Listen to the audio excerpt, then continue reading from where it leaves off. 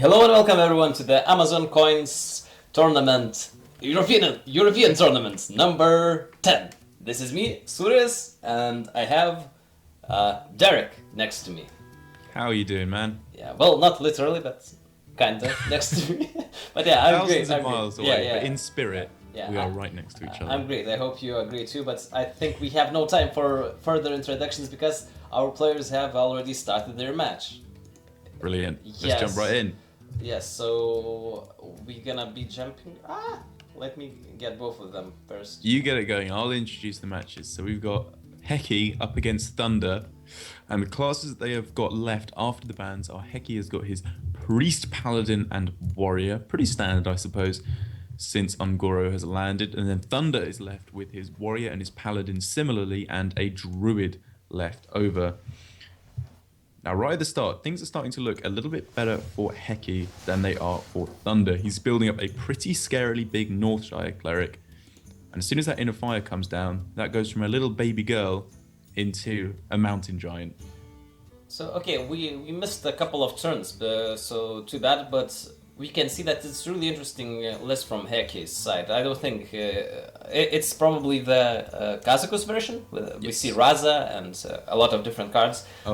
Maybe even Mass Dispel was in his deck, probably. Interesting choice of deck card, maybe. It's going to be good here, though. Getting rid of the Death Rattle on Aya Blackpool is very nice indeed. Yeah, that's pretty nice. Okay, and what do you think about this matchup? Do you like any of those decks, like Jade Druid or Reno Priest? Well, it's not Reno, the Kazakus. Reno is rotated out, so... So I think the thing is here that you can build Priest to be really nice against Jade Druid. If you're building the Silence Priest variant, which is going to Divine Spirit your Humongous Razor Leaf and then stick your Faceless Shambler on top of it. That does really nicely against the Jade Druid because they have absolutely no removal. Right. But if you are playing this variant of Priest, which kind of goes into the really late game, wins through value by getting a big Lyra turn, as we see already there, or getting a whole bunch of packs off of at least the Trailblazer, that version is going to suffer a lot more heavily because as soon as Thunder finds a few more of his Jade cards, it's going to be a much better position for him because any Jade from here on in is now going to be a massive threat.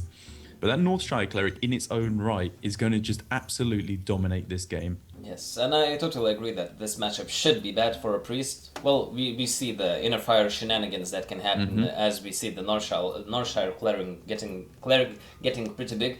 But all in all, the Jades will get even bigger and it should outvalue in the end. I think you're most certainly right, and we can see already here the fact that Northshire Cleric is being removed. You don't really care how many resources you have to sink into it. As long as you are killing that 8/8 off, you are very, very happy because single big minions are what is going to take you down as the Jade Druid if you're not able to build up your Jades to contest them early enough. Yes, but so far from the hands, it looks not too bad for Heki because he has a full hand of value, and if he can maintain the tempo somehow, like tempo out a couple of minions, maybe get some more inner fires from Lyra, I think he is in a decent spot.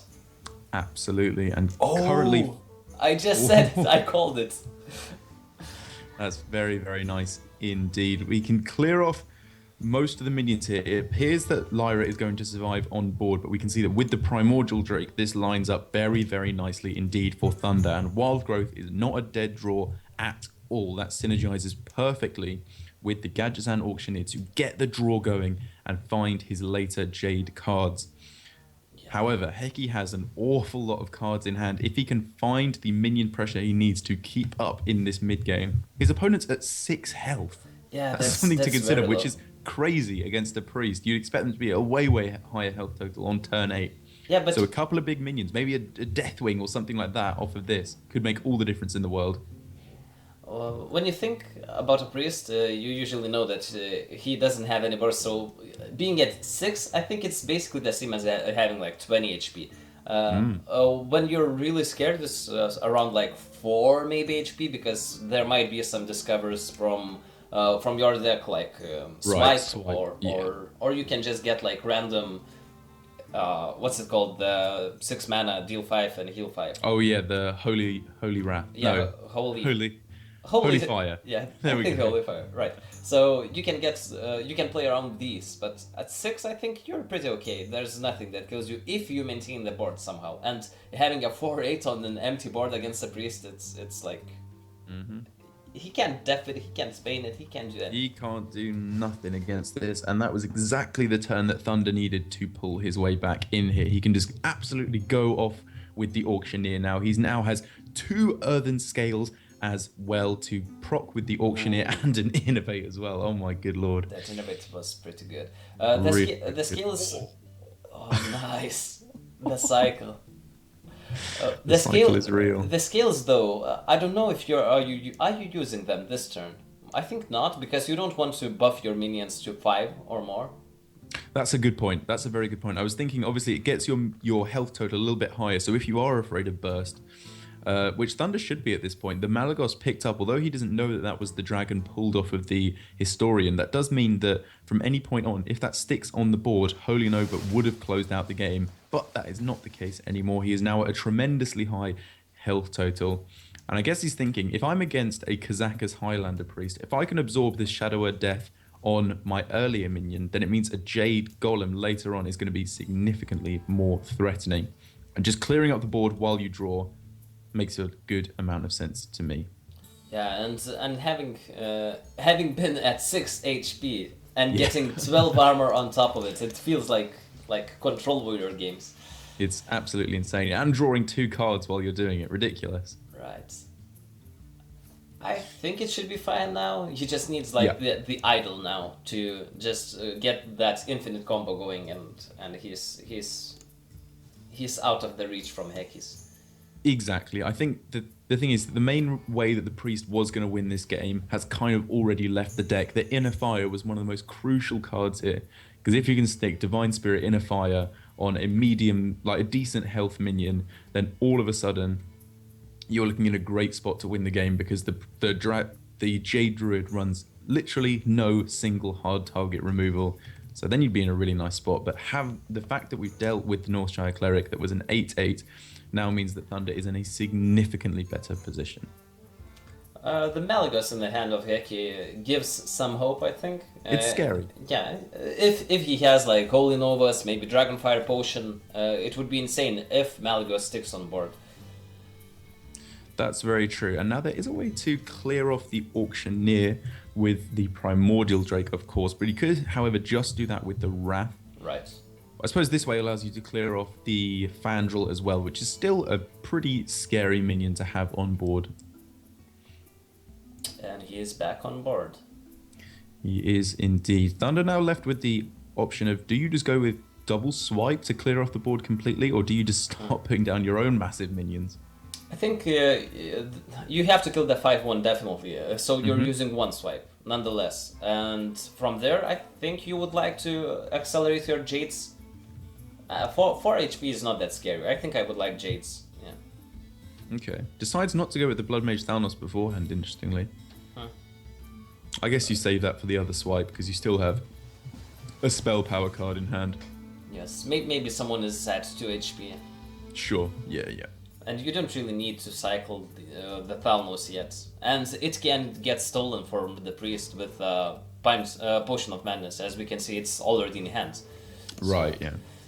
I think already from Heki we saw a bit of a misplay there, because he had the option with his full 10 mana to go with Potion of Madness and Malagos. You could then completely clear the board and just play a Malagos. And it feels like from this point on, it's unlikely that it's actually going to survive, because you're just going to have so much stuff on the board. But I guess he'd rather develop this instead of the Malagos. But I don't know, this just feels much less powerful. Well, but this gives more damage on board, and since you don't have any spells in hand, I suppose this is more safe, I think. Yeah, you can see his reasoning, I guess. Yeah, but saying safe against those big Jades. Yeah. Right. Okay, unfortunately, the Cabal Shadow Priest can't steal the Tar Creeper, because obviously it's always going to have the buff on Heki's turn. But the Bookworm, however, can deal with it. And at this point, he just needs to, load up with as much stuff on the board as he can. Pray that he gets lucky. Probably one of the better results, actually, that you could get Not bad, not bad. off of the mind games, yeah. I think there's nothing bigger. Full on aggressive. Nothing bigger left? Maybe 4-8 Drakes. Which... Yeah, I think you're probably right. That's about as big as it's going to get. Jade Behemoth on Thunder's side is pretty good as well. He just needs to clear up absolutely everything now. Oh, well, most stuff at least. He's on 8 health, so he can leave 1 or perhaps 2 things around, but he really does just need to mop up as much of this damage as possible, because a turn or 2 later, it feels like he's probably going to be unable to lose this game at all. Huh. And going wide with Aya instead of Malygos turn pays off quite well. It worked out. Yep, that's very, very true. Kind of a good result to get off of the Curious Glimmer route, because otherwise his ability to go wide on the board would have been significantly reduced. Yeah. So a bit of a gamble for sure. So both of the discovers from, well, not Mind Games is not a discover. Well, the Glimmer route is not. Neither of them are discover. Yeah. So, how many times have you misclicked on Glimmer route, thinking it's a discover? It's a common mistake. So here, the swipe saving the Blood Mage Thanos is going to make a big difference, because we can see a complete board clear in this situation. And now he is left at 6 health. That feels pretty safe indeed. It's going to have to be Malygos into Holy Smite. Could potentially close out this game. This is a Kazakus deck, so I wouldn't be surprised to see Holy Smite in the deck. Oh, that would be pretty neat. Oh, if he can buy some turns and get Elise, maybe he can get a burn spell from there. Oh yeah, maybe. What 1 damage or 0 damage burn spells are there? There's not many. Yeah, well, you can go like from Malygos, maybe it doesn't die if opponent doesn't get a couple of Jades. He could get the Razor Petal Volley and get a couple of petals to shoot out. Oh, wait, he still has Kazakus. Oh, that's true. 1 damage spell, yeah. And then do that in combination with Malygos. Yeah, or you can just get like a 10 mana and go Polymorph all. Yeah, very, very true. That is definitely going to be one of the ways he's going to take this game, because he's going to need something pretty miraculous. Oh, wait, he's used both Jade Idols. This changes everything. Yeah, so he has to win now. He has to win right now. And it looks like he's probably going to do that. But even so, that makes a big difference. There's that Holy Nova. The Malygos isn't on the board, though. So his most defensive option is you put down the Bruiser, you attack in, and then you Holy Nova and heal. Yes, I think that's enough to survive for 1 turn. And basically, if you survive 1 turn, you kind of win. 17. Yep. Yeah, he's alive for the moment by 1 health, 1 damage off lethal. And I think you win because opponent has to trade everything, and then you can just redevelop, and the fatigue is getting even bigger. So playing. No! So it's going to be 2 next turn. You attack in for 9. You can play the Auctioneer, just for the 4/4 body. Right. And then unless the priest picks up something else, you feel like you're still in a decent spot to take it. Oh, that's better. Yeah, that's better. Hoping to both survives. Oh. Yeah. Now it's check. Not checkmate yet. Not checkmate, but definitely check. Yeah, it depends what heck he draws. Like Kazakus into 5 damage potion. There's nothing. There's nothing. Whoa. This was so close. Yeah, that was really insanely close. Pretty neat. Of course, if Thunder could have played Jade Idol, the second one, to shuffle it, it would be easy game for Thunder, I think. Yeah, of course. But I think he was forced to use it as a board pressure to just get it on board at some points. I missed that turn, so I don't remember when he used the second one. We missed the first few turns, but nicely done there from Heki in his game plan. I like his idea of just making the biggest minion he can at the start of the game and then smashing your opponent in the face over and over, because we saw that Thunder was down to only 6 health very, very early on and almost died right at the end as well. So nice aggressive play from Heki, but unfortunately didn't quite work out for him. Very close game. Interesting. I personally hadn't tried the Kazakus Priest. It looks interesting, but I think it's not that consistent without Reno heal. Even with Reno, I didn't like the Kazakus Priest. So I don't know. Maybe I'll try it someday if it gets some fancy win rates. but not yet, not yet. Yeah, I know. I know that the Noblord and his team brought it to the Tespa finals recently, and it did quite well for them there. But Oh. I agree that overall, I think the other variants are probably the way to go. Yeah, I saw Here that we can list. see. Oh, sorry. Yeah, I saw that list that Noblard played in Tespa. Yeah, interesting to say the least. Yeah, it's because you can tech against everything. Exactly. Yeah. Okay, However, so let's get into the game, and it's control. Well, not control. The taunt warrior versus the some kinds of control paladin. yeah, this looks like a very controlly paladin. You've got the wild pyromancers, which is usually the tip off, and also curated obviously doesn't find its way into every single build. Neither do the Stonehill defenders, even into the more aggressive variants. And in this matchup, it often feels like things are going in the Warriors' favor for quite a long time. Things look great for them because they're probably going to complete their quest fairly early on. But then into the later game, things kind of start to go a bit wrong because the hero power turns out to be not that good when the Paladin is able to play a couple of smallish minions each turn. Yes, and since the beta, even since a very long time ago, this matchup, like control versions of warrior versus control versions of paladin, would almost always end up in the late game, and paladin having those pesky 1/1s that that pecks into your face, and you have to use like brawls and whirlwinds and everything, and at some point you run out of them, and opponent can just refill with hero power. And now, when most of the paladin decks are running the Murloc packages, at least a couple of Murlocs, like 1 mana Murloc that swaps your hero power into create a Murloc. Yes. So if you play that, and at some point of the game you can stabilize enough to at least hero power like twice or 3 times, and then play the 5/4 minion, the beast that adapts your Murloc. The Gentle Megasaur, such an insanely powerful minion. It's basically the equivalent of the what was the called of what was the name of the card that buffed the Silverhand recruits back in the days. Oh, the Quartermaster. Yeah, the Quartermaster. Yeah, I think it's basically the same combo. Very comparable indeed. Some pretty nice options being presented from the Stonehill defenders. We've seen the two most powerful legendaries in this matchup in Tyrion and Sunkeeper Tarim. You're often not looking for Wickerflame Burn Bristle because it's a more anti-aggro card, but a huge amount of value already represented in Heki's hand. Running a slightly interesting list that I haven't seen too much of with Lost in the Jungle, which it's kind of disappeared from popularity since the start of Ungoro due to as you said, the power of the Murloc package. Yeah. But even so, as the game goes into the later stages, it has some really nice combo potential. You can play it for 1 mana on turn 7 in combination with Tarim, or you can use it into the really late game to just absorb a couple of Ragnaros hits. Yeah, that's pretty nice. I think if it was Lost, if Lost in the Jungle would make your hero power, like if your hero power was summon Murlocs, like and it made Murlocs. Yeah, it would be like OP. It would be really OP. I agree. I definitely agree with that.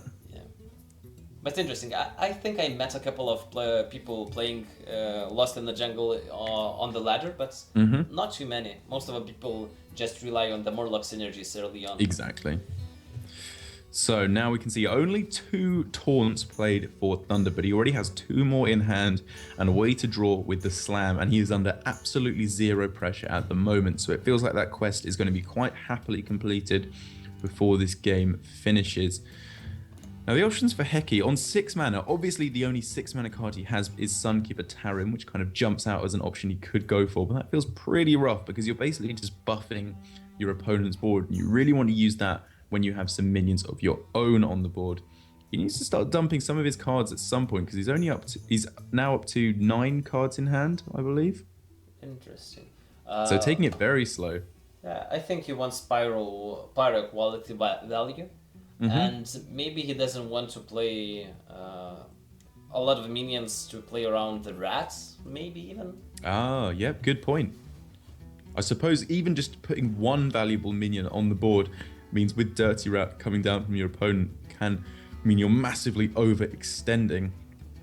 But here, Thunder is perfectly happy with this situation. He can just attack in for a decent amount of damage, which means he's going to be closer to finishing off his opponent when that Ragnaros hero power finally comes down. The Acolyte picked up off the top is not really what Heki was looking for, because he needs ways to clear out his hand at the moment rather than draw more cards. Yeah. Decides to pull the trigger on the Equality into Pyro. Seems like a good enough time to use it, because you're really just... This is about as big of a board as you can expect from your opponent. There's not too many threatening minions that come down from the Taunt Warrior. It's more the hero power that you really need to be wary of.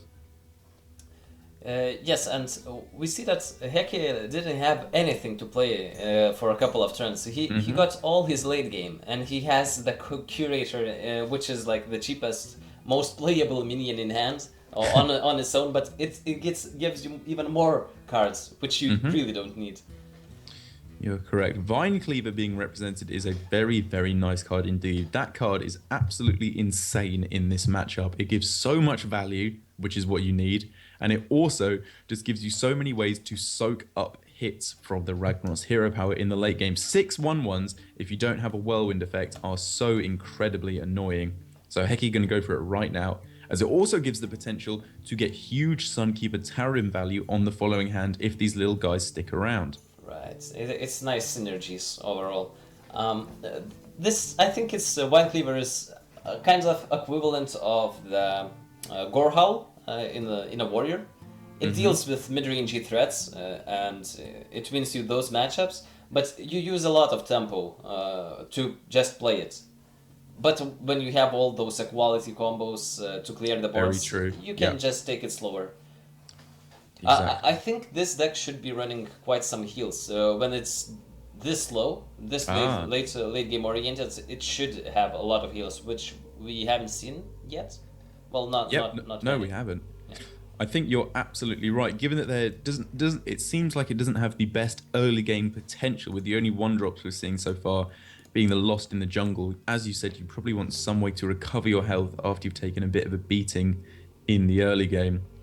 So Heki looks like, considering going for the Sunkeeper Tarim here, you can obviously completely load up your board with 1/1s. This is an incredibly powerful turn for it. Look at the board you have just created. That is such an insanely powerful army of dudes that you have just made. So we're going to have to see a pretty impressive answer to deal with this, and we see absolutely no way of doing that at the moment. If there was any Whirlwind effect, this board would be completely destroyed.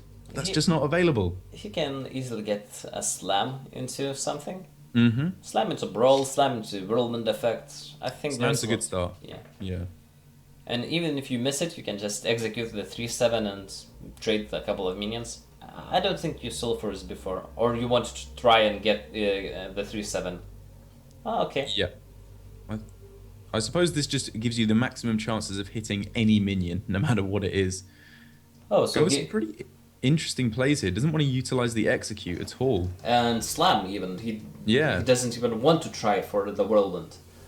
I think overall he should probably be prioritizing his minions and weapon a bit more and just get some of these executes out of his hand, because they're looking a little bit dead at the moment. That was one of the highest health minions you're going to be seeing against the Paladin. I think Thunder is thinking that, okay, I have some armor, I can give a couple of turns, I can wait and hopefully draw the answer to the even bigger board. And since his hand is basically removal and not so many removals, just a couple of hard ones, but still, you have to be greedy and remove very big boards with it to survive through. I can see that reasoning. But you say he has some armor. That was still a 12 damage board, and it's now a 15, 17, 18, 22 if you want to include the weapon. This is so much damage being pushed forward towards Thunder. Yeah, he has to get a Whirlwind or a Brawl now. Mm-hmm. And he gets none of those. Oh my good lord. Diehorn Matriarch is a pretty nice roadblock against some of these minions, given that it has 9 in attack. But when he puts that down, I would be very surprised if the Aldor Peacekeeper doesn't come down, as 6 is far and away the most attack that you're going to be seeing on any minion in the Taunt Warriors deck.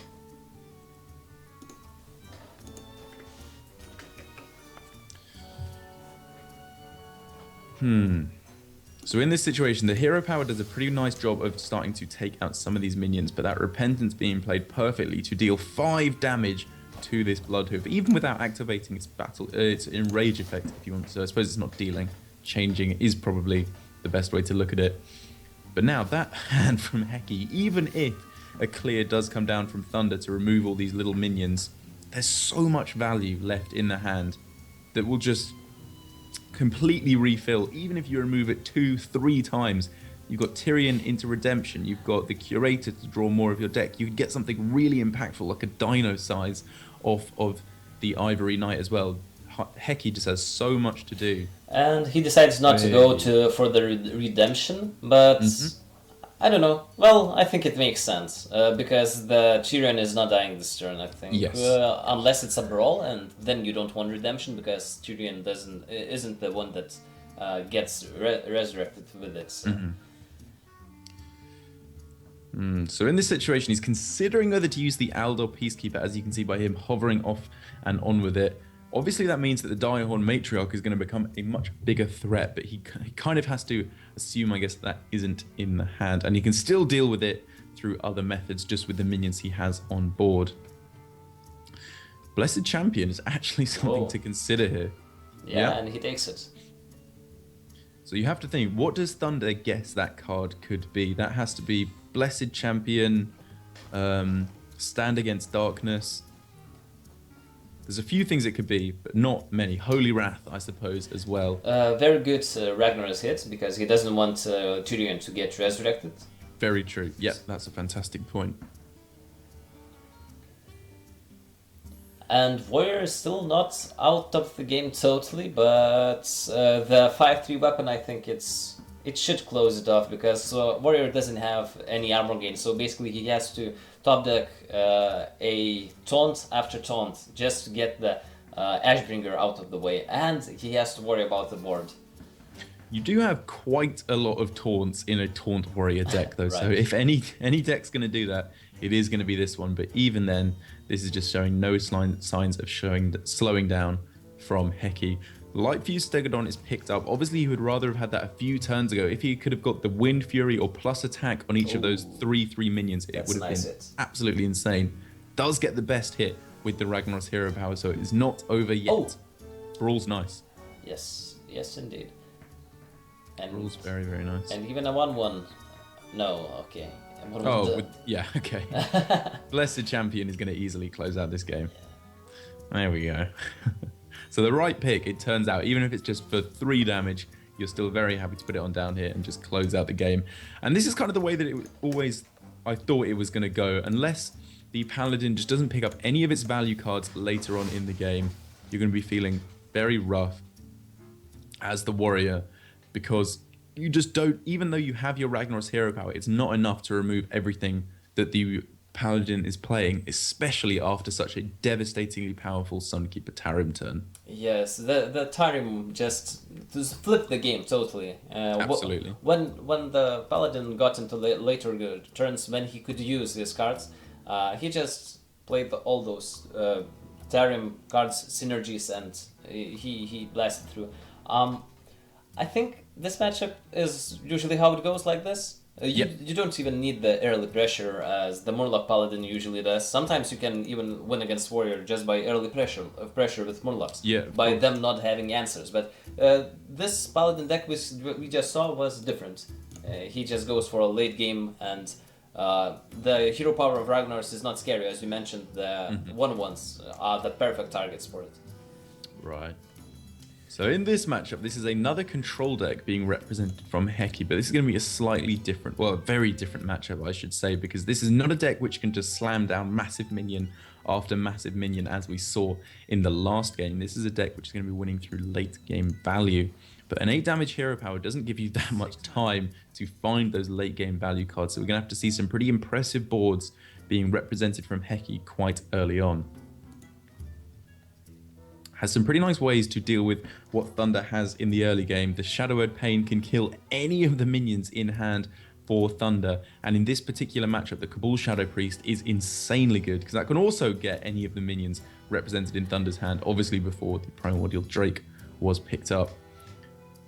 and starting to get to the point where you just play onto the board nice and quick and try to start getting a threatening board in the mid game that is too difficult for the warrior to remove. This matchup is really interesting. Based on the archetype of the priest, I think it swaps who's favorite. For example, the just normal Lyra Elise deck from the priest usually is not favored against Taunt Warrior, I think. But and the Silence Priest, I think it's not favored. But when you're playing the dragon versions and those, I think that's enough value to fight the warrior. So I don't know about the Kazakus one, but it has the dragon synergies, I think, in it. So it might be the same matchup. So that is only the first taunt on turn 5 actually being played. So this is still a ways off for the quest, and this is a massive tempo swing. Yeah, pretty much the best target you can expect to hit in the entire deck from Taunt Warrior, and all of a sudden Heki is massively ahead on board, and it doesn't look like Thunder has any decent way of coming back, as there is now the Bookworm to completely remove that Bloodhoof Brave. All of a sudden things are looking absolutely fantastic for Heki, and he now has the Divine Spirit to buff up that Ali Armorsmith to ridiculous heights. And as soon as the Inner Fire is picked up as well, that is going to be so much damage. This one Cabal is basically the game-winning turn, I think, because when you think about it, okay, let's see this discovers. So the Cabal turn, it gave him like 6 and 12 stats for 6 mana, and killed the 2/7 basically, if we count it that way. Right. So that's insane for 6 mana. It's basically too much value to handle, unless you're having like brawls in hand. Right. So. Yeah, that is obviously going to be the main way he's going to come back against a board like this, because it doesn't even seem like Heki has any chance of slowing down.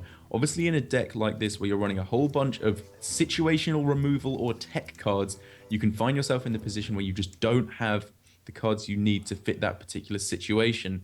But Heki here just has his big minions that he can slam down. The Raz of the Unchained is a fantastic 5/5 body, and he's just cycling through that Binding Hill just for a card. So far, Heki seems really fine. He has quite some big board. Oh, the double fishes. Well, it could, as I said, but he clears the board, but he uses basically all of his removal in the hand. Yeah, this really gives Heki the go-ahead to just load up on the board as much as he possibly can, and that's what he's doing right now. That 5/8 minion is incredibly threatening. And once the Divine Spirit comes down on that, there is no way it's being removed outside of a Brawl or an Execute. Yes, and Heki now definitely knows that his opponent doesn't have a Brawl in hand, because he used all those removals, like double sleep. You never use that instead of one single Brawl on that board, so he can be safe and just play a couple of minions a turn. Yeah, of course. So now here, as you said, this is just pretty easy at the moment for Heki. No way to interact with that Primordial Drake outside of minion damage at the moment. So just going to be playing stuff onto the board and hoping to take it out that way. And then all of a sudden, Thunder's going to have to pick up some pretty nice stuff here indeed, getting closer to completing the quest. He has everything he needs in hand in order to do it. So if he picks up a taunt he can play, which is extremely likely, then he will be able to finish it off. Do you just go for the Ornery Direhorn as it's the most expensive minion? I don't know. Maybe he thinks that he needs some armor. I don't know. I like the expensive minion also. Curator, very, very nice indeed. That's a tremendous amount of value that you can get. Obviously, it will pull the Direhorn Hatchling and the Primordial Drake from the deck. The Direhorn, how much does it cost? 6 or 5? The Ornery Direhorn costs 6. The Direhorn Hatchling costs 5. So I think... Oh, the Hatchling is the first one, right? The Hatchling shuffles the big one into your deck. Okay, so the smaller one is 6 or 5? 5? 6? 6 mana. The smaller one is 5 mana. What do you mean? It costs 5, right? I was just thinking. Yeah, Did Direhorn Hatchling costs 5. Ornery Direhorn costs 6. The one that adapts costs 6. Oh, right. So he could have chosen that one, right? Yes, yeah. So I think he didn't choose that because he wants to play Taunt to activate the quest, equip the weapon, and use the hero yes. powers. So he needs That's that good one thinking. extra mana. So that's why he picked the 5, not 6. I very much like your thinking. And now Heki is doing a good job of keeping his board reasonably healthy and just smashing it into the face. Once that Sulfuras comes down, the amount of armor gain for Thunder is severely limited. Could see a brawl in the next turn or two just to remove a couple of minions from Heki, but then you obviously have the chance to leave him with the most powerful minion alive, which is very, very poor indeed. Going with a straight up 1 in 3 for a tremendous outcome. No Stump Ray, and does it hit? Oh, well, Ooh, second not bad. best. Yeah, second best. You're happy to take that for the moment and then go for another 50-50 or some other odds on the next turn. That Dragonfire Potion is pretty nice because obviously the Primordial Drake is not affected by it, and even if it was, you could just load up its health with the Divine Spirit, so that thing is not going to be going anywhere anytime soon, unless a brawl comes down due to the fact that Heki overloads onto the board and leaves himself too vulnerable to AoE. Yes. Heki can Shadow Vision for example, Pain, if he still has one. Oh, I think he's used the only one in his deck actually earlier on. Right, we have to remember that it's the Kazakus deck, so Exactly. so it's usually all the cards are one-offs. It doesn't have to be, but usually it is.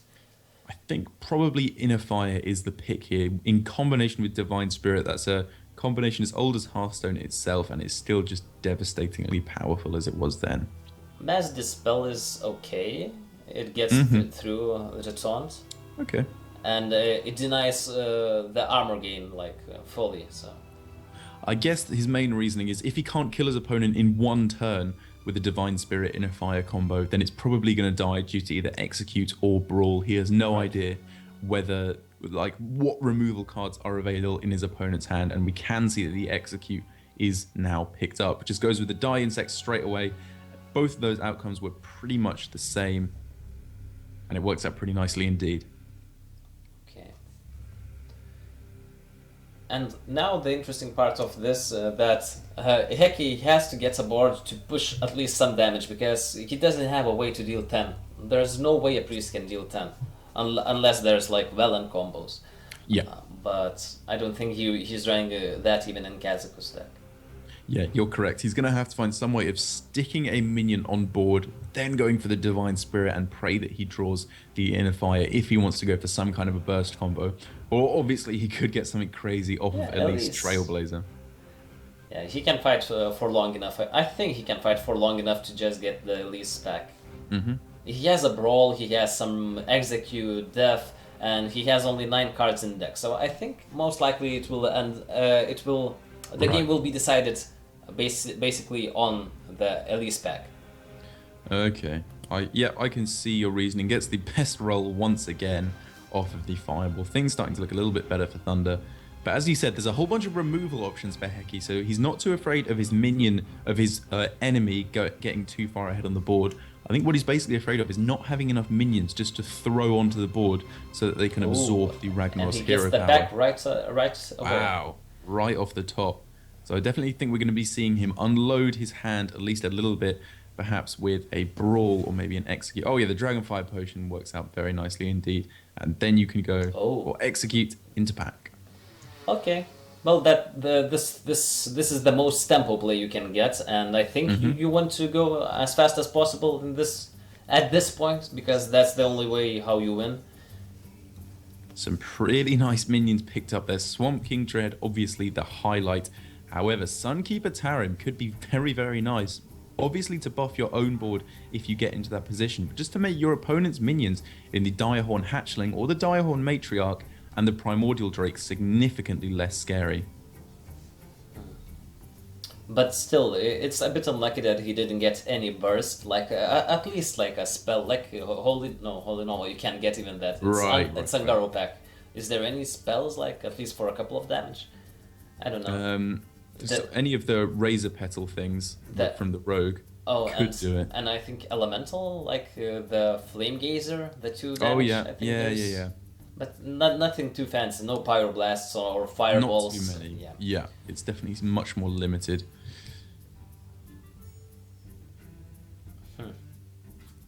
And now, as we said, just loading up onto the board as much as possible. The Egg Napper actually a surprisingly decent minion, because the fact that it spawns two little weenies after it dies just means they could each soak up a Ragnaros hit potentially. It's And not it has impossible. synergy with Darim, so Very true. Yeah. that's very good. But I think he will kill them. So Oh, poor little raptors. yeah, so that's the only way how you lose as Thunder, if you leave a minion on board and Yeah. you just full clear everything. Now, do you kill it with a weapon or just sacrifice your? Okay, he decides to sacrifice his armor smith. I mean, he still knows that there's a random card that was gained off of the Curious Glimmerroot that we haven't seen right since the start of the game. So maybe he's starting to suspect that it is in fact a brawl, given that he hasn't played it for the entire game. So he's trying to not load up onto the board too much. Right, it might be it, or he just wants to save his HP. But Yeah. if he wants to save his HP, maybe hitting with your face is more correct. Yeah, you would gain a lot of armor. But having a weapon just makes it more so that you can clear the board next turn, because you Right. have more damage on board. So Heki here clearly too afraid of the Execute to put down his Divine Spirit onto the Swamp King Dread. That would be a devastatingly powerful combo if there was no hard removal in hand. But just thinks it's too risky to go for it. And now we can see it's going to be a nice, easy clear onto the Swamp King Dread with the Direhorn Hatchling. Yeah. And now once again, Thunder is looking in a decent spot. Yeah, a bit awkward to hit 4 damage into a 1 HP minion, but you can't turn down the full clear if course. you're presented one. Oh, he has the Inner Fire Divine Spirit combo, but he has not a single minion on board. The Tarim that he could slam down would survive on board, but you have to suspect some kind of shenanigans to come down. And Thunder is going to be doing his absolute utmost to remove every single minion played onto the board with a big life total, because he's definitely going to be expecting the Divine Spirit Inner Fire combo. He just goes with the Brawl, praying that his minion survives. Oh, and he does. Oh, I think that's the winning wow. play, basically, because you have no dragon synergy. You can't go for Absolutely. Nether Spite. Tarim doesn't do anything, and basically now you have a win if 50-50 basically. You didn't get it. That's payback for winning that 1 out of 3. Oh, but that would have been almost definite game, I think. Really? Yeah, if it hit face, it was like 1 out of 3 into 1 out of 2. So, Wow. but Instead, just loading up with a big old Lyra here, hoping to get a whole bunch of cheap spells. Doesn't get that, but that mind control is definitely something. And 2 of them. Oh my god. oh my. Are you speechless, Surus? Yeah, but it's not enough. It's too slow. It's not that good, yeah.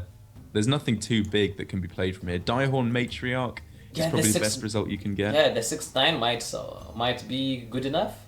It survives a Ragnaros hit. Yes, that's the main point. You want a minion that survives the hit.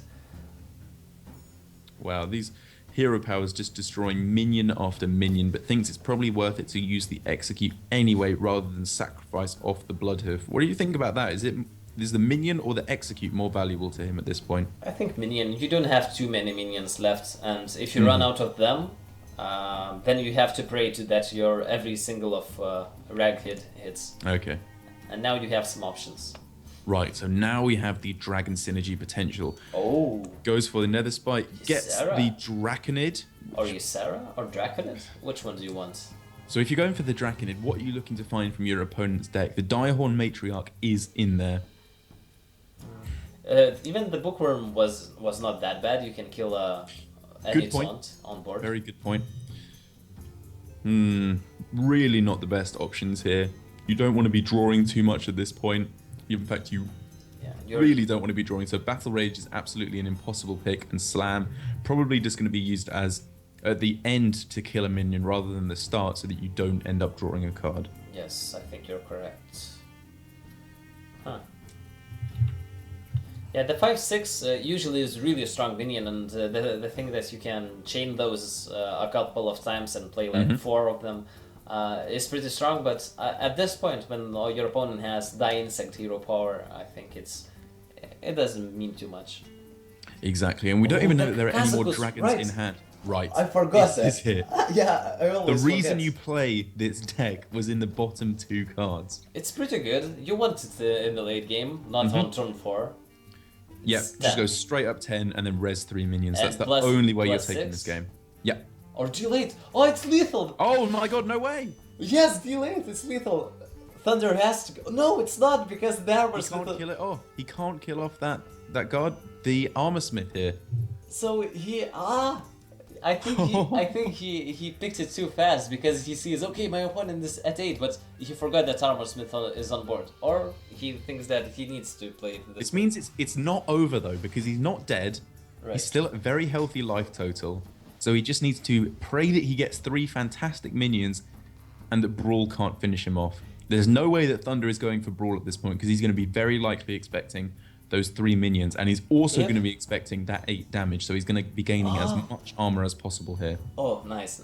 If Yeah. I think he thinks about it. If he didn't think about it and tried to clear it without hitting it with minions and not gaining armor, Drawing 3 cards straight up. well, he's ahead in fatigue, but I think you're not that ahead that you would want to draw 3 cards. Probably just 2. Yeah, maybe 2 or 1 even. Because now you're at 10 HP and you can't gain too much. And if he'd been keeping track of his cards, he'd realize that Slam is 2. Dispel? Do you dispel? So you can, oh my god, you can mass dispel. No, you have to like mind control tech the armor smith or something ridiculous like that, don't you? I think That's obviously stupid, but like there must be some way you can take this. There must be some way. Do you just go for the 10 damage now, but you know that your opponent has another brawl? You can't go for that yet. I think you have to deal with the armor smith somehow. Yeah. Well, you can slam the armor smith. Well, okay, let's see that. Okay, you don't have to deal with armor smith since it's 10 HP already. So you win by fatigue or by boars at this point. You're not bursting your opponent from 8. So I think you have to. I think you play for fatigue, and you can even kill the 5/3 with Kazakus potion, for example. Okay. Yep, just going with the Sunkeeper Tarim. Doesn't want to go with the death beforehand, which I think probably was the play. He's drawing a card here into fatigue. Well, he just wants a minion on board, and that's the only minion he has. And resurrecting a 3/7 is not that bad, so maybe he just wants to add a good minion into his death pool. So here, the Ali Armor Smith means there is going to be armor gained on the following turns. The warrior has a big old board here, so if you can force them to brawl, it's not the worst thing ever. Mind control. Yeah. And again, it's another good minion to resurrect, so every single of those die, the Kazakus can resurrect them, so... Okay. Direhorn Matriarch is the last card in the deck for the warrior. It hits face? Hits face. It's not even necessarily a miss. Well, it is, because you still have to deal the 8 damage to the minion, and it gives you at least a couple of health. Fair enough, fair enough. And all of a sudden, he's putting down a very, very big minion, but he's going to see there is another mind control.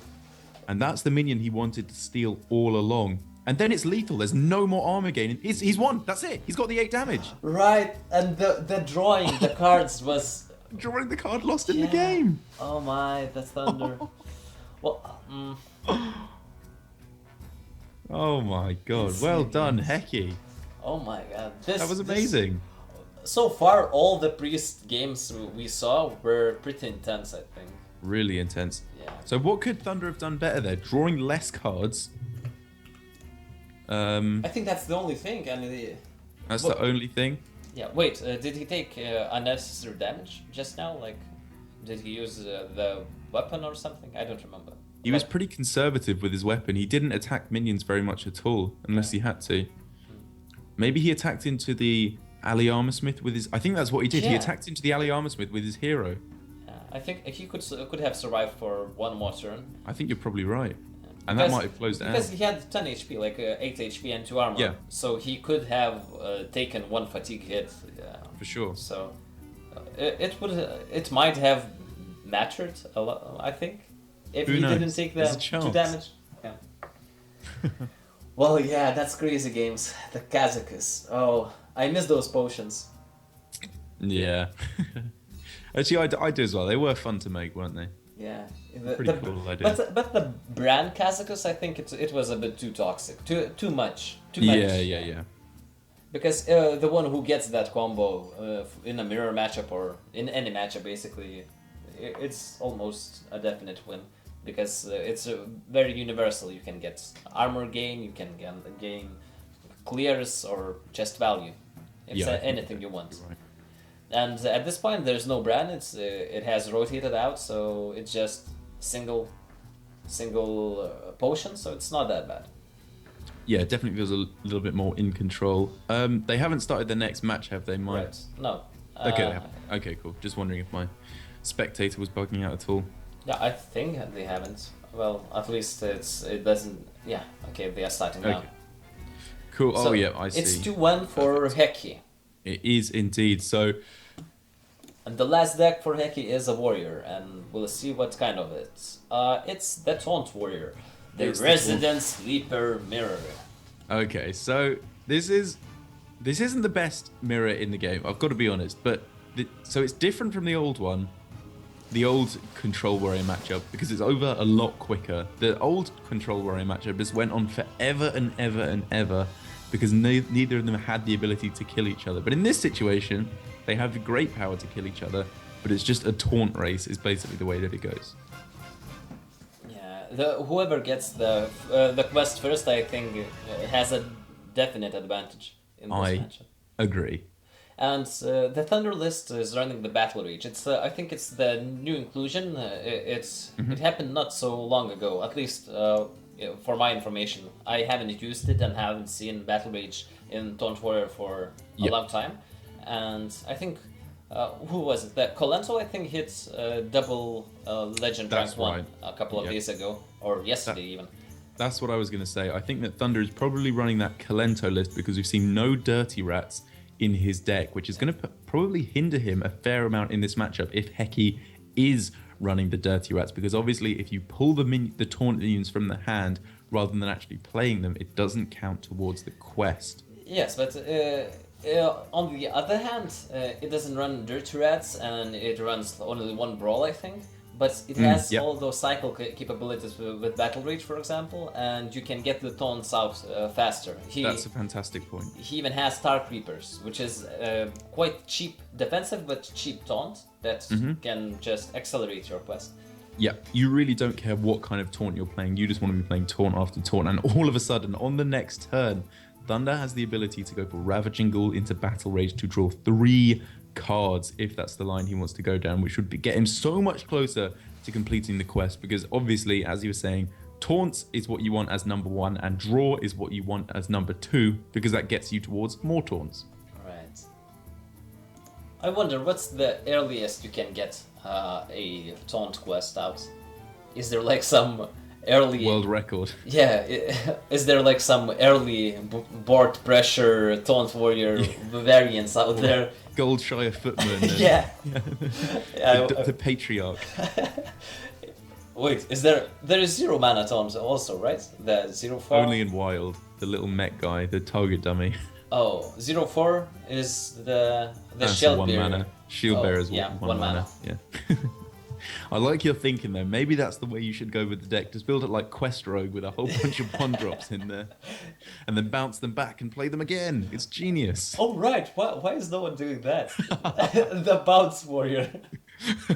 I can think of a couple reasons why people aren't doing that. Maybe it's the good one. We should try it. We should experiment afterwards. Create a whole new meta. I like your thinking. Okay, but in this situation for Thunder, he has the ability to clear up most of this board very, very nicely indeed. We can see a Ravaging Ghoul into an Execute to take out the Armor Smith, and then your own Bloodhoof will be enraged in order to take out your opponent's Bloodhoof. But maybe you just don't worry about the Armor Smith for the moment because it's a very low attack value. And that seems to be what he's going for. Just getting the Battle Rage while you can to draw 3 cards is going to give you a massive advantage over your opponent in completing that quest as quickly as possible. Yeah. I think in this matchup in the mirror, what happens on the board and how many minions everyone has till turn 8 or something doesn't even really matter who's ahead of the board. The only thing that matters is when you look at the quest and what's the number there. Who's winning, you can decide by that most of the time. So it's 2 out of 7 in Heki's side and it's 3 out of 7 on Thunder's side. It feels like in League of Legends or Dota when you have the creeps running against each other and they just kill each other forever until the heroes come in. This is like what it is with the minions. Like they smash into each other forever, not actually doing any damage to either base until the Ragnar's hero power comes in. Then it will change. Right. maybe that's a terrible analogy. No, I think it makes sense because those taunt minions usually have like not big attack. They're really weak, so they are just like pecking at each other. Wet noodles, just slapping against each other. And so here, unable to go for the Primordial Drake, obviously, which would bring him up only to 4 out of 7, so still a little ways off. So we're going to have to go with a relatively weak turn in terms of board development, but can at least do a little bit of a job of just clearing off most of this stuff. The Fiery War Axe obviously does pretty nicely to take out the Tar Creeper, but would rather just go for the Brawl. I guess later on in the game, you're not going to be getting too much value out of it, so just cash it in while you can. If you're running only 1, I think I would have saved it. If you're running 2, yeah, maybe it's okay to use it now. But you're quite healthy, and having a brawl after the quest is really, really nice, because every brawl after you have a quest equipped is basically a 50-50 to kill the minion. Kill full clear, because you kill everything and then you hero power, and the minion that's left usually is, if it's not yours, which is the best case, you usually can just 50-50 clear it with hero power. Right. So now, once again, even though the brawl came down, Thunder, due to the immense power of that Battle Rage earlier on, has the ability to just keep on developing it onto the board here. That Execute can do a pretty nice job of clearing off the alley Armor Smith, or the Tar Creeper, I suppose. But even then, Thunder has the ability to keep drawing with the Slam and is getting very, very close to completing the quest, only needing 2 more taunts. And Thunder decides not to kill the Armor Smith himself and play out his Armor Smith instead, because he could have equipped the War Axe and bumped the Tar Creeper. I guess you just don't really need to worry about that, do you? The amount of armor it's going to be gaining isn't that much anyway, and you don't worry about armor too much in this matchup. It can obviously make a difference in giving your opponent an extra turn against your Ragnar's hero power, but that's probably going to be fairly negligible when it comes down to it. And Thunder definitely in the position to be gaining more armor than his opponent anyway, so playing the Armor Smith a turn earlier is working out very nicely for him, because he's going to be gaining a huge amount of armor in the coming turns. What do you think about hitting with Armor Smith instead of the Tar Creeper? Yes, of course, you get the Tar Creeper low enough for the War Axe to hit it in, but are you even mad about it? Like, I suppose this leaves you more vulnerable to Sleep with the Fishes. Yeah, I thought about that too. So, but I think overall you don't really care about the Armor Smith too much either, and you don't know that your opponent has a Sleep with the Fishes anyway. So I think overall I prefer this line of play. Yeah. Okay. Makes sense. You happy? Yeah, I'm happy. Overall, not in life, but with this. In this case, at this minute, yeah, I'm quite okay. And there we can see it. That is the quest completed for Thunder. Easy peasy when that Armor Smith comes down. So on the following turn, he can equip Sulfuras and start slamming his opponent with the hero powers, and that means he's looking in so much of a better position than his opponent, because Heki still has to find 2 more taunt minions in order to complete the quest. Yeah, and it's not the fastest quest, turn 9, so it's before turn 10, so it's quite fast, but it's not like turn 7, turn 8, which is, I think, one of the fastest in this kind of decks, but it's not bad. And that was absolutely one of the best top decks for Heki in the entirety of his deck. He now has more than enough taunt minions in order to complete his quest, and we can see some kind of Primordial Drake shenanigans on the coming turns, perhaps in combination with a Whirlwind or an Execute to clear off the vast majority of this board. But Thunder is clearly just going to start getting in those hero powers while he can to gain as much advantage as he possibly can, because every turn that you have the Die Insect hero power but your opponent does not, you are putting yourself in such a better position. And the brawl he used before on a pretty weak board, I think he would really like to have one now. That's a good point. Because after equipping the weapon, he really needs to clear the board somehow. Yeah, with the significantly lower amount of armor gain, you really don't want to be facing down too scary of a board. However, that Sleep with the Fishes top deck is absolutely huge. You can now get in a complete board clear. Yeah, who cares about taunts when you can just sleep with them fishes? Do you want to have another go rephrasing that? Nah, it's okay. It's fine. It's close enough. No one's going to read into that. Yeah. Did they say what did I say? Never mind. Sleep with the... I suppose the actual name of the card is already a little bit funny if you want to think about it that way, but never mind. Yeah. So going with it... Oh, hits it this time. Obviously missed the Curator last time, but now the 8 damage lines up perfectly to take out the Primordial Drake. So you're just going to load up on the board here. I wouldn't hate going for the Primordial Drake just on its own, but I suppose the combination of Sleep with the Fishes is too juicy to pass up. Yeah, I think you don't want to drop out your Whirlwind effect when you have double fishes, which would which would become a dead card in a couple of turns, I think. Yeah. And I suppose Primordial Drake double Sleep with the Fishes, you obviously can't go with it in one turn, but it gives you ability to clear out even 8 damage, which is so much health to get through. And now that Heki has his own hero power, things are starting to look a lot better for him. And now, welcome to the coin flip simulator. Should we just flip coins on Can instead and then just get this game over with? Some people say that Hearthstone itself is a coin flip simulator. No. Yeah, but this is like the definite coin flip simulator. Right, yeah, okay, I'll give you that one. Yeah, I suppose the early stages in the game, there are steps you can take to put yourself in a better position, but from this point onwards, a lot of it is going to be coming down to whether or not those hero powers hit. But Heki clearly doesn't believe in the heart of the cards and would rather just use his Execute to clear off the Primordial Drake than take a 50-50. Yeah, I think he doesn't even want to kill the minion with hero power. He just wants to push the damage because he is quite low. I can see that. He has to now in coming turns, like three turns in a row, he has to clear a minion and hit face. Clear a minion and hit face. Yeah. And clearly Thunder feels the same way. He doesn't even want to hit this Armor Smith. He would much rather get the 8 damage to face because he is now threatening to turn lethal. No matter what Heki does here, outside of a shield block, I believe, this is going to be lethal represented in some way, even if it is just a slim 33% chance. Yeah, he has to play 2 minions. Oh no, he doesn't have to. There's no activator for Execute, so he could have played like just Armor Smith, for example. Yeah. So here we can see that this is going to be a 50-50 for Thunder if he wants to play that Brawl. I think he does. You always Brawl here, just to... Yeah, I think that's definitely the right play. Because even if you hit the minion, you're not too sad. You're not going to be dying on the following turn, and you have a straight up 50-50 to just win the game. Yeah, and he does. Nice. So we are now 2 games apiece. This is going to be coming down to Heki's Taunt Warrior against whatever the last deck is for Thunder. And we have the picks and bans actually, so we can look up what his last deck is. He's won with the Jade Druid, and he won with the Warrior, so it's only a Paladin left for Thunder. Okay.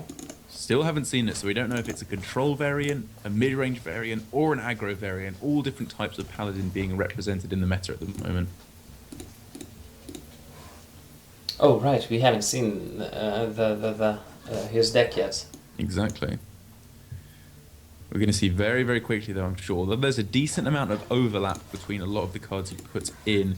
The Ragnaros Lightlord and Stampeding Kodo easily tip us off that this is going to be at least a mid-range, but probably towards the slower, control-y sides of the spectrum. But I think he's running Morlocks. Yeah, there we go. At least the Wildfin and the 5/4 to adapt them. Yeah. I think that's the minimum of the Morlocks you can run in the if you want the Morlock adaptations. Absolutely. It's what's the minimum? It's like the Vilefin Inquisitor, the Rockpool Hunter, the War Leader, and the Gentle Megasaur. Those are the cards you have to put in if you want to have any Murlocs in at all, and the Hydrologist, of course. I think you don't even need those. You just need Wildfin and the 5/4. That's basically Really? Yeah, right. Wow. I don't think I've seen that yet, but very interesting. If you want to really go control and have that adaptation possibility. Okay. And you always have the Hydrologist, but... Right, the Hydrologist is really nice because it gives some outs against not so favored decks. For example, Freeze Mage, the Eye for an Eye. Exactly. That card is absolutely insane in that matchup. And there's that Gentle Megasaur about which you were talking. Could just go for another Stonehill Defender off of the first one to go for another roll. That's what he's going to go for. I suppose if you can get Stonehill Defenders into Stonehill Defenders forever, that is infinite value. Right. But you're obviously just going to be looking for cards like Tyrion Fordring, or perhaps the Sunkeeper Tarim that we saw so impactful in the last time these two decks were matched up. Yeah, so the three best taunts are, as you mentioned, the Tarim and the Tyrion. And Yep. the third one I think we saw was offered just now, the Informant. No, what's it called? Grime Street Defender. Yeah, I think so. Yeah, that gives the yeah. Rewind Shields on the side. So he just decided, okay, that's not good enough. I have a quite good chance to get the Legendary from my class, so let's try again. I think that's the thing. You want to hit Tyrion so badly that you're just not even willing to settle for that Defender. And going for another roll doesn't feel too bad at all, as you're probably going to have plenty of mana spare in the coming turns. Stampeding Kodo looking pretty nice here just to cleanly remove the Armor Smith. But it looks like he's toying with the Stonehill Defenders instead. I suppose the Kodo actually just has so much potential value later on with hitting something like an Acolyte of Pain or an Ally Armor Smith. You don't even want to kill off the regular Armor Smith here. It's just not quite good enough as of yet. Yeah, it doesn't do anything. It doesn't contest the board. It just gives you opponent a bit of armor, and you win this game not by pushing the lethal somehow. Sometimes you can, like Megazord into plus attack, Wind Fury shenanigans. It happens sometimes, but usually you just outvalue them by mid game and just stabilize on board with a couple of minions. Yeah, of course. So it doesn't want to go with the Kodo, which had two pretty good targets. No poison. Oof. Not the best results here. Divine Shield, obviously the best option to go for here, but only absorbing 2 damage with those Divine Shields doesn't feel too fantastic. Just makes them a little bit more resilient, I suppose. So if you top deck the second Gentle Megasaur, or the War Leader, if that is in the deck. Or Tarim. Or the Tarim, that's a fantastic point. That would also make these significantly more threatening. But the Ravaging Ghoul is going to cleanly dispatch every single one of those Divine Shields, as well as drawing a card and generating a pretty decent amount of armor. Too bad he doesn't have enough mana for execute or anything, basically. Yeah. This board reminds me a bit of the old Patron days when you used very true. Yeah, the Ghoul and the Battle Rages and everything. Yeah. Oh, good times. Yeah, I like those. Okay, so using the War Axe to clear off the scariest minion here, and all of a sudden these little guys are very, very unimpactful against the Ally Armor Smith. Could have gone once again with the Curator for a 1 in 3 to take out the Ally Armor Smith, but rather go for the Curator here. You're obviously giving yourself the potential to hit the Gentle Megasaur, which I think you know you're going to draw, unless there's another Kodo, on these Murlocs while they're on the board if they aren't cleared off. And given that you've just seen a Whirlwind come down, it seems pretty likely that these Murlocs are going to stick around.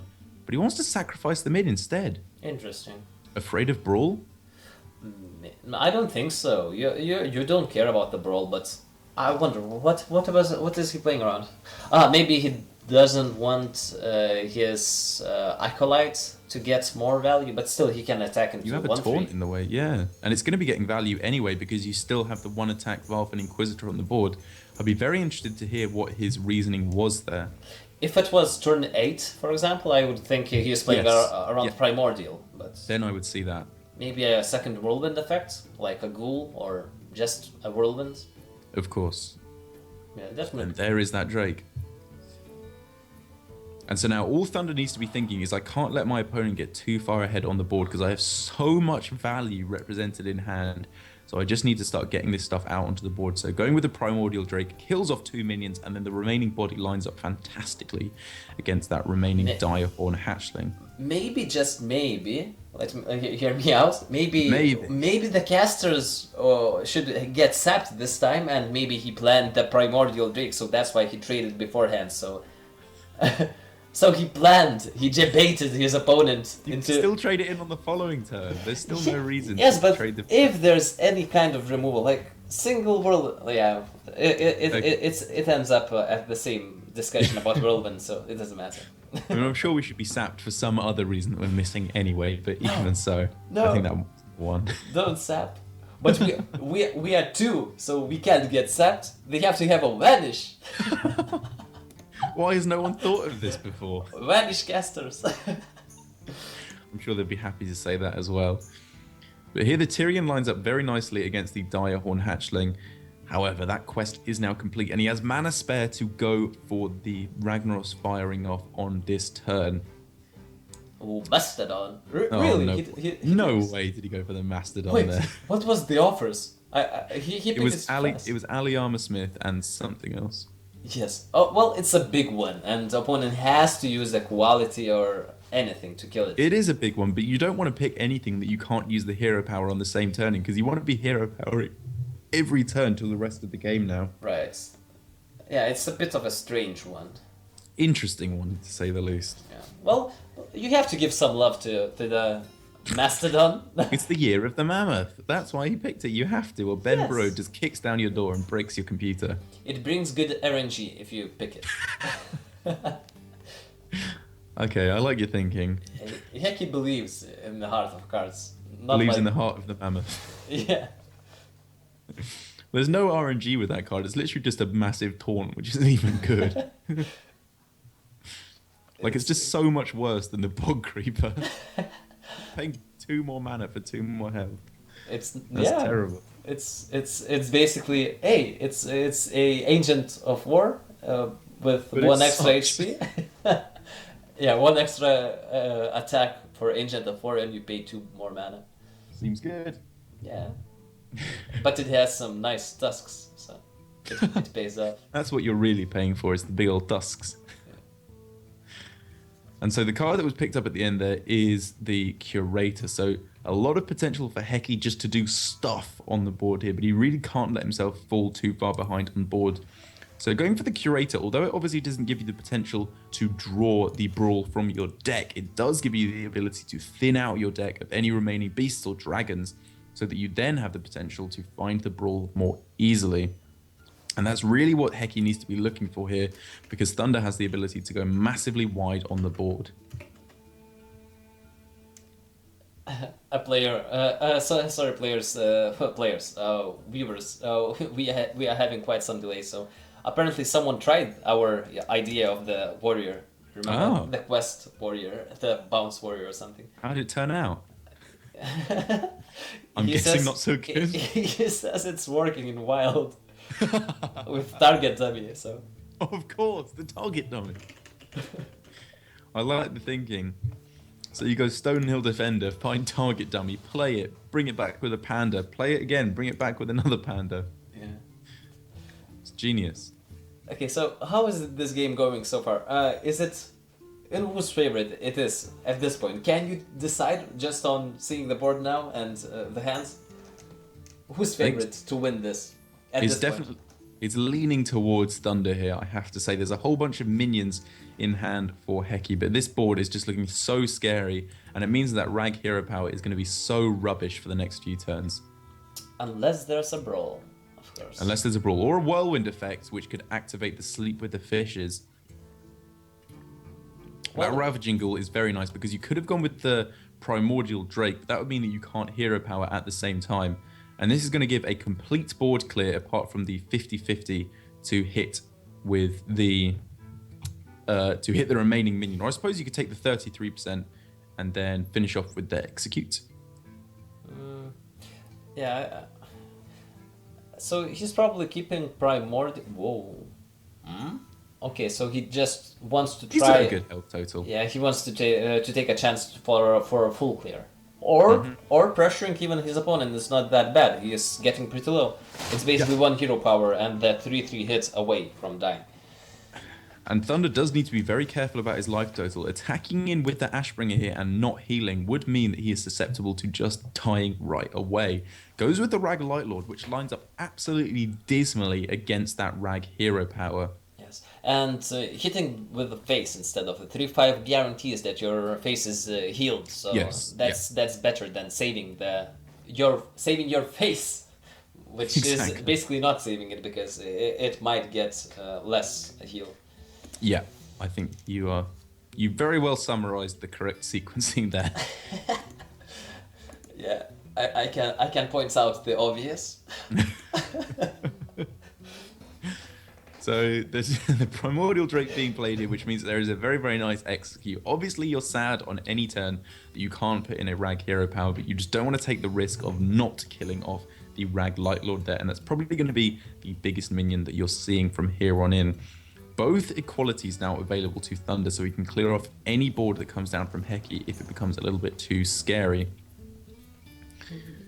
Okay. And the Spike Ridge Steed does have the ability to survive a rag hit, but that is obviously until it attacks into the Primordial Drake. So that is going to be straight up 33% for a fantastic hit. And I suppose even if you hit the face hit, that's pretty good as well. With no healing available for Thunder, you're now giving yourself an out for lethal at any point from here on in until a healing card is picked up. Yes, Healing Waste is arguably the best. When you can fight for the board with minions, you don't really want to kill the Kodo because it just summons another minion. Yeah. So, yeah, face is the place. Face is indeed the place. And all of a sudden, Thunder is going to be in a position where this is... You can get it to a 1 in 3 for lethal. Oh no, a 1 in 4 because the Stegodon comes out. Yeah, it's not that good. Not that fantastic. What's the alternative? Well, actually, if you go for the Primordial Drake, yeah. So then it's you can attack 50-50. 50-50, yep, that's right. You can get it down to way better than a 1 in 4. Yep. Whoa, he doesn't want to go for a 50-50. Oh, yeah, the baller, he says, I don't need the 50-50. Let's go with the 1 out of 3. He's not a pussy. He doesn't need your 50-50. He doesn't care about maths. He's just taking the game. Yeah. So very nicely played there by Heki overall. The Taunt Warrior finally able to take a game, which gives him a 3-2 victory. Incredibly close, an incredibly long series as well. That's the first one that we've been spectating. But given that was a 3-on-3, pretty much all control decks there, took a long time. But unfortunately for Thunder, unable to make it through. So that means we're gonna be seeing more of the Kazakus Priest and how it operates. Interesting. Well, yeah, I'm very much looking forward to that. It's a cool deck, to say the least. yes. So we are following the same player Heki, to the round 3 because his match is ready. We're gonna be taking a really short break just to let the players to prepare and bans, make the picks, bans and everything. And we'll be back in a couple of minutes. Do we want to mention something?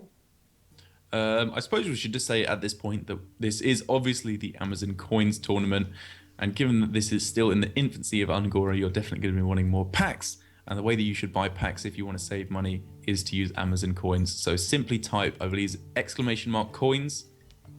Is that what you want to be typing? Yeah, I think it should be exclamation mark. Exclamation point coins. Yeah. Yeah. Let's try. I tried it. Did it work? Yes. Yes, it does. Fantastic. So yes, everyone else can try it. Exclamation mark coins is going to give you all the information you need for Amazon Coins to get yourself the most packs at the cheapest price. But we're going to be going to a quick break, and we'll be back right after this. Yes. Stay tuned. Thank you for watching. God!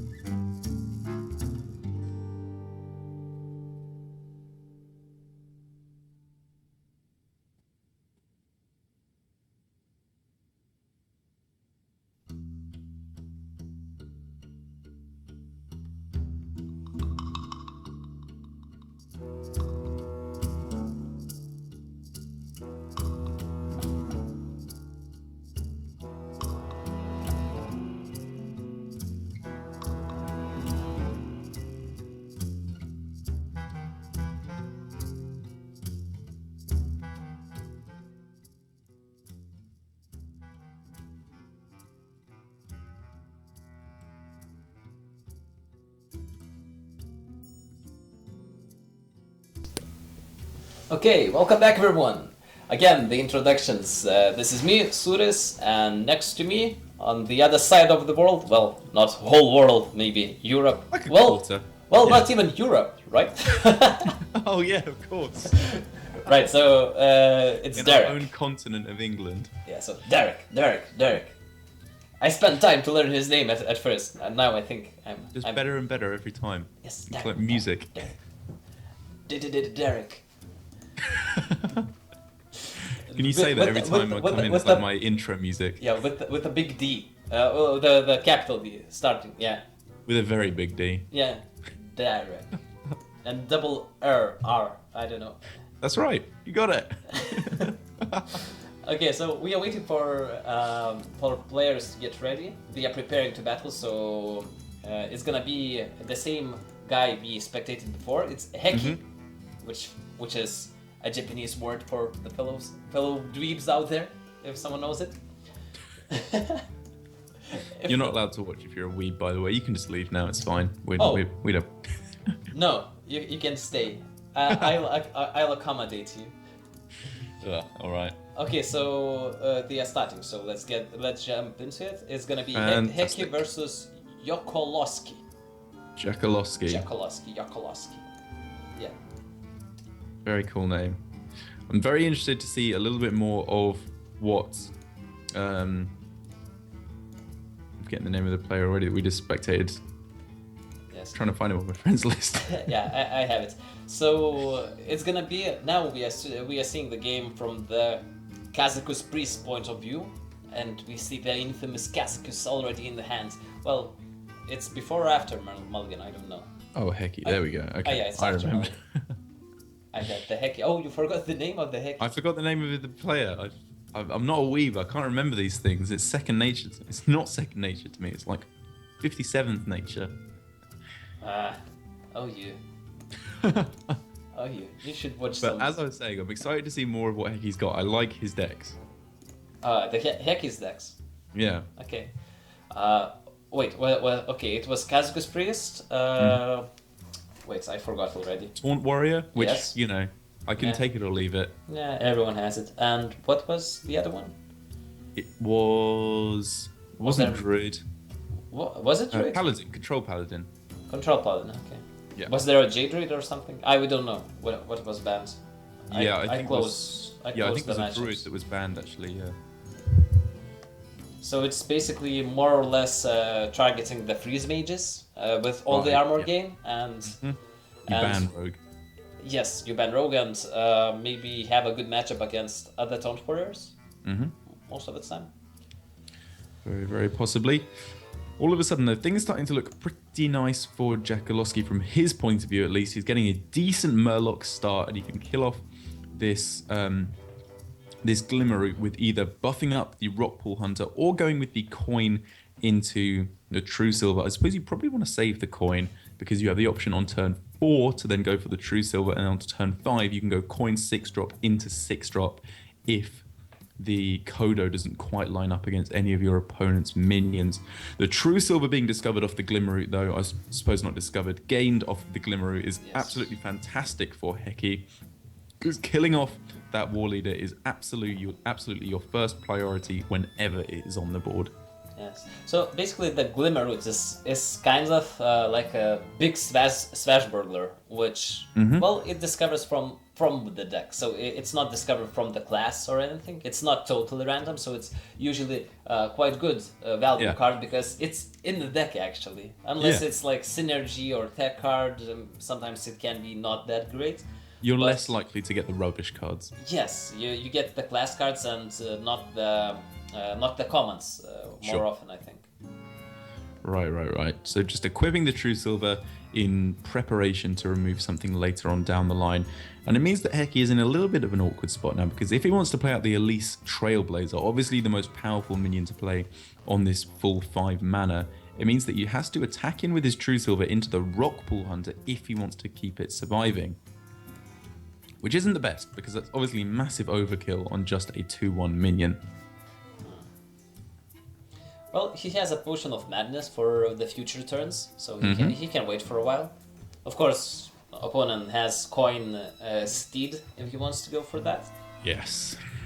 And that's what you're going to be afraid of. If you've been keeping track, you know that the coin is still in your opponent's hand, and you are always afraid of Spike Ridge Steed on turn 6 because that is so devastatingly powerful. And he knows that given that is a 2-attack minion, Shadow Word Pain wouldn't be able to deal with it. So he'd much rather have Jackaloski put the Spike Ridge Steed on just a hero power token, because then it's still vulnerable to the Shadow Word Pain.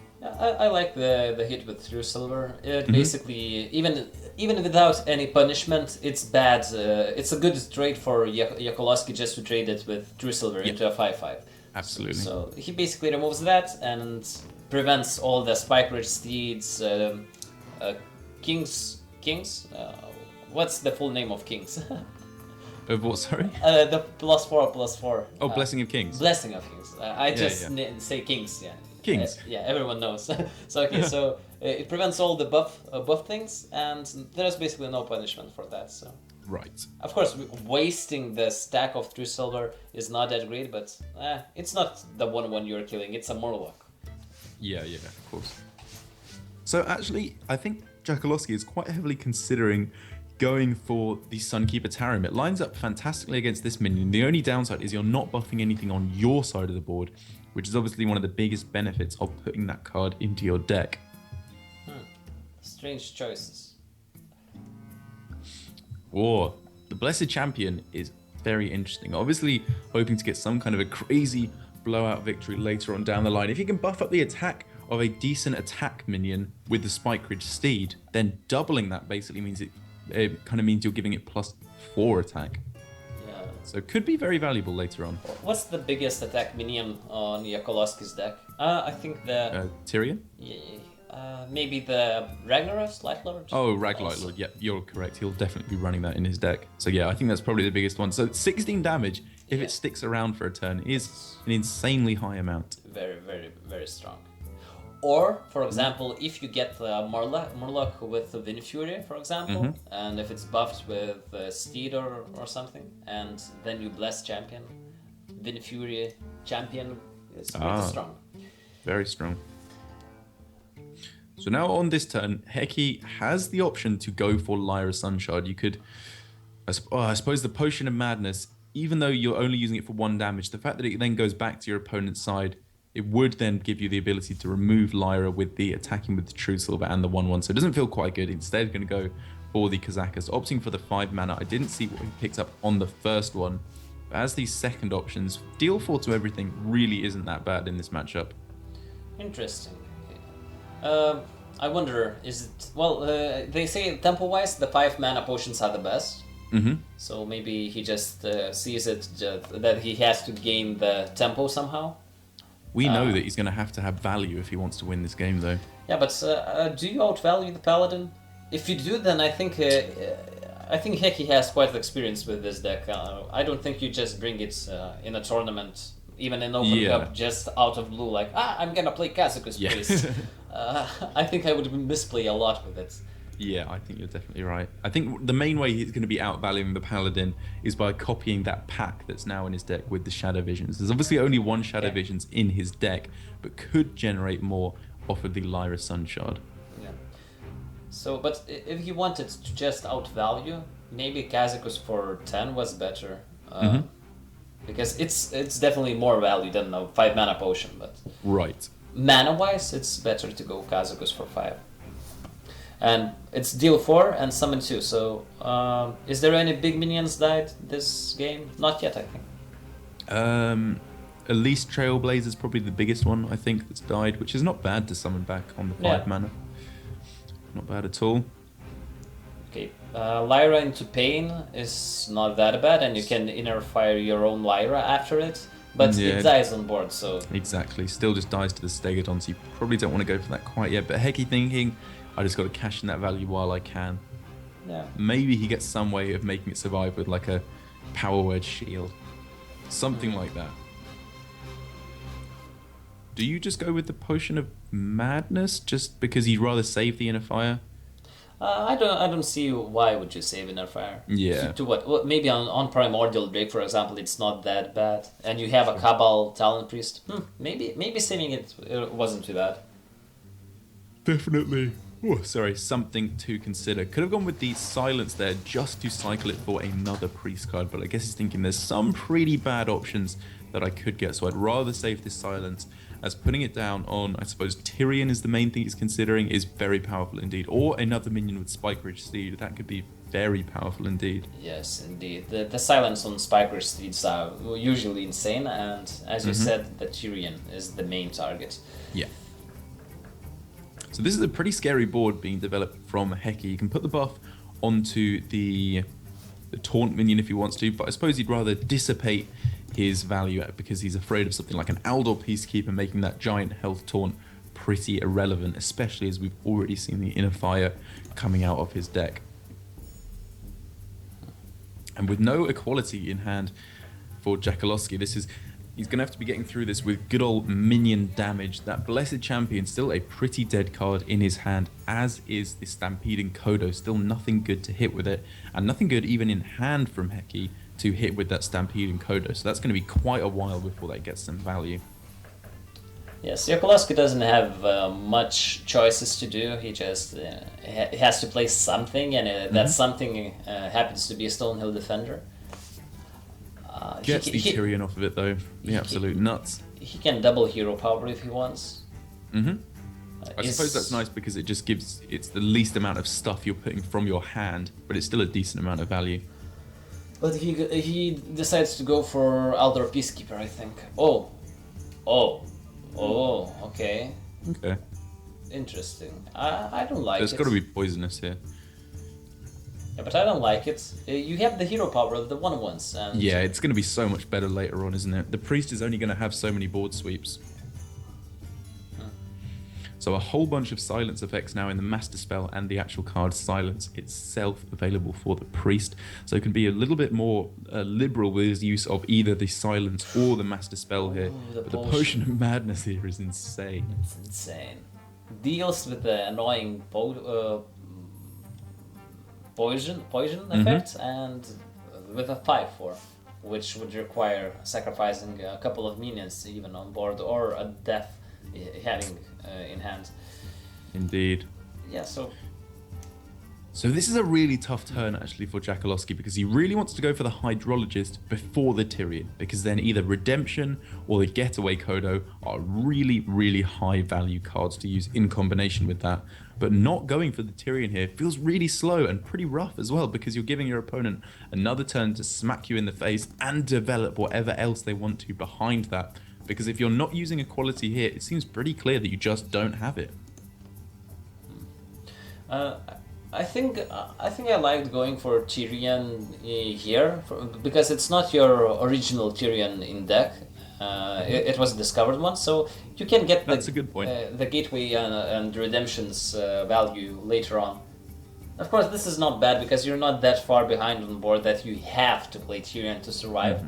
So you can of course play it into your hands, not into your outs of your deck for now. Course. So Heki here with a couple of options to go for mirror board clear effects. He can sacrifice in one of his minions into, or I suppose he can sacrifice in the Kazakus into the Kodo, and then clear off with the Primordial Drake. So if you want to clear off with the Primordial Drake, you're going to end up clearing everything, it would seem, and that does look like what he's lining up for. Oh. So, oh yeah, use the heal first. So then this doesn't clear off the... So he decided not to kill that 3/3? What? He could have killed that if he'd done it differently. Yeah, if he healed and then hit the 3/3. Yeah. If he'd attacked into the Aldor with the... No, it would be dead. He couldn't heal out of range of the 3/1, right? So if you attack into the... It was a 3/1 and it had 3 attacks, so he can't out heal the 3 damage still. Okay. I think. Yeah. So. I think maybe you could have done, but maybe I'm just miscounting here. Either way, he does manage on this turn to get the Tyrion into the Kodo. There's obviously the silence effect available, but even after that, once the Tyrion returns to hand, it will obviously be a full powered Tyrion once you play it down again. But it doesn't have to return if you silence it. Sure, yeah, you can just leave it up then, I guess. Much, much less threatening without the Death Rattle or the Divine Shield or the Taunt.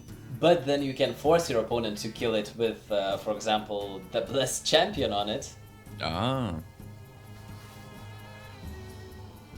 Yep, Silence definitely seems like the play here. Mass Dispel seems pretty nice to save. Oh, and yeah. now he thinks about it, like, oh, Yeah. right, it can be that one. Let's take a second here. Maybe that's not right. I think he heard of it. He could easily use the Mass Dispel here. Well, maybe it's better to Sniping the stream. He heard us yeah. on our 10-minute delay. Yeah, maybe. Maybe he has a really good hearing, you know. He can hear me in England and what you all the way from Lithuania, just miles and miles apart. He's got very muscular ears. Superpowers, PogChamp. Or more likely, he just realised that it was probably a good play to leave it up. Oh, okay. So he's forcing it. He's not hiding it that it's redemption or the gateway. Absolutely. You definitely don't hero power. It would be silly. Oh wow, the pickup of the Stonehill Defender is potentially massive value. The amount of taunts in Priest, I'm thinking if there's anything really good, but it's mostly going to be vanilla minions I think that you're picking up here, non-class specific. The 2/6 Death Rattle is not Yeah, bad. that's a good point, the Tortollan guy. That could be very nice, but Second Rate Bruiser is an all-right middling option, but still, Stonehill Defender is a pretty nice high-value card to pick up with the Crystalline Oracle. Is that what it's called? Crystalline Oracle? Oh, that's the Yeah. best top deck ever. The True Silver. You can push 12 and force your opponent to give you another Tyrion. That's You're insane. absolutely right. He has to kill it off now, doesn't he? Yes, unless okay, again a silence and a taunt, maybe. You can Still go a for scary minion to leave on board. You really don't want to leave that up, because if he goes for silence into Second Rate Bruiser and doesn't kill off the Tyrion, he's dead. how much HP is Priest into Mass Dispel? That brings you up to 7. Not you can enough. heal up for... Oh no, he's got the heal for 0, sorry. So he wouldn't be dead if he goes for Mass Dispel Second Rate Bruiser. Okay. I do apologise. Okay, now he can check for redemption. Because Okay. if it was redemption, he could kill it twice and overwrite the True Silver Champion, which is not that bad. So I guess what he's thinking though is even though you can put this Tyrion back into play, I have a Shadow of Death to deal with it, and you And can't really silence. use that. Yeah, and a silence, of course. But even if he didn't, you can't use that weapon to attack into my Raz of the Unchained because you're just going to die if you do that. okay, so he's 1 damage of lethal apparently. But 1 the damage Mass off Dispel. lethal. Probably 3 because he's probably going to attack in first with the True Silver here. Oh. If you catch my following. Yeah, catch the following. Yeah, I understand. But do you hit it face? Okay. Yeah, you hit face here because you're expecting to get a True Silver, an Ashbringer into your hand. Oh, right. Oh, yeah, silly me. Radiant Elemental doesn't really change this math too much. It's still going to be 3 damage off of lethal. You can obviously draw a card, but I don't think there's anything really in the Priest deck that can close out this game unless he's running Holy Fire or even the cards like... We saw the Inner Fire in the deck, so... Oh, we've already seen the Inner Fire come down though, I believe. Oh, right? Yeah, he used it on the Yes, Lyra yes, just yes. to cycle for another card. Yes, you're correct. But maybe you just go really wide on the board here and then just slam it to face and hope to finish out your opponent on the following turn. So he hoped for something, I don't know what, because there's, as we thought that there's no 3 damage out. So if he wanted, he could have played Radiant Elemental before playing the Mass Dispel to save 1 extra mana. Well, it didn't change anything still, he wasted 4, so he didn't even play the Tortollan. Right, yeah. So this is an incredibly easy turn here for Jackaloski. He cannot attack in with the Rockpool Hunter because he doesn't want to give his opponent... he doesn't want to have any chance for the Rag to not heal his face. The Divine Spirit coming down is nice, but there is no Inner Fire to use in combination with it. We can see a majority board clear here, but unfortunately the Radiant Elemental attacking in and the Dragon Fire Potion don't quite finish off the Rag Light Lord.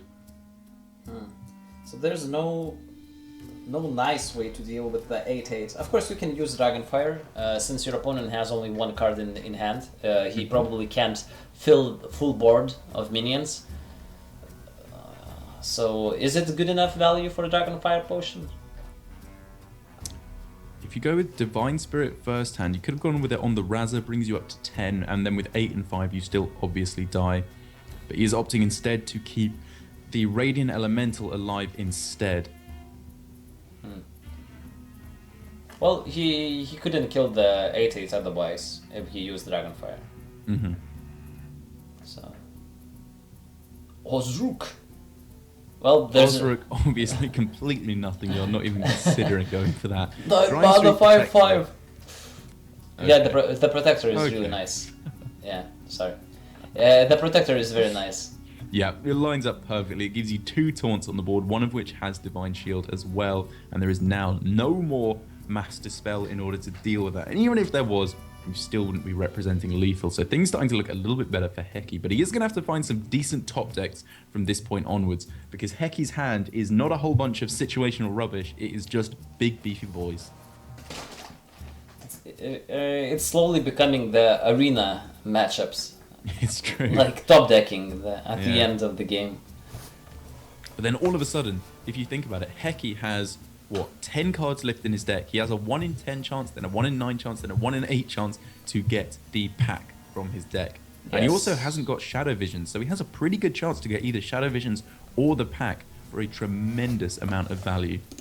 So it's interesting, the pack you mentioned. It's basically, when you're top decking, it's like, okay, I draw one card, this is good. I draw another card, this is good. And Yep. you draw a pack and you basically draw 5 Draw cards. 5 cards. It's It's like- insane. It's so much. It's so high above the power level of any other card. But Tar Creeper is absolutely not that. There are quite a few really nice top decks there. A dragon to activate the Bookworm would be fine. You know, a whole bunch of other stuff. Obviously, the pack or the Shadow Visions, as I've said, would be insane. A lot of the other powerful stuff has already come out of the deck. We've seen Lyra. I don't think he runs too much other stuff. Like, we didn't see Ysera in the last game, I believe. Oh, the crab is so bad. The crab's pretty poor here. You can obviously just eat up one of your own baby Murlocs if you're a true monster.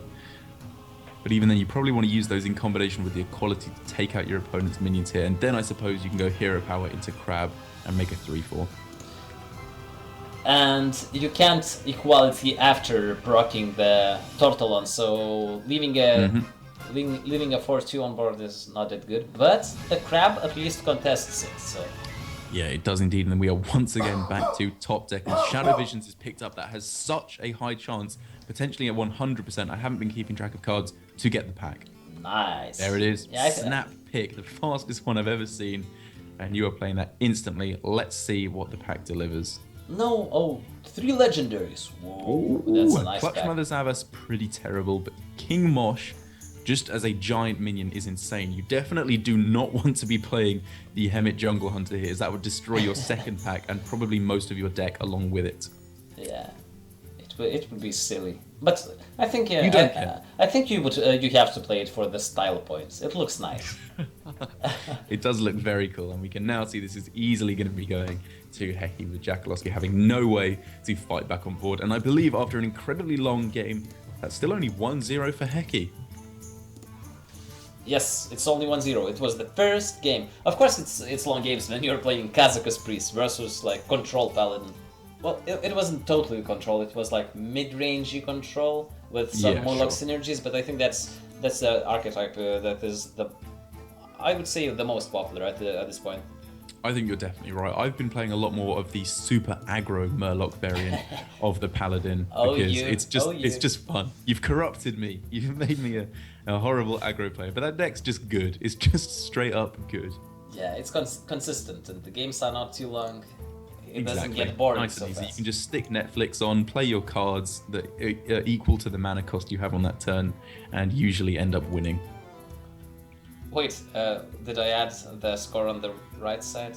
Wait, who won the first game? Who played? Heki just won that game. Nice, okay, so I did it. Okay, you got it right. Nice. Good.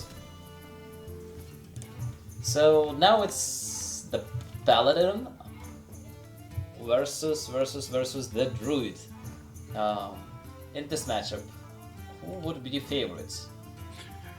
So this is definitely a slower variant of the Paladin. If this was, as I was saying, The a aggro. super aggro version, this would just be easy peasy Yes, in the Paladin's I favor. agree. But in this situation, the value game is just not going to be working against Jade Druid, especially when they're picking up Wild Growth on 2. They are very quickly going to be getting to some of their big threats early on. The Wildfin comes one turn too late, but still it's not that bad. At least you got it, so... Exactly. I think we're definitely going to be seeing some kind of draw options coming down here. I wouldn't be surprised to see Blood Mage Thalnos and Wrath for draw, and then on the following turn, you can finish off the little Valkyrie Inquisitor with your hero power. You're definitely not going to be using the Wrath for the full damage here. Yeah, you just cycle it. You just want more cards. You want to find all your Jade options as quickly as possible, as well as stuff like Nourish later on down the line to refill your hand after these crazy things come down. But cards like Jade Blossom are absolutely perfect because you're both ramping up your mana and your Jade count. Yes, and you mentioned before that the aggro matchup is really hard, and those Wraths would be used very differently in that matchup. You wouldn't cycle it almost never. You just have to keep them for killing the war leaders, for example. And now you just cycle it and just getting faster into late game and proccing the Jade Blossoms as fast as possible. Most definitely. So I think, yeah, although it's worth considering going for the Lord of the Arena, because obviously the Divine Shield can be popped by the hero power from the Druid, overall, the Sunkeeper has to be the better pick here. So the Jade Blossom is obviously the slower of the two plays, as you're only developing a 1-1 rather than a whole 3-5 or 1-5 if you want to think of it that way in the Tar Creeper. But I think going for the Jade Blossom is probably the better play. You're going to be... He's considering going with the Nourish. What do you think is the play here? Do you go for the Jade Blossom to get a bit of mana? Do you go for the Tar Creeper? Surely you don't consider going for the Nourish. I like drawing with Nourish. It's a really nice on-curve play, and you have a turn 6 play nonetheless, and you have nothing to do on 7 if you just Jade Blossom. And now you don't even have to go for a Jade Behemoth. You can go for a double Jade Blossom and ramp up to infinity almost. That makes sense, but the majority of the time you want to go for the Nourish after you've got all the stuff out of your hand to refill at the end. This is a big tempo loss doing nothing to the board on turn 5, and there's a lot of very scary stuff in the hand for the Paladin. So I think personally, I probably would have ended up going for the Tar Creeper or the Jade Blossom there, but you can see his reasoning. You just want to get all your cards together in your hand at the same time so that you can start dealing with these minions with your cards like Feral Rage, Wrath, and Swipe. And obviously you want to find your Jade cards so that you can start ramping up as quickly as possible. I think Heki didn't feel a lot of pressure from the Paladin side, so he thought, okay, I can take my time and just draw for a turn. And in any other matchup, I think he wouldn't do it. For example, against a Freeze Mage, I think you can also just make those passive turns, just drawing and generating all the minions later. This is, however, what you have to be scared of with going for a Nourish turn. It gives your opponent the opportunity to just play out a massive minion with the Spiked Ridge Steed. And now that you have no mulches in your deck, you're going to have to get through this with minions and damage spells. And 10 health is a lot of stuff to be pushing into that minion, especially as the 7 attack means it's going to be removing absolutely everything you can play at the same time. And now all of a sudden there are no Jade cards at all in Heki's hand, so he's going to have to start finding some of those so that he can fight back against the really big minions in Jackaloski's hand, like the Raglight Lord and the Primordial Drake. Even though Heki used the Nourish so fast and so early, but he doesn't have too much draw at the moment. He doesn't have his Auctioneer or his second Nourish, and all he has is basically removal and armor gain. So that's not what you want to see. You want all the Jades and all the activators just to get out of reach of the Yokolowski's True Silvers and minions. You really, really do. Yeah, you want to make the Jades a bit bigger as fast as possible, just because then your opponent has to use hard removal for it, like Equalities and Aldors and everything. That's exactly true. And also, it then gives you a much more effective way at fighting back against the big minions your opponent's going to be playing, because you don't want to be using your cards like Feral Rage to deal with them when you are developing nothing on the board, as then they're just going to be developing more stuff afterwards. You need to be getting big Jade Golems so that you can contest the board effectively. And he is getting to that point. As soon as any more Jade cards are picked up from here on in, they are a very respectable threat. I think I liked Wrathing for cycle last turn instead of just hero powering and doing nothing. You gain 1 armor, and Wrath, of course, it can get value by doing damage, but do you really want to use it for damage? I think you always cycle it, so why not do it like this turn on 2/6? That's a very, very good point. I don't know. Since it's that bad of a hand, I think you have to do it. It's true, this is a pretty abysmal hand. The Earthen Scales is doing absolutely nothing because you really want to be saving that till later on so you can develop a huge amount of armor in one turn rather than just 4 or 5 here. And now once again the board is looking pretty nicely in Jackaloski's favor. We're going to have to see some pretty big minions, like another Jade Behemoth would be very nice here, perhaps an Aya Blackpaw if Heki wants to come back in this board state. Jade Spirit isn't bad. Yeah, it's okay top deck. And you have the Wrath to take out the Stegodon as well. This is starting to look okay. If he can top deck decently from here on in, he's definitely looking to be in an okay spot. I'd rather go with the Tar Creeper rather than the Feral Rage. I think at this point, your minions are more valuable than your spells, so you probably should have used the Feral Rage to take out the Stegodon. Yeah, but I think against the Paladin, I like developing the minion beforehand also, instead of using Feral Rage. Okay. It's the thing that if you clear everything and put your board on one side, like your opponent doesn't have a board, the equalities and everything just becomes way more valuable. Right, yep, I can see that. Even the Consecration gets more value if you clear your opponent's board, I think. Yeah, I can definitely see your reasoning there. So Heki is one Gaddy-san away from getting like a dream cycle turn, but whatever he's going to do, he has to do it very quickly. Aya Blackpaw makes things a lot nicer for him here because he can just slam that on the board, and then he all of a sudden has the potential to fight back against these cards like the Rag Lightlord and the Primordial Drake. Jade Behemoth only makes that even better. I liked Aya better, I think. Me too. Just because it develops the Jade twice. And if you really need like defensive tools, like he used Taunt, I think because he's afraid of damage to the face, you have a lot of armor gain. Maybe he doesn't want for Aya to be traded with a True Silver. I don't know, but then you get the 7/7. I don't think you care. Yeah, you get 7/7 out of it, and you want to use the Jade Behemoth later on when you're under even more pressure to hopefully soak a hit from something like Drake or ideally the Rag Lightlord. And now all of a sudden the Aya Blackpaw feels like it's good here, but you're under a fair amount of pressure, so you need to be quite scared. But you can just load up with all your mana here, go Aya Blackpaw, Jade Idol, and then Feral Rage. Would you use the Feral Rage for armor or for damage to get through this Drake? I think perhaps the Earthen Scales with the hero power. Yeah, I think you hero power. It's not a lot of HP, but Paladin is not. Paladin is not the burst heavy deck. He can't burst you down from 20. So if you just maintain the board somehow, you're in a good spot. And didn't want to go with the Jade Idol. Sorry, you go. Yeah, holding out the Jade Idol, as you mentioned, I think it's correct because you can't use all the minions, all the power you have in hand just in one turn. You have to hold back a bit. Exactly, because the Coda had the ability to trade into Aya, and then all of a sudden you have a complete board clear here, and you do want to have something to keep behind it. Even just that 1 mana Jade Idol is an 8/8, which is a tremendously powerful threat. So from these options here, obviously if you go for the Faceless Shambler, you have the high roll of hitting it onto the Rag Lightlord if that sticks around. Instead, just wants to go with a slightly safer but lower payout option of the Ancient of Blossoms here. So now with Fandral, I really like the Jade Idol.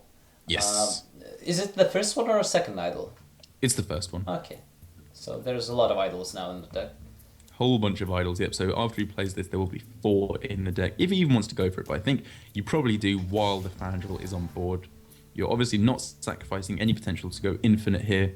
And the 3/5 body from Vandal is pretty nice in addition to the 8/8. And I suppose with the previous turn, you were kind of testing the waters for an equality, and you saw that that was clearly not represented from your opponent. Yes.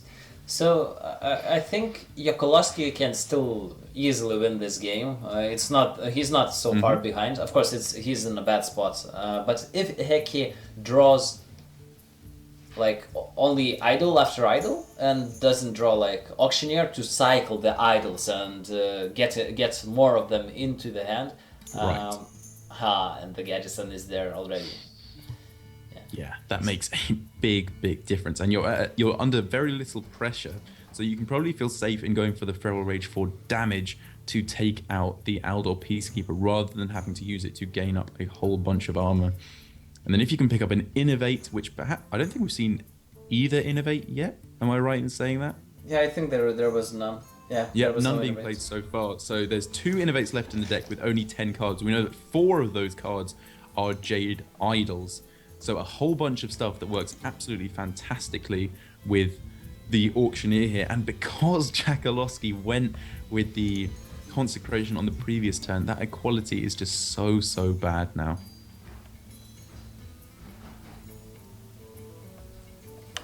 And really, what do you do here? Playing the Sunwalker feels terrible because the Divine Shield is just destroyed by the Eye of Blackpaw or the one attack Jade Golem if you don't want to put too much stuff in afraid of a Equality Consecration or Equality Pyromancer clear. I think you are looking now for the one-off outs, how you can win this game, is if there is a possible way as a Yokolowski. And I think there was like Ivory Knight into enter the Coliseum, which would be quite okay. It And the heals. Colosseum's gone. It's not in standard anymore. Really? Yeah, Oh. that was Grand Tournament. Oh, right. It makes sense, like the grand It does. tournament and jousting and everything. Yeah. Fits the flavor so nicely, doesn't it? Ah. You live and learn. You live and learn. That's just what it's like. Casting with me, I'll tell you, Cirrus, you'll learn many things. Oh, thank you. Oh, thank you. All right, mate, don't sound so sarcastic. No, I am not. I'm really genuine now. Very convincing, mate, very convincing. Okay. So yeah, I think there's no. There's one more, yeah, but Yeah. even so. There's no. Just shuffling them in here, why not? There's no way to win this game for Yokolowski. I don't see anything. Even if he clears this board somehow and Heki can just put another Gadgetzan and cycle again, Jade Idols. By the way, I realized just recently that you can, even now, he could have Jade Idol to infinity. And he didn't. He could Jade Idol, shuffle, and play it on full board, and your Jade And he Idols- should have done. There's no reason not to. Yeah, and it gets bigger, so. So Jackaloski basically just playing a concede here. This is going to do absolutely nothing to stop the crazy tide of Jade Golems. It can deal with this board, and I'm not sure if he's dead on board quite yet, but he's so very close. It doesn't really make any difference. Yeah. Yeah, that's the point when the Jade becomes really broke back and Exactly. no one can do anything. At this point, Yeah, you can't lose. And the Innovate just means you can sacrifice off every single one of your Jade Golems on the board. It doesn't make any difference at all. There's a swipe. What do you know? Hidden amongst the idols. there was one swipey left. Okay, swipey. Nice. I like that. I think that's what we need more of in cast, is sound effects in addition to the game sound. Right, I removed the game sound. I don't know, I don't play the game sound. I don't play with game sound either. Yeah, so we should make We're not the role sounds. players. Yeah, we should roleplay ourselves. Yeah, well, when you are playing, you are roleplaying the sounds, right? Yeah, of course. Innovate. Ooh. Jade Golems. Yeah, all the dragons are the best ones. Oh yeah, of They course. sound the same for me, all of them. Is it racist? No, I don't think so. Is dragon a race?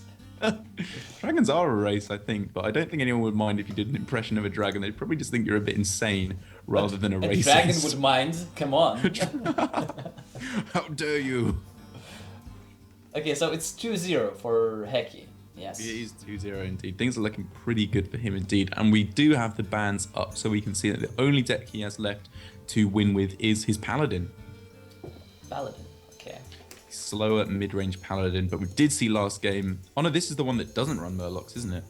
Yeah, I think he runs heavy control.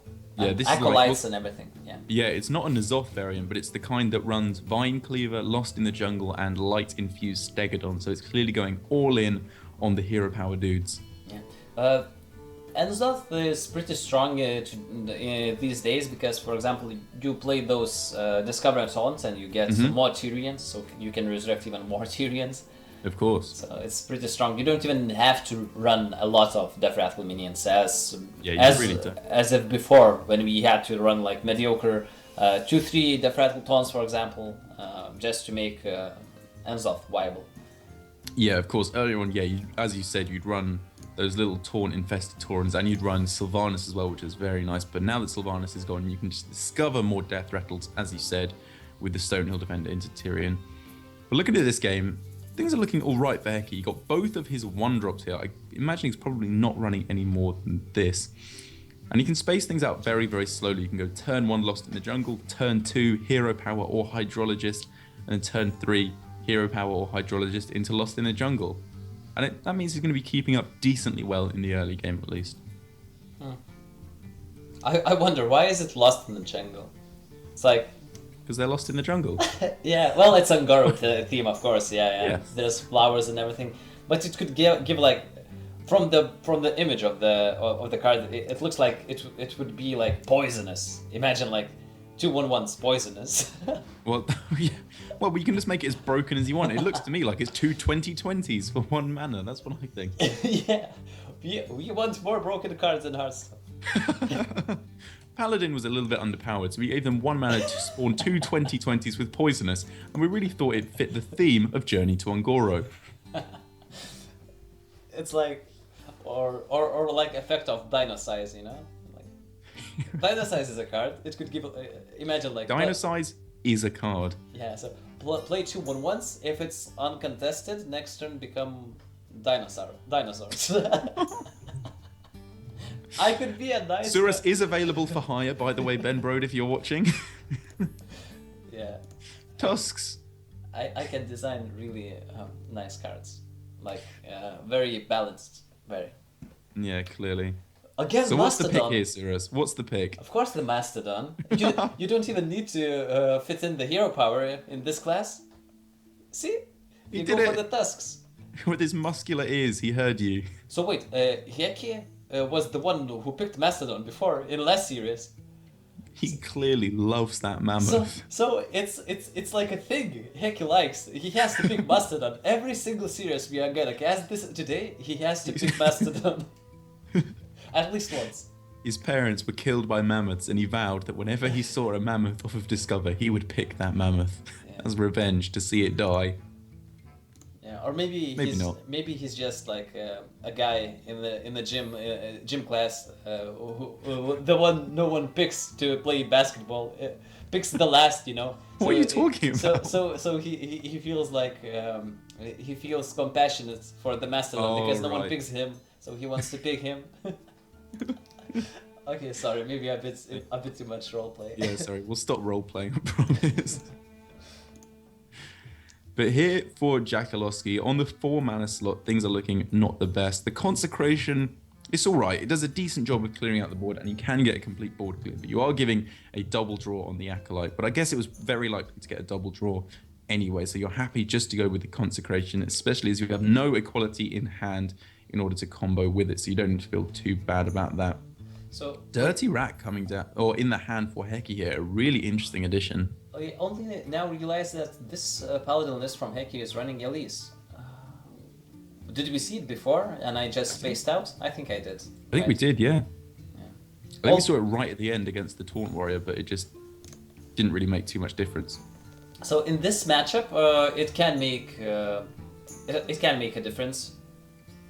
Mm-hmm. But not really. I think you survived the early games, early state of the board already. As a control deck, you're happy enough at the moment. Yes. Yeah, most definitely.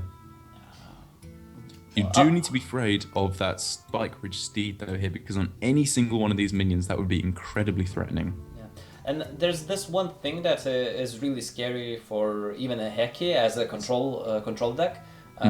You have equality clears for days, for example. You can be greedy, out heal later, but if your opponent has a war leader on board, equality doesn't do anything. Well, it does, but it doesn't kill everything. The Murlocs, all the Murlocs except the war leader survives after equality, pyro equality, for example. Yeah. So the only way that you could do that would have to be equality into consecration. Pyro equality would not clear up a board of Murloc. So definitely something to consider as we go into the later stages of the game. And this is, as we said before, two pretty unthreatening boards smacking against each other. The two Acolytes have been doing a pretty good job for Heki, as the first one drew 2 cards. And this one could very possibly end up drawing 3 cards, unless we see the Sunkeeper Tarim coming down for Jackaloski. It's a pretty decent spot to use it, as you can clear off all your opponent's board and be left with one thing behind.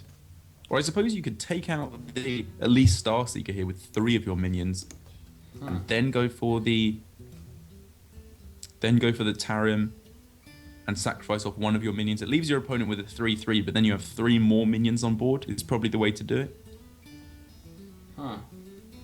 If you catch my drift. Yeah.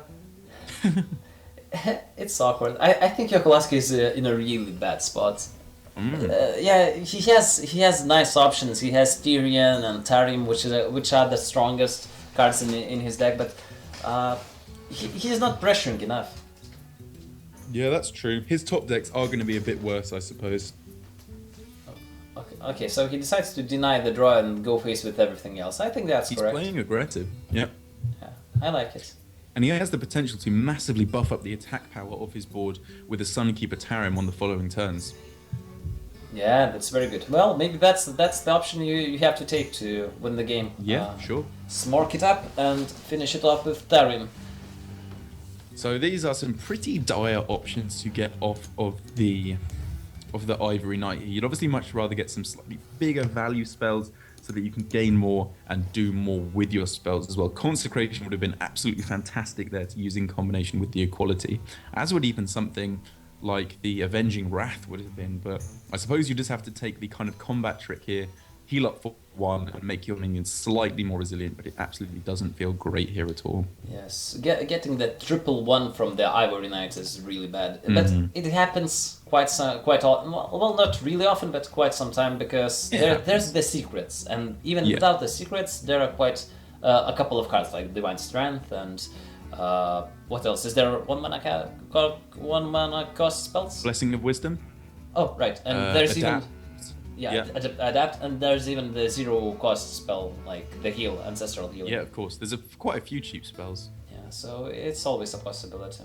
But usually you get at least one that costs 3 or 4. So. So in this position, the Hungry Crab is a real liability, because obviously he's going to be thinking about going for Sunkeeper Tarim, but unfortunately you can't play the Hungry Crab and have the Rock Ball survive here, because it would end up just eating it. But I think in this position he is making the trades to go for Sunkeeper Tarim. Yes, and the Crab is pretty neat also, because you kill off your Murloc beforehand and you buff the Crab into the 3/3 afterwards. Absolutely. Wild Pyro finally picked up, so there is an equality clear available here, and he's going to be going for the Dirty Rat. If he pulls the Tyrion, he can't kill it. He cannot kill it. Unless he goes for the Gateway. Oh no, he didn't get the Tyrion, so it doesn't matter. He didn't get the Tyrion, yeah, so it doesn't even matter. I kind of talked myself into thinking he'd got it anyway. Yeah, and he could have gone for Gateway Kodo that turn also, and then play Mastodon next turn, and it would be like... 2 Mastodons. Yeah, I like it. I think this way is probably going to line up a little bit better, as you have the option to go for Rag Lightlord into Getaway Kodo on the same turn, and as much as I hate to say it, you'd probably rather have another Ragnaros than another Mastodon. Yes. No, you want more Mastodons. I disagree. Stop bloody memeing on my cast. Another Stegodon. Light Stegodon. So he really wants to find that Vine Cleaver, because as soon as you have that combination of cards, you just can adapt so many 1/1 recruits. This paladin is really light themed. It is. I like it. Light-focused, yeah. Very roleplay heavy.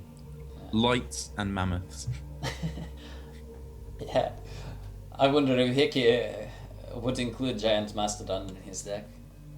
We're going to see the last two cards, two giant mastodons. Yeah, maybe. The reason to play the deck. And the name of the deck, the Mastodon Paladin. Mastodon Paladin. Just to make the name, you know. That's all he cares about is style points for naming his deck. Oh boy, 8-12. Oh boy, oh boy. That's a scary boy. He really, really, really needs to find some kind of an equality clear or an Aldor in this situation, because that Tyrion is not going anywhere unless he gets one of those two things. Oh, slams that down faster than I thought possible. Pretty nice. Like even even a minion, like a cheap minion, was okay now. He could have played a quality and a couple of minions and contest the board that way. Well, at least try to contest it. So going with the Stegodon here, even though it's only adapting one minion, maybe you get something of value like Poisonous or plus attack, I guess. Maybe +2/+2 is really not what you're looking for. Yeah, +1/+1 is not that good. Or +1/+1, yeah. So we're gonna Great. see the Mastodon, I think, right? Or no? I'm really hyped. I don't sound like it, but I hyped. I'm hyped. The Giant Mastodon, because you can't be hyped about Giant Mastodon too much because it doesn't do anything while it enters the stage. It's not like Yeah. Death being That's true. It doesn't have any special animation. It could. What? Maybe Why? if you got hired by Blizzard, they could just have a little gif of your face going, "Oh my god!" whenever Mastodon comes down. That would be the strangest. What the hell? And like the 99% of people playing Hearthstone who have no idea who you are would be like, "What the hell just happened?" But to be honest, if someone included something like that on the random card as Giant Mastodon, no one would know. No one plays those cards. One player would see that and be like, "What the going on?" Yeah, my game is bugged. I should reinstall. A Excuse virus. me, Bedroad. There's a weird bug occurring in my game. Some random Lithuanian's face pops up whenever I play Giant Mastodon. Yeah. Uh. Oh. So it gets an almost entire board buff with this Gensel Megasaur, and all of a sudden this is such a threatening board. Both equalities have come down, so things are looking very, very rough indeed for Heki here. So we were talking about that Heki was in a good spot. It's a controlled deck. He survived the early turns, but just the hero powering and the Megazord synergy is insane. Whoa, the consecration is not good enough. I like your storytelling though. Oh my god, look at that insane draw that does nothing. Well, yeah. Yeah, he's still gonna die here. If not on board, well, what is it? It's 18. That's 10, 18. Yeah, this is it's enough. It's enough. It's on board. It's on board. Doesn't even need to see the consecration or the other Gentle Megasaur. Easy peasy lethal. So this is going to be 2-1 now in favor of Heki. Jakalowski is back in. Yeah, not bad, not bad. Not giving the free sweep. No 0-3s today yet. Quite close games. That's the thing that I realized. I played quite a lot of Open Cups myself this month, and there was basically no 3-0s, at least for me. Almost all of the games went at least 3-2 or 3-1 at least. Right. Because the meta is not defined yet. No one knows the best decks and what's the best way to look at the tournament and what to counter. Okay. The most common ones, I think, is like counter rogue or counter warrior, I think. Yes. Okay. So, but still, that's not clear how you do it, how you counter it, and we see very different decks and very different approaches. As Heki is running more control-y variants of all the decks and slow decks. And yeah, very heavy control player, as we can see. And Yokolowski. But Oh, sorry, Whoa, go for it. Pyrus Warrior. Exactly. I was going to say, speaking of different decks, this Pirate Warrior is the first one we've seen so far this tournament, and it's definitely going away from the grain, which is definitely the general idea is that Taunt Warrior is probably the one you want to go for in tournaments. But in this situation, perhaps it could work out. Maybe if the Paladin doesn't find the taunts it needs, it could have a better matchup than the Taunt Warrior would have. Lost in the Jungle is pretty nice to fight back against the board here. You could even coin out a hero power because you have 3 drops next turn. 3 drops are plenty. Huh. Yeah, but those 3 drops are really slow. They don't have attacks, they don't contest the board at all. So... Fantastic top deck there for Jackaloski. Yes, and when you have a frothing, you just trade everything. He doesn't trade with a 3/3. I don't wow. like it. You know that it's a heavy control deck. You just played against it. Yeah. Not to fatigue, but until like 5 or 6 cards was left in a deck, so you know there is like really slow deck, and equality is a thing. Throws out that was an error, and given that we've already seen the coin, there was no possibility for coin into true silver. And now that Corcoran Elite has come down, it lines up very nicely against the Stonehill Defender. Pick here. Oh, all of these don't feel too great. Sunkeeper Tyrant is probably going to end up buffing most of your opponent's board rather than bringing them down to 3/3s over the next few turns. But Iron Fur Grizzly just feels too terrible to pick. If the board doesn't get bigger from Jackaloski, the 3/7 taunt is not that bad. You challenge 2 minions basically. Yeah. So it might be okay. Not good, not great, okay. Okay, good enough. Yeah, and if somehow you clear the board, like maybe get an Consecration next turn, or I don't know, a True Silver, then Sunkeeper Tarim on empty board even is quite okay. That's game. That's it? Yeah, it is. There's no 0 mana songs. Nothing that Heki could have done there. Yeah, that is absolutely going to be it. And Jackaloski is going to be bringing this game up 2 games apiece with a blisteringly fast warrior start. Yeah, so that's the price you have to pay when you bring the heavy control decks sometimes. Because your opponent can always just go full out Smork Warrior, for example, and you can't deal with it. He even had the Lost in the Jungle early. Yeah, he played it on turn 1, I think. Yeah. Turn 2. Turn 2, okay. With coin hero power. So yeah, it would be different on turn 1. I think it would be better if he would clear before the frothing and everything. So that's true. Yeah, that could have made quite a big difference. But overall, just everything lining up too perfectly for Jackaloski. The real crucial thing that I think was top decking the Frothing Berserker on turn 3. That just made all the difference in the world because that really forced out the equality. Which, although it was nice to kill off the Frothing Berserker with the equality, you'd much rather be developing your taunts instead. And now we can finally see the Druid from Jackaloski, and it's going to be the aggro Druid. Okay. Well, personally, I don't like this heavy Paladin control list. No, it's not my type of deck, I think. Well, I haven't played it myself yet after this expansion, but even before I didn't like the control Paladin. So it's not my type of deck, but I think it has its strengths, but... I can see that. So Jackaloski coming in with a kind of unfavourable, unfashionable, I should say, version of the aggro druid as people have started moving away from Ravasaur Run, moving away from Swipe, but clearly including the Finger package and just going with a Divine Shielded minion here. All the Living Spores both feel pretty good, and he is building up a pretty decent board, but definitely looking to find some of those board buff effects like Power of the Wild or Mark of the Lotus to really make this board insane. So basically Heki now has to be a bit greedy, but not greedy enough to get too low, and the Pyro quality will just full clear everything in a couple of turns, and if Jackaloski doesn't have the strong enough refill after it, it will be game. That's true, but with this second Ravasaur run, if he gets either Divine Shield or more plants that come out as a Death Rattle, the Wild Pyromancer equality will leave a very respectable board behind. And then once again, any board buff effect is going to be tremendously powerful. Jackaloski doesn't feel like it's worth the risk. Yeah. And the interesting thing is that even if you clear that board, and it seems that Druid is out of the fuel, doesn't have anything to refill, he can always top deck the living mana, and living manas are really insane. Just 5 mana refill all the board. So Right.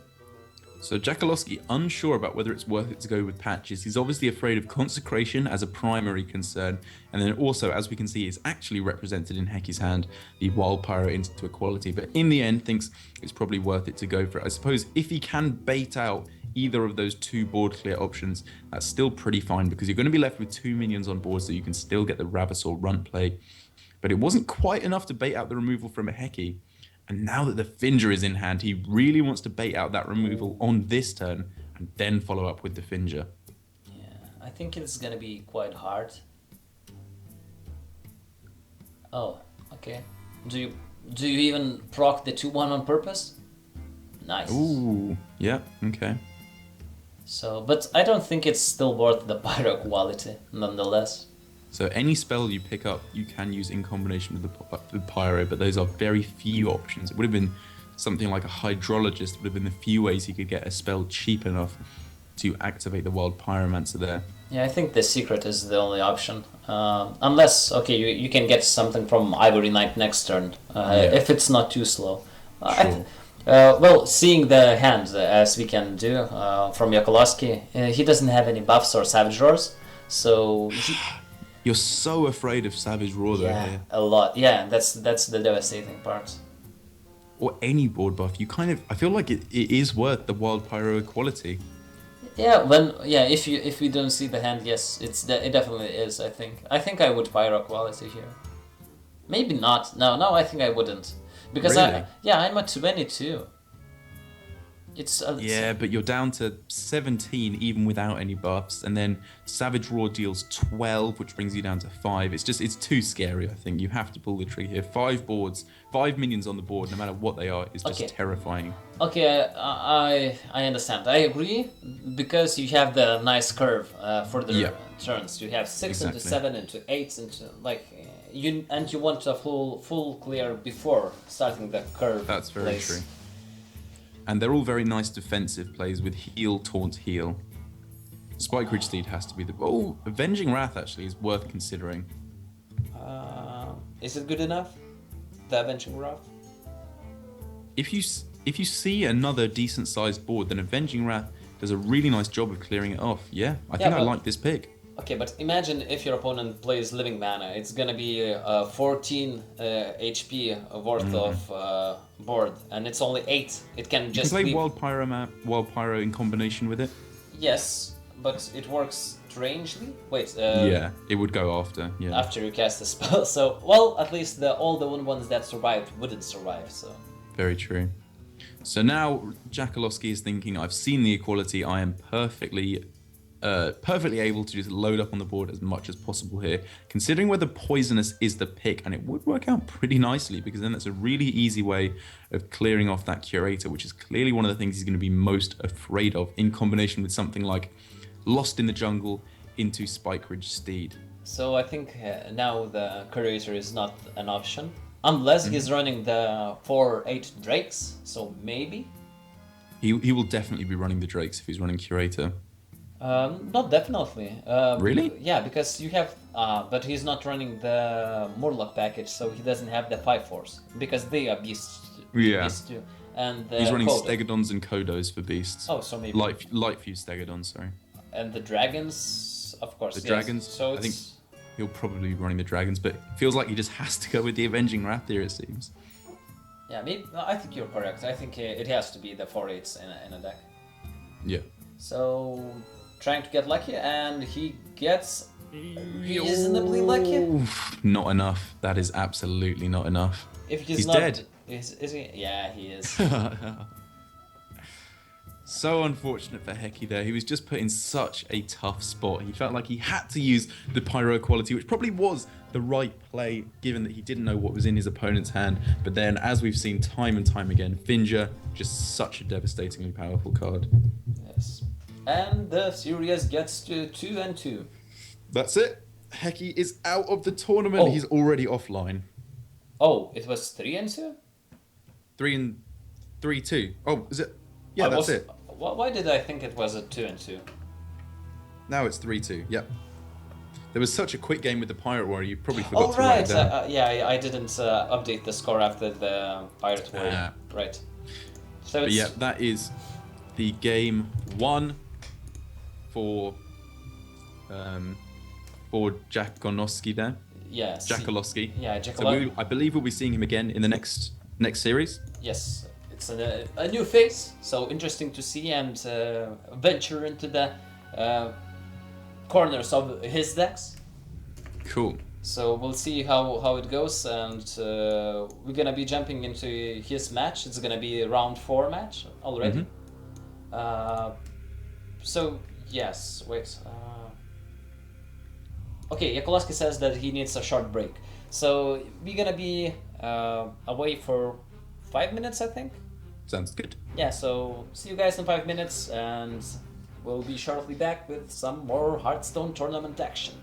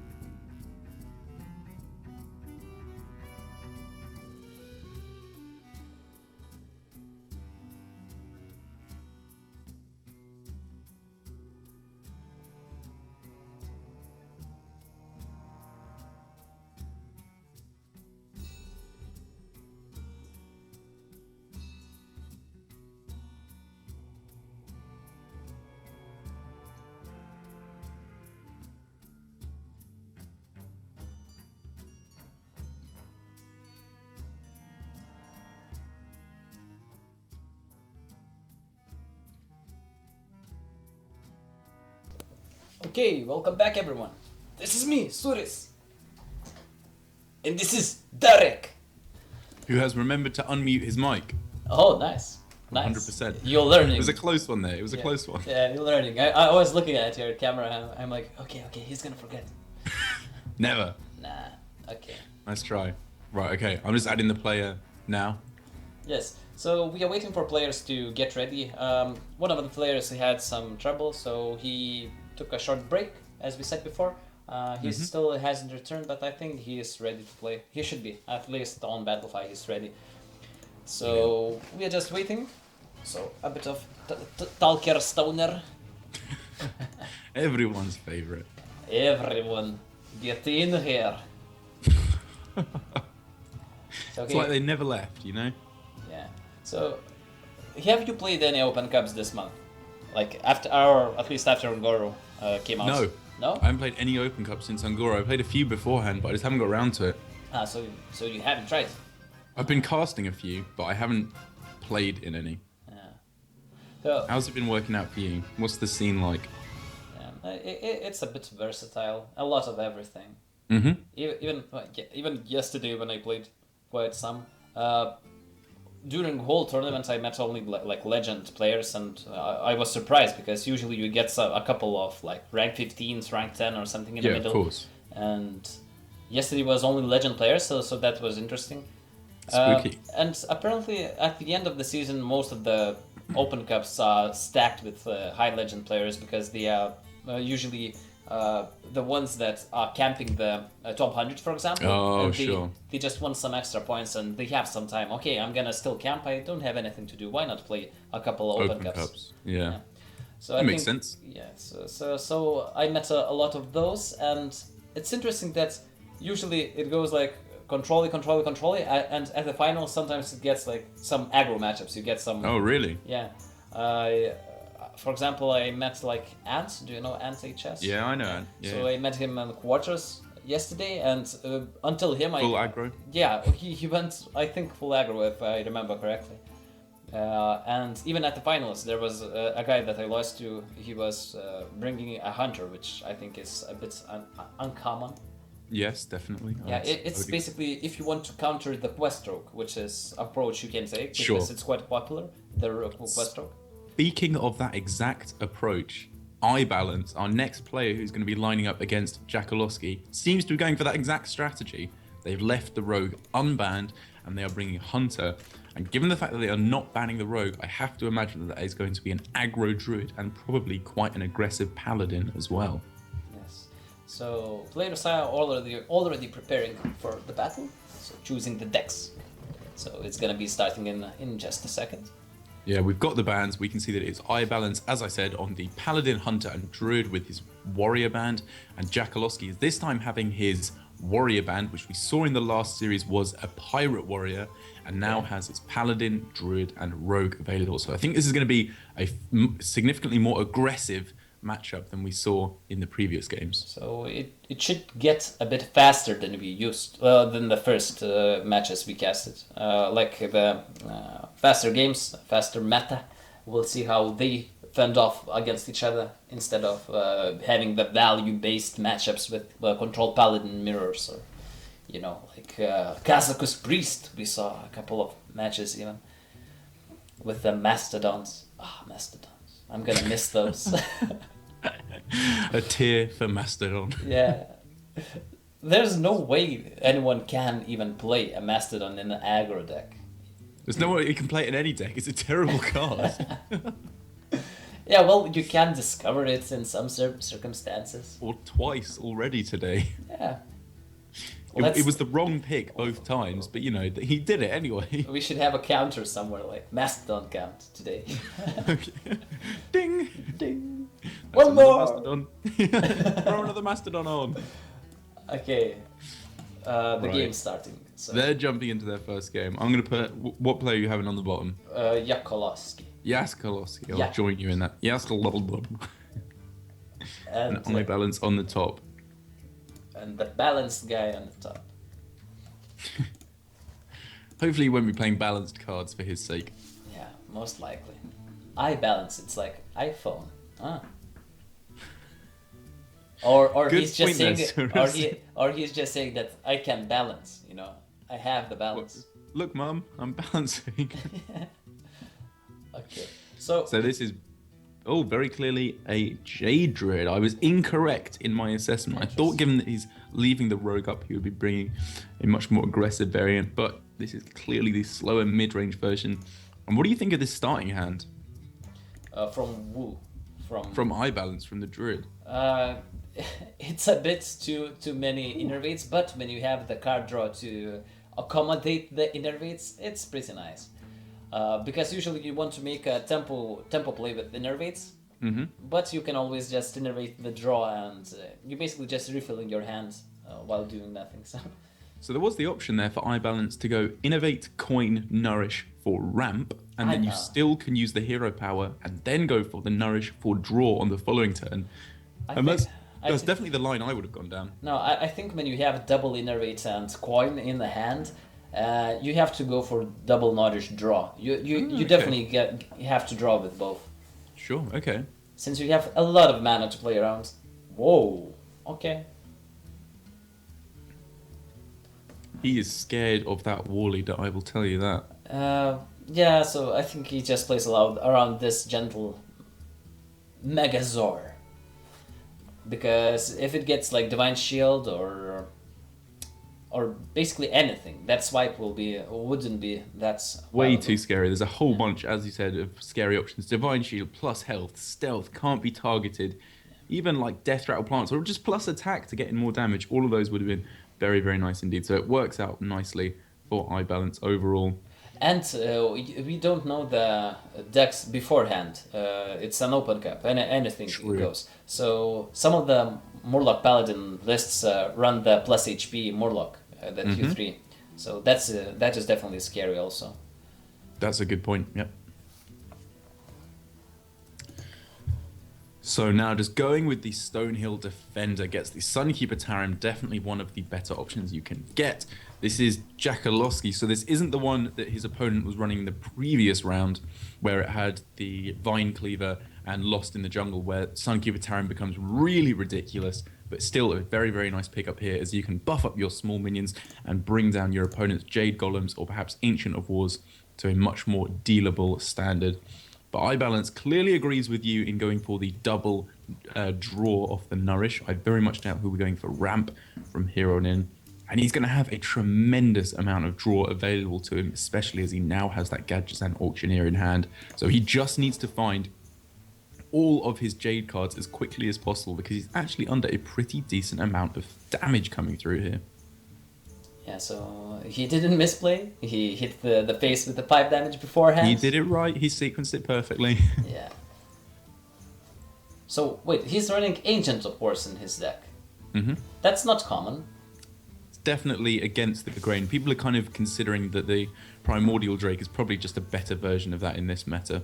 Yeah, and he's running both, but Ancient of War against the Paladin, for example, it's really not strong, because Equality and Aldor Peacekeeper just deals with it quite easily, and 7 mana is quite a lot without instant impact like Primordial Drake's +2 AoE.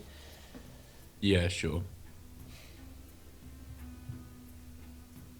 So now, as you said, the Gentle Megazord, even with just the little Vilefin Inquisitor, is incredibly scary, because now that Ancient of War can absolutely not come down, because he will simply lose the game on the spot.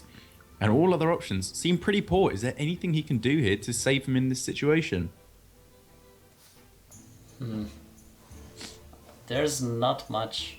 Well, you can Earthen Scales to heal up yourself a bit, and the Taunt is also a possibility, but he decides to draw for a swipe.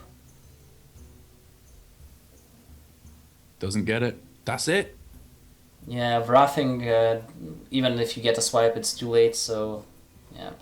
Wow. So that's where I think this is actually a situation where if he'd gone down my line of play with Nourishing for Ramp on the first one and Draw for the second one, I think he would have been in a better spot there. He just had, his hand was absolutely full of stuff to do, but he didn't have the time to play it. Yeah, I think he saved a bit. He gone for Nourish a bit too late, I think, even, no? Oh, okay. Yep. Maybe he could have gone even if not mana, but even for Innovate, nourish for draw. yeah. Okay, definitely worth considering. A little bit too conservative or slow with his play at the very least. Yeah, those G Druid hands are really when you have all the innervates, it's hard to decide what approach you should go into, because you always, if you just use all the innervates early on and you just end up with empty hand, you have to pray to get the draw later on. For example, if you ramp with like innervate ramp with Nourish, for example, into the next Nourish, and then you end up out of cards, you don't even have the top deck Nourish to refill your hand. But now we can see that things are going to be not getting any better for iBalance. I can't imagine that this matchup is very favorable at all for the Jade Druid. Yeah, this is a really bad matchup. There's basically no way to win as a druid. You have to Really? I don't know a way really. I can't even think of it. Like you have to you have to Jades incredibly fast or something. Yeah. And then spam the 4/8 to fully clear the board, and Rogue has to finish the quest only on like turn 9 and have no cards. I don't know. I think basically, as you hit on right at the end there, it has to come down to a terrible draw from the Rogue, which it doesn't look like this is lining up to be at the moment. We can see that it's going to be 3 of the 4 Flame Elementals can be played with the Shadow Step, and with 2 Mimic Pods already available for Jackaloski, I would be very unsurprised if we find some way of finishing off that quest in the next couple of turns. Yes, and the interesting thing is that some people just assume that Quest Rogue can get a really bad hand and can lose against everything. Like, it's a Quest Rogue, you have to get perfect hand to make the quest. Well, if you're running the Elemental package, for example, you don't even have dead hands. That's true. Yeah, you will activate the quest either way by the turn, I don't know, 8 or something. You don't have to be it doesn't have to be the fastest, of course, but yeah, as you said, just really it's not necessary, you know. It obviously helps when you get the nuts draw, but you have so much potential even if you don't get all the bounces you need in hand, because obviously with cards like the Novice Engineer we already saw and Mimic Pod, you have so many ways of drawing into the crucial cards you need to complete that quest. Jade Idol, the second one being used for the minion here. That is absolutely correct, as I believe there is no chance at all of you going infinite in this matchup. right.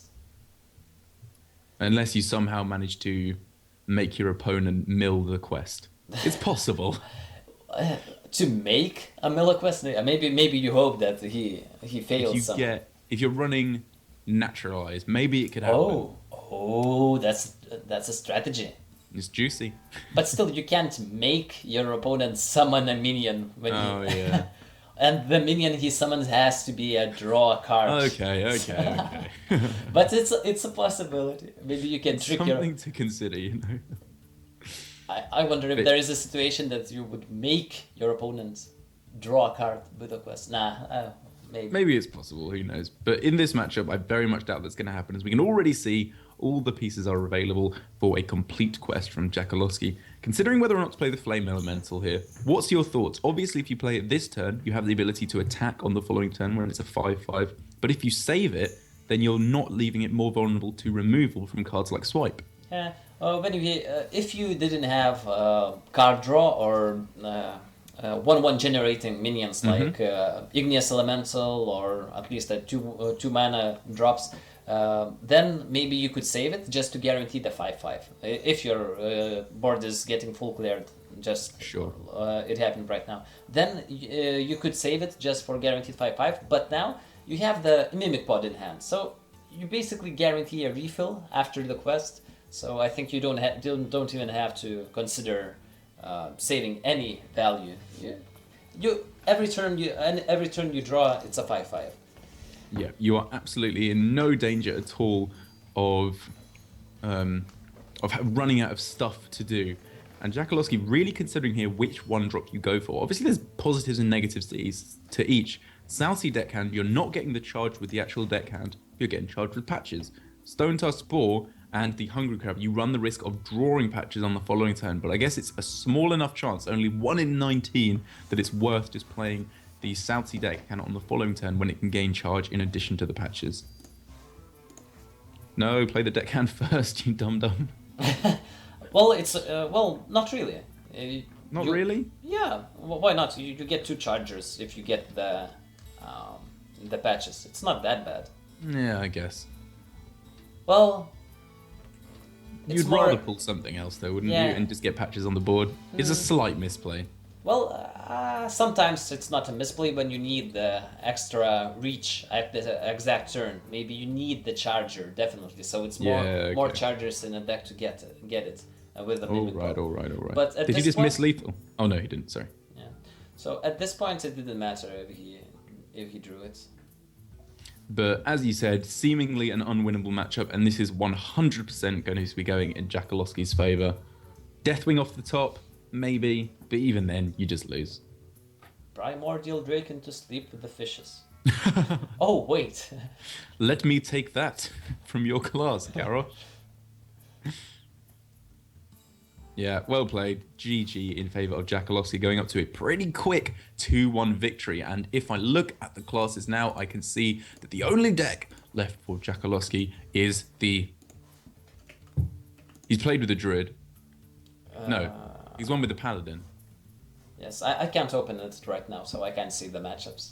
What was the first game? It was Paladin, yeah, so he's only got the Druid left. And we've seen that's an aggro Druid, which is going to have, I would imagine, a pretty nice matchup against the Jade Druid. Yeah, it should be aggro, I think. All his lineup is concentrated against Questro and running the Questro himself, so he definitely thinks that it's the main deck. We saw from Jackaloski last series as well that it was the aggro Druid. Slightly weird one with Swipes and Ravasol Runts, which has definitely fallen out of favour at the moment. It's definitely not the fashionable line to go for. But it seems to me, the first Paladin we've seen so far this tournament, which is this straight up aggro variant. It goes all in on the Murloc package. The synergy. To just guarantee a lock in the board, in the state of the early game. The synergy is the main idea behind the Murloc deck. Yes, most certainly. And Jackaloski, if I believe the new Druid lists, if he's running the newest, I don't remember. I think we saw the crabs in his deck. Did we? I think it's pretty standard to run Hungry Crabs in aggro Druid now. Yeah. Well, on ladder, yes. On tournaments, it depends on what you're banning and such. That's a very good point. But here, what do you think about this play of just throwing away the Murloc Tidecaller to be value traded straight up by the Enchanted Raven here? You're just throwing that minion away. That can't be right. Yeah, maybe it's not right because it doesn't do anything to board. It doesn't do anything. Well, none of your other minions have one attack apart from the hero power, and they're definitely going to be playing something else that can trade against the hero power. Well, if your opponent has a buff at this turn, for example, then at least the Raven would die if he traded into a 2/3. So yeah, I guess so. But he didn't even have that in hand last time. That was a top deck. Yeah, but he could coin a 2/3 next turn. I don't know. Yeah, okay, I guess. But he's in really bad spot. I don't even know if he's running the consecrations. So I agree that it's probably better to not run consecrations in this list, but it seems pretty standard to run at least one. Maybe. Maybe. Even the qualities are not that bad in Murloc synergy decks because you don't kill your own minions too much. Right. Well, not pyro quality, just equality and consecrate, for example. Yeah, okay. So Finja being picked up from iBalance does seem like a little bit of light at the end of the tunnel for him, because that's a really nice way to come back onto the board. That's and on like this game turn, winning. just having to go for Cold Light Seer feels so rough indeed, crab. especially when the Hungry Crab comes down off the top. So far, Yokolowski gets the matchups that you would counter queue on ladder. True, Yeah. That's very true. Every single game. Because this druid is basically equivalent. I play a similar deck when I face a lot of Murloc paladins, for example. Really? Do you find it does a really nice job? Yeah, insane. The crabs are the MVP, as we can see. Yeah, true. At 3-4, of course it's a turn 4 now, and having a 2-2 on turn 1 was beneficial also. But the crab even on turn 1 just wins the game. Like having a 3-4 and just killing it like a 2-3, 1-3, anything. That's a very good point. And Yeah, I think the addition of the crab really does just make all the difference in the world in this matchup, doesn't it? and Savage Lethal, right? That's it. Yeah, it's Easiest way... lethal ever. Savage Roar dealing 16 damage hit for 3 mana. disgusting. Oh, that's one of the best Savage Roars I have ever seen. This is so easily lethal. Yeah. And Jakalowski taking an unbelievably fast series against 3-0. Ivalent. 3-0, complete clean sweep. Not a chance. Well, we predicted that it will take less time, and we were correct. Wait, I think my microphone is a bit boosted for some reason. I can hear it. It sounds good. Like you sound like a big man with your A big man. bass boosted voice. Okay, let's get it down a bit because I'm freaking out.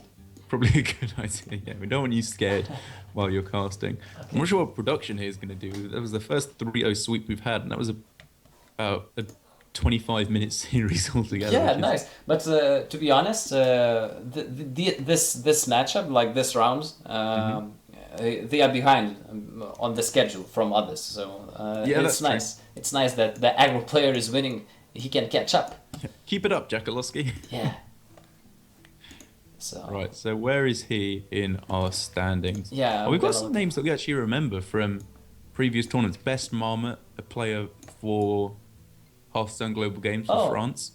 Oh, and Hanky Pie, I have it in Hanky my... Pie, we remember him from previous tournaments. He brought an insane lineup a little while ago, didn't he, with his Doom Medivh Paladin, before Bloodbloom was even out, before Ungoro.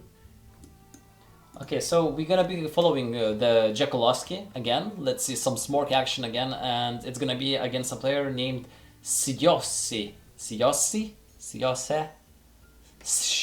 Shiossi. Okay, so we're gonna be back in a couple of minutes, and maybe we will find out how it's pronounced. Okay, See you then. see you guys in like 4-5 minutes. Short Yeah. break. Yeah, short break.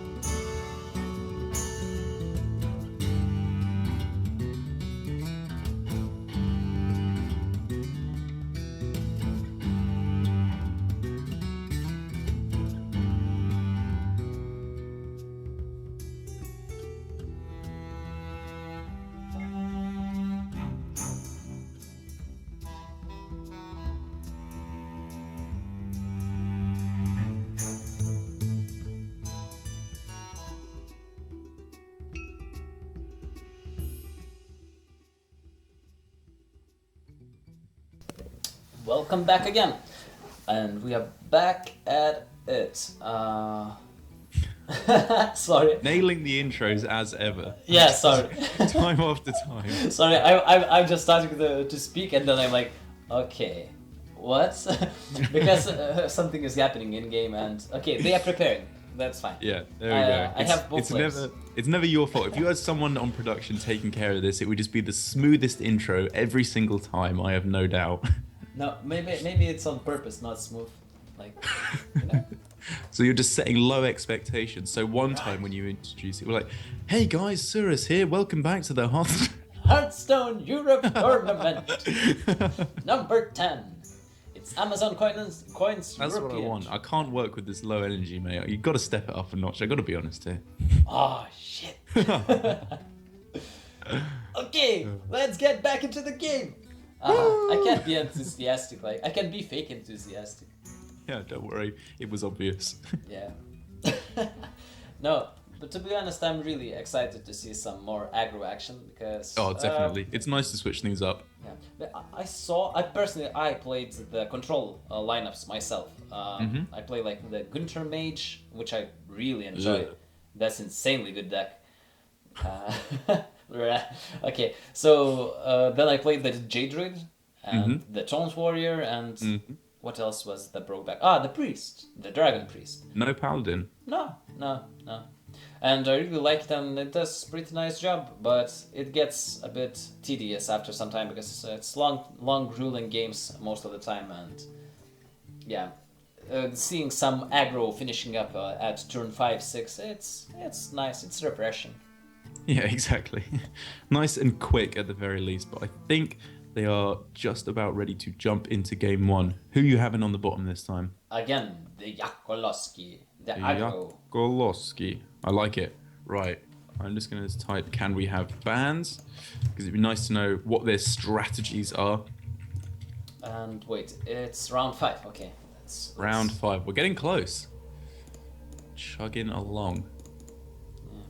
So, first match here, we got Jakoloski on his full-out aggro Murloc Paladin up against a priest from... Should we go Shozi? Siose. Siose. Siose. Gotta really pronounce it. Yes. Yes, I found out during the break Yep. that it's Siose. Siose.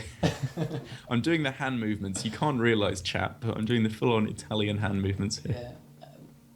Or maybe they can. Maybe you're on full screen. Who knows? That's a great prank, mate. Okay, so let's get back into it. And so far it can be any type of priest because almost every variant is running Radiant Elemental and Lyra and well, the Wild Pyromancer is not auto-include. Yeah, I think this is shaping up to clearly not be a Silence Priest. We, Tortol and what's it called? Tortol and Shellraiser and the Wild Pyromancer and the Binding Heal probably don't have a place in that deck where you don't have too much room for other cards at all outside of the full-on package of the silent stuff, but it appears to just be some kind of miracle control priest, whatever you want to call it. It is off to a very impressive start against this aggressive paladin, but the inclusion of Aldor Peacekeeper is going to be absolutely fantastic here to neutralize this Radiant Elemental. However, just wants to go with the Megasaur here instead. Poisonous. Well, he sees the lines. So he had two options there, didn't he? With plus attack or the poisonous, and I believe that is 50%. To hit two. Is it? 1 out of 2, yeah. If you I don't know how many options is there. I don't. So there's 10 options, 10. and if you want to hit one specific option, that's a 30%. If you want to hit 2, it's a 50%, and I think if you want to hit 3, it's a 70%. Someone just did an infographic about it recently, which was really good. Okay, that's some hard math on the Hearthstone. But yeah, it was about a 50-50 there basically, and it's good because with the Aldor Peacekeeper, obviously it removes the attack value, but you're still getting the the reduction of mana on all of your spells, which could be pretty scary as we start to go into turn 5 and above, where you can get ridiculous Lyra Sunshard value. Right. And the interesting thing that we didn't stress enough that the priest is running Inner Fire, which is almost auto-included in most of the decks, even though it's not the combo deck, it's not combo variant, not Silence Priest. It still runs at least one copy of Inner Fire and sometimes even one double HP spell. Yeah, the divine effect. Yeah, divine. Divine spirit. Yeah, divine spirit. Basically, because you can cast them quite cheap, like even free with the 2/3 elemental. Plus, there's a thing that you can discover or don't discover it if you need it at the specific times with the vision card. Exactly. To mana. Yeah. So that's really strong in some situations. And that's the kind of the hidden power of Shadow Visions is in the old days of Control Priest, like a year or more ago, you'd run these combos like Organized Soul Priest, Circle of Healing, and you'd have all these situational cards like Shadow-Ed Death and Shadow-Ed Pain, which wouldn't always find a target. Yeah. And so you'd often be in a position where you just couldn't find the answers that you need when you needed them. But now that Shadow Visions is in the deck, it ups the consistency of those removal cards and tech cards like the Inner Fire that you mentioned. It just makes it so much more consistent because you can almost always find them when you need them if you have the Shadow Visions. And the thing is that when played on itself, it's quite expensive to find the answer for a specific situation. Sometimes it's okay, but usually it's too expensive to pay 2 mana just to waste it. But when you play it with mana reduction minions, it's really nice because most of the answers you're looking for costs 1 or 2, and it pays back on itself while playing more than one spell at a turn. So at the end of a very long turn, Jackaloski finally thinking that the equality is worth it. Very likely to be one of the highest health minions he sees for the remainder of this game, unless some crazy divine spirit stuff occurs. And he can clear off the board very nicely. Fen Creeper is definitely not what he was looking for of the Stonehill Defender, though, as it leaves him very open to something like a Powered Shield or perhaps a Bookworm. Or Powered Shield, Shadow-Ed Death, or a Bookworm from Shozi. Yeah, the Lyra looks really strong. Incredibly strong. Yeah, and we saw the equality went down just now, so there's basically no way to deal with it unless the Jackaloski is running the second equality. Yeah, this is definitely the play here. Even a true silver champion off the top would not even become close to dealing with this. This isn't a Murloc, the Stonehill Defender, so there's no possibility even for poison at the moment. Right. But I suppose he's going to end up looking for it here, even if he can finish off on the following turn and gets the options of some pretty mediocre choices here. The Taunt you're not considering at all, and Stealth, I suppose it's probably for the best because Wind Fury probably doesn't do anything either. Right, yeah. Yeah, I see it. And your opponent can steal 1/1 with... Good point. Yeah. Well, he can steal the 1/4 and trade it into a 5/4, so it doesn't really matter. Unless he has 2 to full clear. But here is when we are going to truly cue up the sax music, because this is absolutely insane. Divine Spirit is fantastic. You can just make this impossible to ever remove unless an equality comes down. And this is just looking so ridiculously good for Shozi here. Yeah. Or Sayosi. Yeah, Sayosi. Sayosi. If you think that Rogue is a miracle rogue because it makes miracles, you haven't seen this miracle priest. Come on, it's like... You know nothing. It's like a 14/14. That's the problem with Gadgets and Auctioneer. They forgot to put a 1 in front of each of those 4s on the Auctioneer to make it a 14/14 with Lyra. Oh, good lord. And here you just truly go off. It is not going to be removed. Shadow-Ed Death is fantastic just to kill this off. And from the rest of the game, you're just going to find every answer you could ever want because you're going to cycle through your entire deck. You're going to cycle through a million different spells each and every turn. Usually Lyra is enough just to generate a couple of cards. Even if you don't get full value out of your spells, you can just go like painting a 1/1 even is okay when you have Lyra on board. But every so often, you just get these ridiculous scenarios where you realize it's going to generate 5, 10, 15 spells. Who knows? The potential is limitless. And that's a novice engineer. This is proper miracle priest. Yeah, and usually if you have like full mana and Lyra on the board like this, you just need like one spell and usually it's lethal. Exactly. Like, it's not, it's a pretty high chance for him to find another Inner Fire. There aren't that many pre-spells, given that this is the start of the year of the rotations. There's only one expansion rather than 3. He can go for double Shadow Form to get 3 damage. Oh my god. Hero power. That's crazy. That's so good. Does the animation change on the hero for the second Shadow Form? I think it doesn't, right? The picture changes. It goes to like a really scary mind spike, doesn't it? Yeah. Oh, the hand. The hand. The mind What even shatter. is that? Is it a hand? Yeah, oh, it is a hand, isn't it? Yeah. I was looking at it the wrong way. But in this situation, this is just going to be... Looking the wrong way, like you were upside down or something? Oh, right, let me get the right way up. Oh, yeah, it was a hand. What do you know? Okay, Shadow Word Pain coming down, which is going to kill a 3/6 and generate another card. I think that Shozi is now at 10 cards, so he just needs to dump some stuff out of his hand here. Yeah, it's But he quite just hard. doesn't care. It's quite hard to dump cards when you have Lyra on board.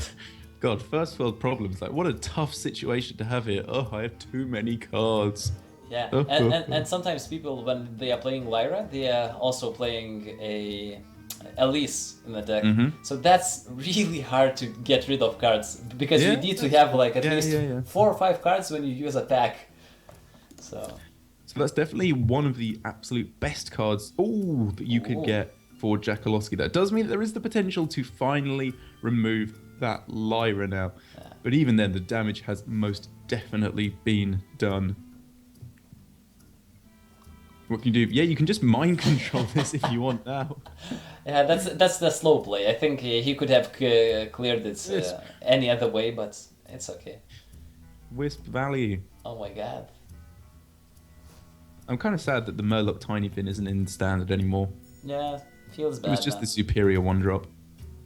Or well, 0. Well, there's a lot of Murloc synergy, so I think it could get quite scary. Yeah, that's true actually. Okay, so now it's time to waste some cards. Yeah, now you just dump your cards. So this isn't, we've been saying this was pretty much over for the entire game now. It's not. It's not over. The Priest is definitely in the driving seat, especially as they have that 3 damage Mind Shatter hero power. And they're actually even on fatigue. They haven't actually drawn that many cards.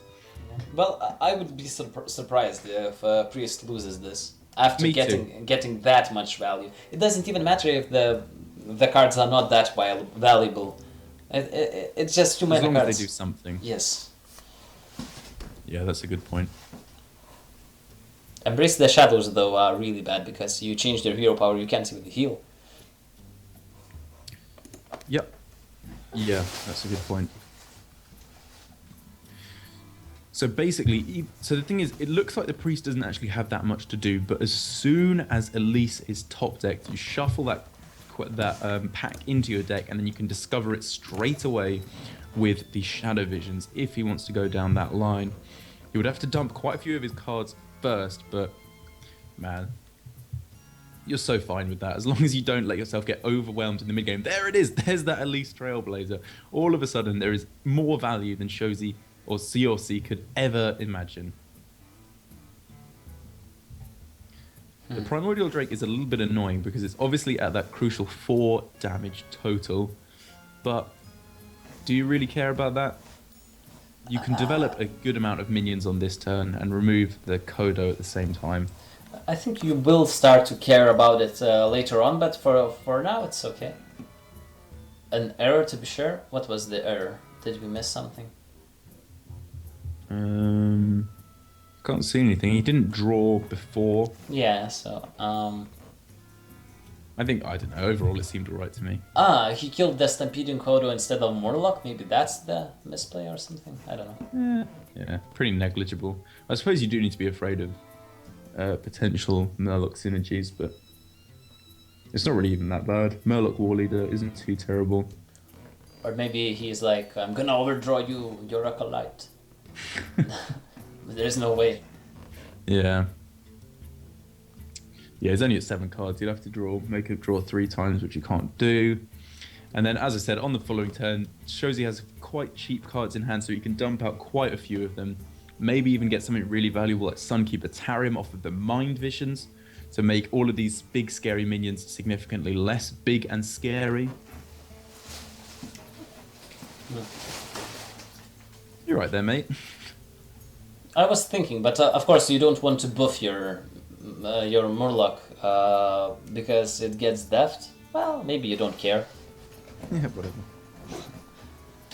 I suppose if this is getting death, then something like Tyrion or Rag Light Lord later on the line isn't getting death, so it's kind of a debate for that. Yeah, I don't think he's running Light Lords in this. Oh yeah, of course. No, this is the aggro version. Yeah, definitely not running Light Lords. You're correct. Wait, the Primordial Drake. Where did he get that one? If it's aggro version? Oh, it's just the curator list.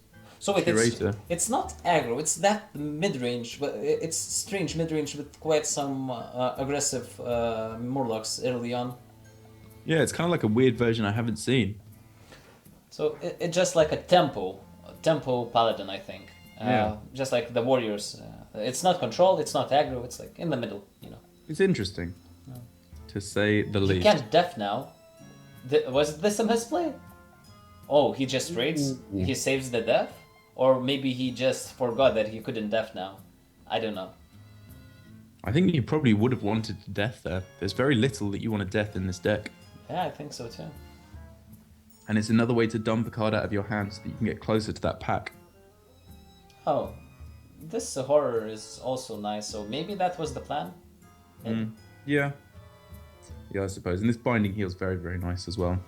Yeah. But that Binding Heal was mostly the one card that he could use with Embrace the Shadow. Because he doesn't run in circles or anything. Yeah. That's a good point. But I think cashing in the healing is potentially even more valuable than dealing the damage later on, as you don't want to deal the 5 damage to your face, really. Yes. Of course, the saving the 5/5 is also pretty nice. So do you have to go for the dirty right here? Do you have to pray for some kind of a crazy out here? You pull one really high value minion from your opponent's hand? I guess not. On curve, the Grimstreet looks insane. Yeah, I guess that's probably the better play. And the priest can't even heal his own face anymore, so... And... Oh, so he cleared. Why? No, I don't like this one. I don't like that either. You much rather have the Divine Shield intact. Yes, it's a 4/6, 4 attack minion with Divine Shield. Yeah. That's crazy hard for priest to deal with. There's no such card in Hearthstone. 4 attack and Divine Shield. Or attacking Divine Shield, the Sunwalker. Oh, right. The 4/5 and the Charger, the Argent Commander. Argent Commander. Yeah, you're right. Yeah. You were wrong on 2 accounts. Nice. Learn from your mistakes. So you have to make. Yeah, you have to make as much mistakes as possible. Yeah, I like your thinking. So in this situation, shows he's clearly thinking, how can I make it? He can heal his own minion with Darkshire Cleric. Oh my god, the value! Is he gonna do it? No, I don't think so. Yeah, okay, he's a clever boy. So he's clearly thinking about some kind of play where you go for the attack in with the Elise Trailblazer into the Dragon, and then you go for Wild Pyromancer Death to get the 1 damage sweep on everything. You can take out the Divine Shield, but I suppose this works out pretty nicely as well. Being pretty adamant about not using that Shadow Word Death, which feels like it's not going to get too much more value later on, to be honest. I liked playing the Rockpool Hunter later on, because you would get 1 stat more. You would get a 4/4 and a 2/3. Of course, that makes so your opponent can't use the 1 mana potion on the 2/3. So maybe that's the consideration. But you would get a 4/4, which is nice. So that's pretty nice. And a 50-50. 4/4 is a lot better than a 3/3 here, just because of that Mind Shatter hero power. Oh right. Is there enough spells to do 3? Easy, Yes. easy peasy. And the pack. So With the pack. Yeah, this works out super nicely. Hopefully he'll remember to trade in the Northshire into the Tarim before he plays the 3rd spell. Or he can try to heal it.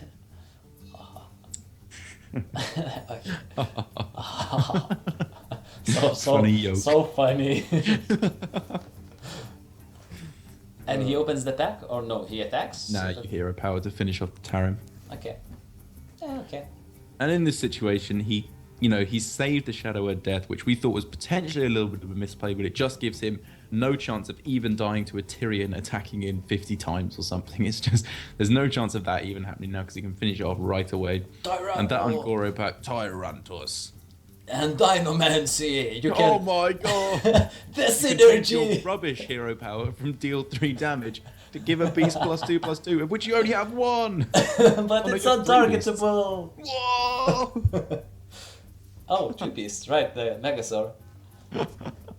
He's got 3 beasts. There's the Emerald Reaver as well. The synergy.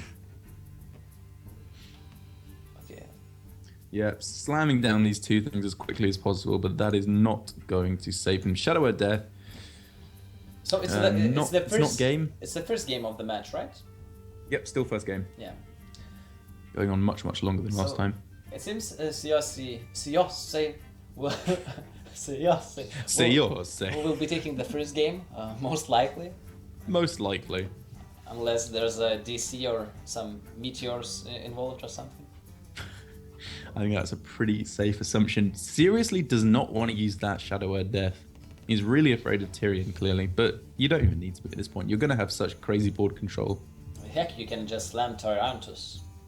It doesn't matter what you do, and there's no way that Tyrantus is dying.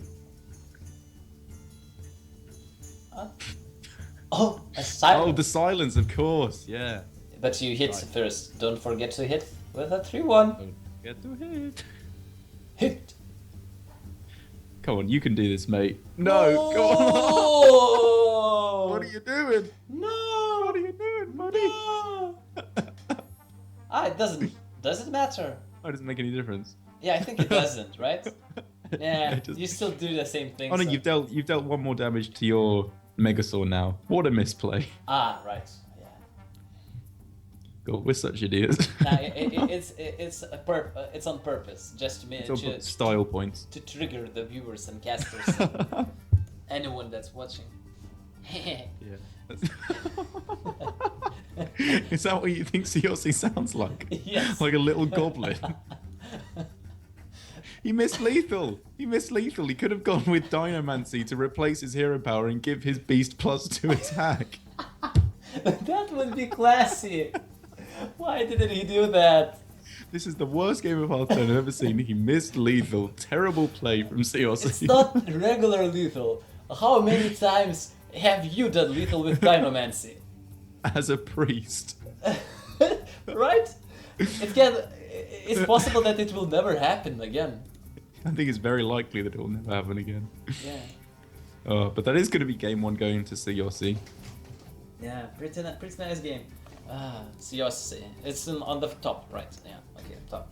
Yeah, that's right. So now Siossi is left with his rogue and his druid. He banned the rogue, which makes me think that it's probably going to be another Jade Druid rather than an aggro Druid, and possibly a Miracle variant rather than a Quest variant. Yeah, I agree totally. I was correct. So many weapons. That's a lot of weapons. But against the Pirate Warrior, these SI7 agents are going to be tremendously powerful if he assumes that it is a Pirate Warrior. What was the ban? So the ban from Siossi was the Paladin rather than the Rogue. So I think you can actually probably assume that this is a Pirate Warrior rather than a Quest Warrior. Yeah. Maybe he'll be able to make the read.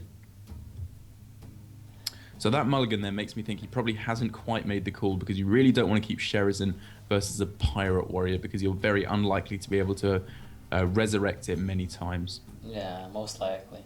To be honest, the deck before, usually when you face the first deck of the lineup, you can decide, is it more aggressive lineup to counter Rogue, or is it just more value-oriented to counter the Warrior, for example. So Yeah, sure. after the first game, he might decide, oh, okay, so the Paladin wasn't too fast, at least that game on itself wasn't fast.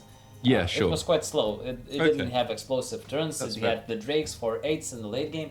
So, Yeah. So he's like, oh, okay, so it's probably not pirates. And also, until this turn, Siossi doesn't actually know that this isn't a Quest Warrior, because the Quest Warrior could have just mulliganed away the quest if he thought this was a Quest Rogue, Yes. in order to give him the maximum potential of fighting in the early game. But he will quickly see, as soon as this comes down, that this is clearly the Pirate Aggro Warrior. Yeah, Has the Acolyte, he has the Eviscerate in order to deal with this, but I suppose he'd have to use either Coin and the weapon, or just the Razor Petal if he wants to get the combo effect off. which isn't the cleanest thing. You don't have to kill it this turn yet. It's only 3 damage so far. Well, of course it matters. The 3 damage is something. Yeah. So you just dagger. I think I like just dropping the Sherizen this turn. Really, with the coin? Yeah, why not? I don't know if I like go with the Sherizen. Well, why not? It contests the 5-3. If he clears it, you can go Razor, Petal, Viscer. It's a pretty poor tempo swing though, and it's unlikely you're going to resurrect it in the next few turns. Okay, yeah, it makes sense. Yeah, when you think through it, maybe it makes sense. But in this situation, this is looking a lot better for Siossi. With the Razor Petal into SI7 Agent, you can really cleanly kill off that Dread Corsair and then follow up with the Dagger killing off the patches. This is lining up perfectly. And to be fair, the Rogue, not the Quest Rogue, the Miracle Rogue is better facing the aggressive lineups definitely than the Quest Rogue. Yeah, Quest Rogue really struggles in the early game because they just cannot fend off the aggression, and then they are very often just dead before they can get their quest completed. And this is just lining up so perfectly for Siossi. He's getting all of his early game anti-aggro cards. The Razor Petal Lasher, brilliant. Double SI7, brilliant, especially with the backstab that's now available. He can just completely kill off this Naga Corsair without taking any damage to it, any damage from it to face. Having a Leroy in hand, I would even consider just going face. Nice. He knows what's up.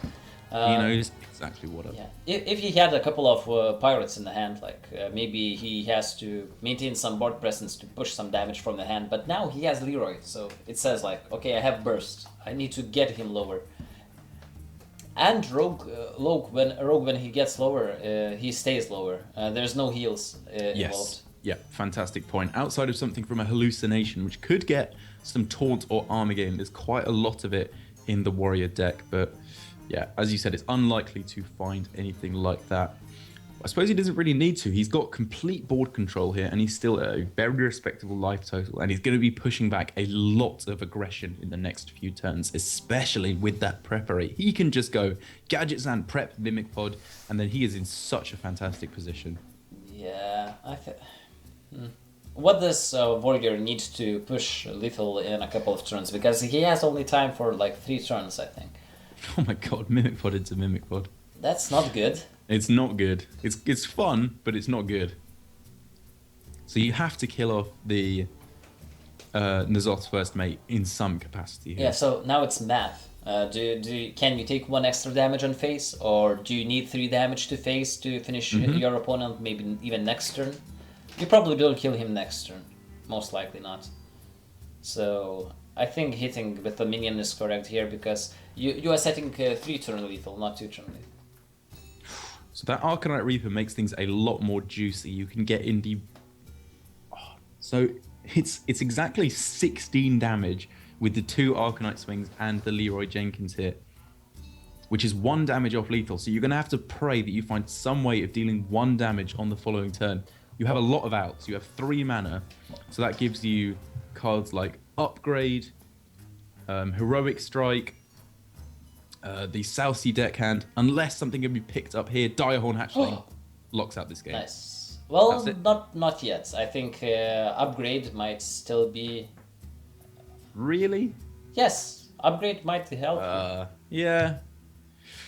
I guess so. But you have lethal on the following turn. Does he? Yeah, look at this. This is easy 2-turn lethal. It's close. But yeah, I think it is. But I think it's close. No, actually, yeah, you're right. Sorry, it is close actually. Is it? It's not lethal if your opponent doesn't have burst in hand. Okay, but now he can't.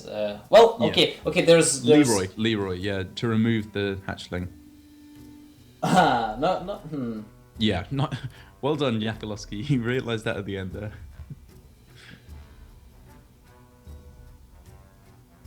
And do you attack with the weapon in case you get another one? Of course. Yeah, you kind of have to go with this, I think, because you have to win the game on the next turn. There's no other way of doing it. It's lethal, right? That's lethal. Yeah. Eviscerate and SI. Yeah, obviously Yakolowski didn't necessarily know that, so he had to go for his out of his opponent not having lethal, and you draw Arcanite or pretty much actually just Arcanite to close out the game. But we can see that this is going to be the game going to Siossi, and he's going to be up 2 games to 0, and he's left with only his Druid deck left to play. Yes, aggro decks falling short for now. They are indeed. But So it's the Druid left, you said, yes? Yes. it's the Druid. I So think it's it's- probably going to be a Jade Druid. Yes, and if it's a Jade Druid, I think it's the weakest against Absolutely. aggro out of these. So I think it can still get back into the game, and it can be anyone's game. Maybe he's just throwing in a curveball, wants to take a slightly weird approach to his lineup and bring an aggro Druid. But we can see that was not the case. We were correct in our first assumption. This is going to be the Jade Druid. So what are you looking for to combat pirates in the new Angora meta? What? Wait, what? What? The Jade Druid. What are you looking for to combat against pirates? Oh, What are your best Wrath. cards in the Mulligan? Wrath. Wrath? Yeah, Good that's the start. only one because you don't have anything else early on, basically. Of course. Innovate. What about Innovate? Surely. Yeah, not. of course you keep it, but but That goes without saying. yes, but okay, Wild Growth. I think Jade Blossom is even too slow most of the time. Wow, okay. So Wild Growth, Wrath, and Innervate. Yeah, the top 3 cards. Okay. If you have the Well- coin, and maybe if you have a Wrath, you can keep a Jade Blossom. Okay. Well, at the very least, the Wrath has already been picked up to deal with that very nasty Bloodsail Raider. Not the biggest minion, but definitely a 3/3. It kind of feels like you have to remove it. If a South Sea Captain came down in the next turn or two, then you'd feel a little bit sad about taking that off the board. But obviously, you can't just not remove stuff for being afraid of bigger stuff coming forever. So now on this turn, you don't have anything particularly powerful to coin out. So the main play you're looking at is obviously the Feral Rage. You can use that for 4 damage to remove the Dread Corsair, sorry.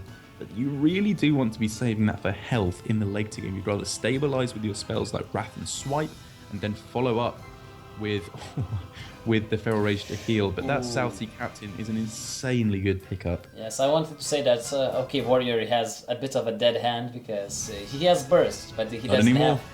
Yeah, he didn't have any consistent damage on board, Yeah. which he really needed to finish the game off with a couple of mortal strikes, even over the taunts, for example. So here you have the option to go Fandral, Coin, Jade. Oh no, you don't want to shuffle Jade Idol. No, so no, if no. you did go Jade Idol, you'd do that before. You go Fandral, Coin, Earthen Scales, but you really want to be gaining more armor with Earthen Scales. Just nothing feels great here. I think you can't even use the coin. You need the coin for Drake, for example, or Yeah. or Or you- Thal. Oh, You need the coin for a swipe that you might top deck to go in Oh. combination with Thalnos. He's going for ramp. Yeah. and dropping the Thalnos. Okay. He's just praying he draws an Innovate so that he can get the Primordial Drake down next turn.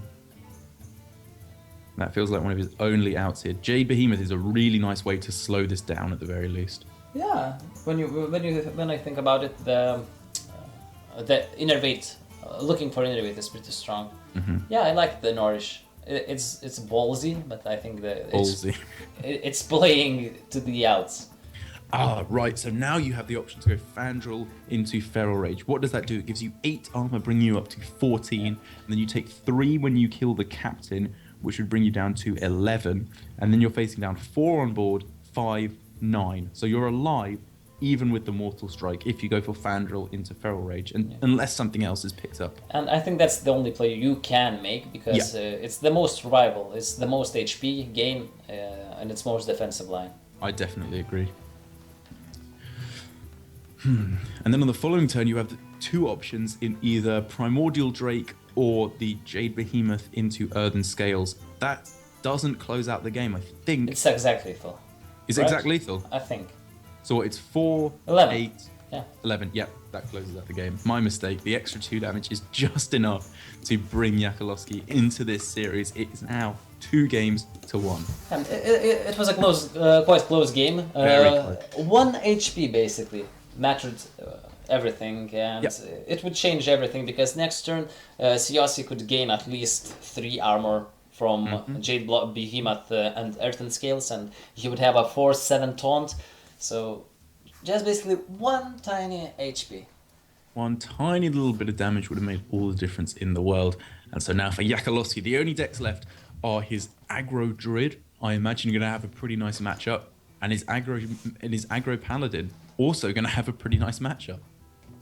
Yes, yes, yes. All the matchups are good against Jade Druid. Jade Druid is basically the counter to all the mage decks. Oh, yes. And if you're having trouble on ladder, playing against a lot of mages and losing a lot, so just pick a Jade Druid. Little tip from Cirrus there. Yep. So we can see, to start things off, you're obviously going to toss away the patches, but Enchanted Raven is a pretty nice way to get things started. You're probably going to want to toss away the Ravasaur Runt as well, as you'd rather have a couple more 1-drops to make a really, really aggressive start, or even Mark of Yasharaj to make that Enchanted Raven truly ridiculous. And on your opponent's side, there's not too much going on in the early game. Ooh. That's nice. Yeah. That's really nice. When I play a ladder, every time opponent starts with Raven, I just know he has Mark of Yashar. There's a 100% chance. It always happens. Well, it's the same as Taunt Warrior always having the War Axe. Yeah, of course, even when they keep the quest. Yes. But for Yakolowski here, it's going to be a little bit unfortunate because the Feral Rage very cleanly deals with this minion, and he spent the first 2 turns and he's left with nothing on board to show for it. Gonna have to go for Firefly. Well, I say gonna have to go. Goes with the Firefly here. This is a pretty nice series of plays. You're developing a lot onto the board, and there's no way for your opponent to immediately deal with it. And it looks like over the next few turns, you're going to be able to set up an incredibly powerful Savage Roar. This 1-drop though, I love it. It's so strange. It's a good card. No one expected it, and it's really we don't even have this kind of card. I thought that Firefly was going to be worse than people were saying. People were saying it would be like a decent card. I thought that card was just rubbish, but I was proven so wrong. Yeah, I thought it's going to be only in elemental decks. Yeah, just for absolutely. activation, but yeah, apparently not. Apparently we were completely wrong. Who'd have thought it? Me and you, Cirrus, the 2 smartest players in Hearthstone. Yeah. Well, it's generating a card, so it's even a bad card, but it's still generating a card and not losing stats on itself. So after the expansion hits, and now we can think why it's good. Now we can explain it easily, but before we couldn't see it. Most people didn't see how it's good. Yeah, sure. Okay, so what do we do now? So this feels like you're probably going to want to go for some kind of a Savage Roar turn. Oh, he doesn't. Strange. Very strange. Maybe you disagree. Obviously, you want to go with a Savage Roar while you have stuff on the board, but this is just another gamble. If your opponent can't remove this off the board, you're setting up for an even more ridiculous one on the following turn. You're just setting up for lethal, I believe, on the following turn with Bluegill into Savage Roar. That would be adding 12 damage to the board, which would be easy peasy lethal. So unless the Feral Rage comes down for heal, this game is over. And it does. It does. COC very correctly realizes that there's some kind of a ridiculous amount of damage coming through on the following turn. I think you still do it. Bluegill into Savage Roar. I like it.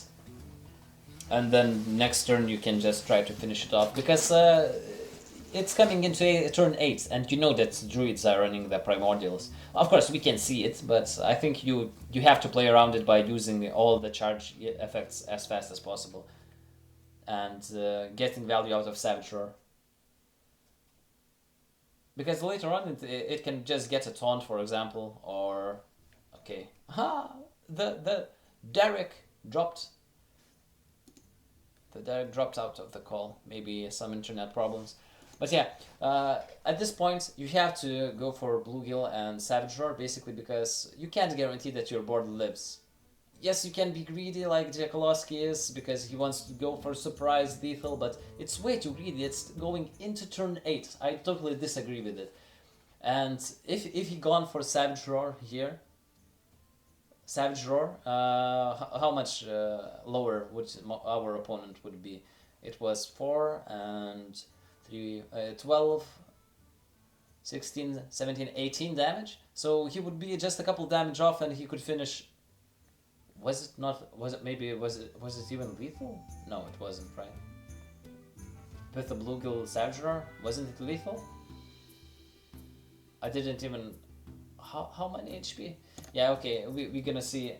You can guys recount how much damage was it, because I didn't even count. I was too occupied thinking where my friend left.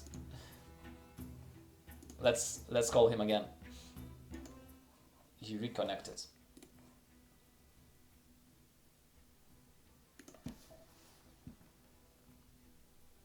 Okay, so at this point, I think it's almost game over, but I think he can still get back into the game with a a living mana, of course. But it's gonna be way more closer game and almost impossible at this point.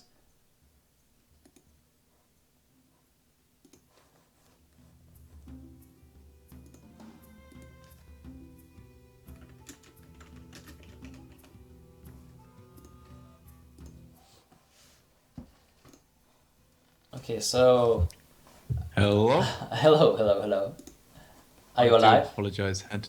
I'm all right now. I believe my internet just decided to have a little break. It had enough for the day, but Yeah, it we happens. whipped it back into shape. But I am back now. Please fill me in. What's been happening? Well, I think Yakolowski misplayed a bit.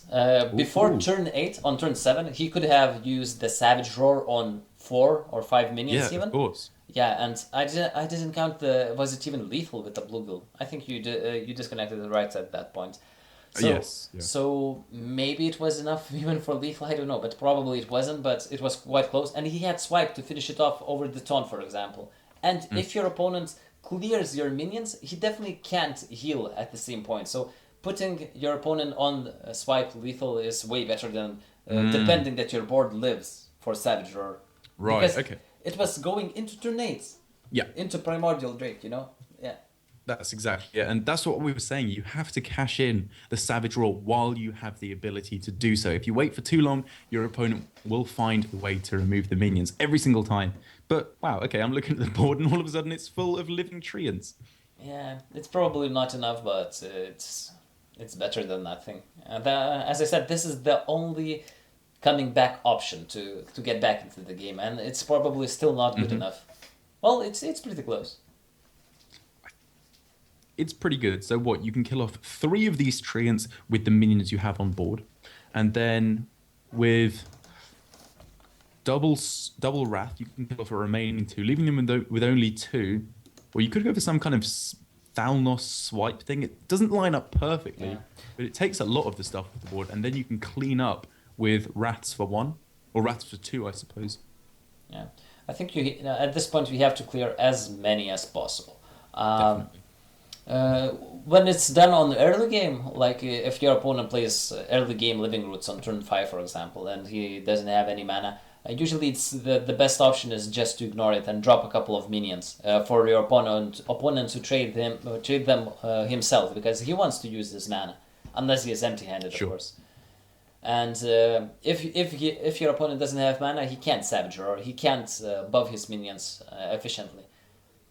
But at this point, Yeah, you can't ignore it because it's still it's late game. It's turn 10 or something, and your opponent can easily use another Savage Roar. Exactly. You have to take these things off. That is the only way that you lose in this situation. If you just remove as many as possible, you're in such a fantastic position to take this game. And there is the Savage Roar. So now we can see that that is going to be it's going to have to be one of the treants soaking into the Jade Behemoth there, because the 2 damage from the Savage Roar and the hero power won't be able to finish off. So that is only going to be, what, 8 damage you can push towards the enemy hero, which is just not going to be enough to close out this game. This is looking very scary indeed for Yakolowski. Yes, I think at this point we have to clear the minions and top deck another living mana. That's the only option, and hope that definitely. your opponent doesn't have Primordial. Yeah, it looks grim. I think that's pretty much the only shot you've got here. Of course, He's thinking about it really carefully. Maybe. Maybe there's like a Finja that can get you back in the game, or Bitter Tide Hydras. Oh, he's doing what? Okay. When are you gonna use the Savager? I'm interested. I think the main thing to consider is just that if you're going to win, it's going to be by playing Savage Roar on something else. You can't play Savage Roar here and then expect to win later on with a living mana top deck. You have to pray that somehow your opponent doesn't have enough stuff on board to clear off your living mana, or maybe through Finja. But it's impossible to win from here. I think that decision early on was. And that's going to be it. Yeah, that was the doom of him. And it's the serious Siyossi finds a win with his uh, ramp, the token druid, not the token, not the ramp, not just the J druid. He finds the win against the aggressive lineup, finally, and yeah. It looked pretty grim after getting those You two got wins. it. Yeah, I thought Nicely done. yeah, I thought it's gonna be like reverse sweep from that point because the aggro lineup is basically should almost like should 100% 50% of the time win against the Jadrid on itself, just the aggro lineup. Huh. But it didn't work out this time. Yeah. Yes. So I don't know. Too bad that the aggro player went out of the bracket at this point, but congratulations for the what round is it? Oh, it's the quarters now. It's gonna be the quarterfinals. Yes, quarterfinals, Hmm. then the semifinals and the finals. So the quarterfinals we're gonna be following the same guy. It's gonna be Siyose versus Henki Pai.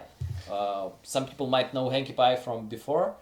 We casted his matches before. He's definitely a good player, so it's gonna be an interesting match. So see you guys in a couple of minutes, and thank you for watching.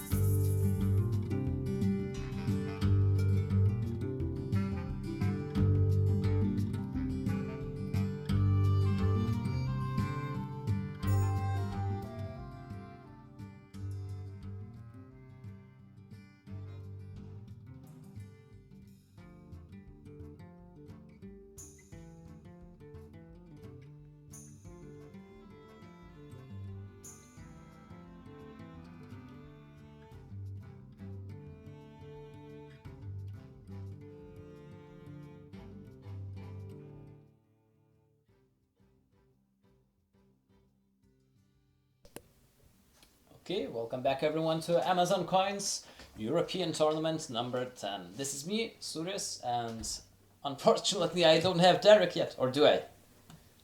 Maybe I do. Maybe I do. Welcome back, Derek. Hola. Oh, I'm back. Oh, so loud, so loud. Oh, sorry. Yeah, yeah. But yeah, sorry. I'm gonna show you on screen too. Brilliant. Nice. Right. Nice. Right in the next match, we've got Henkipai and Siossi. Have you done the introductions? Yes, I did. And Hearthstone is definitely a good player. We Yeah. casted his matches before. I think He's an interesting player as well, bringing some really weird decks last time. really. I don't Yeah, do you not remember? that. He was playing the Doom, the hand lock Oh. with. So this was the Reno lock. So this was before Angora. He was playing Reno lock with Doom and Medivh in it. Okay, okay. By the way, Very, it's very cool. it's quarterfinals already, so it gives the points. It's at least 1 point for the players. Very cool, and it's good for Henkipai because he's only rank 8, so he's clearly not going for points for BlizzCon. But even so, just getting to this point in the tournament, it's got to make you feel pretty good. And it's not the first time he's doing it, so. Yeah, he did. He's done well the last few times. Hoping to get some Amazon coins as well for some free packs. Yeah, yeah, boy. Yeah, boy. I'm resetting. Right, are they in the first game or is this a practice game? A practice game? Does that even happen? Well, you know, where you warm up the stream so that people can spectate. And they do the practice game on the. They do in some open tournaments for casters to get good luck. Yeah.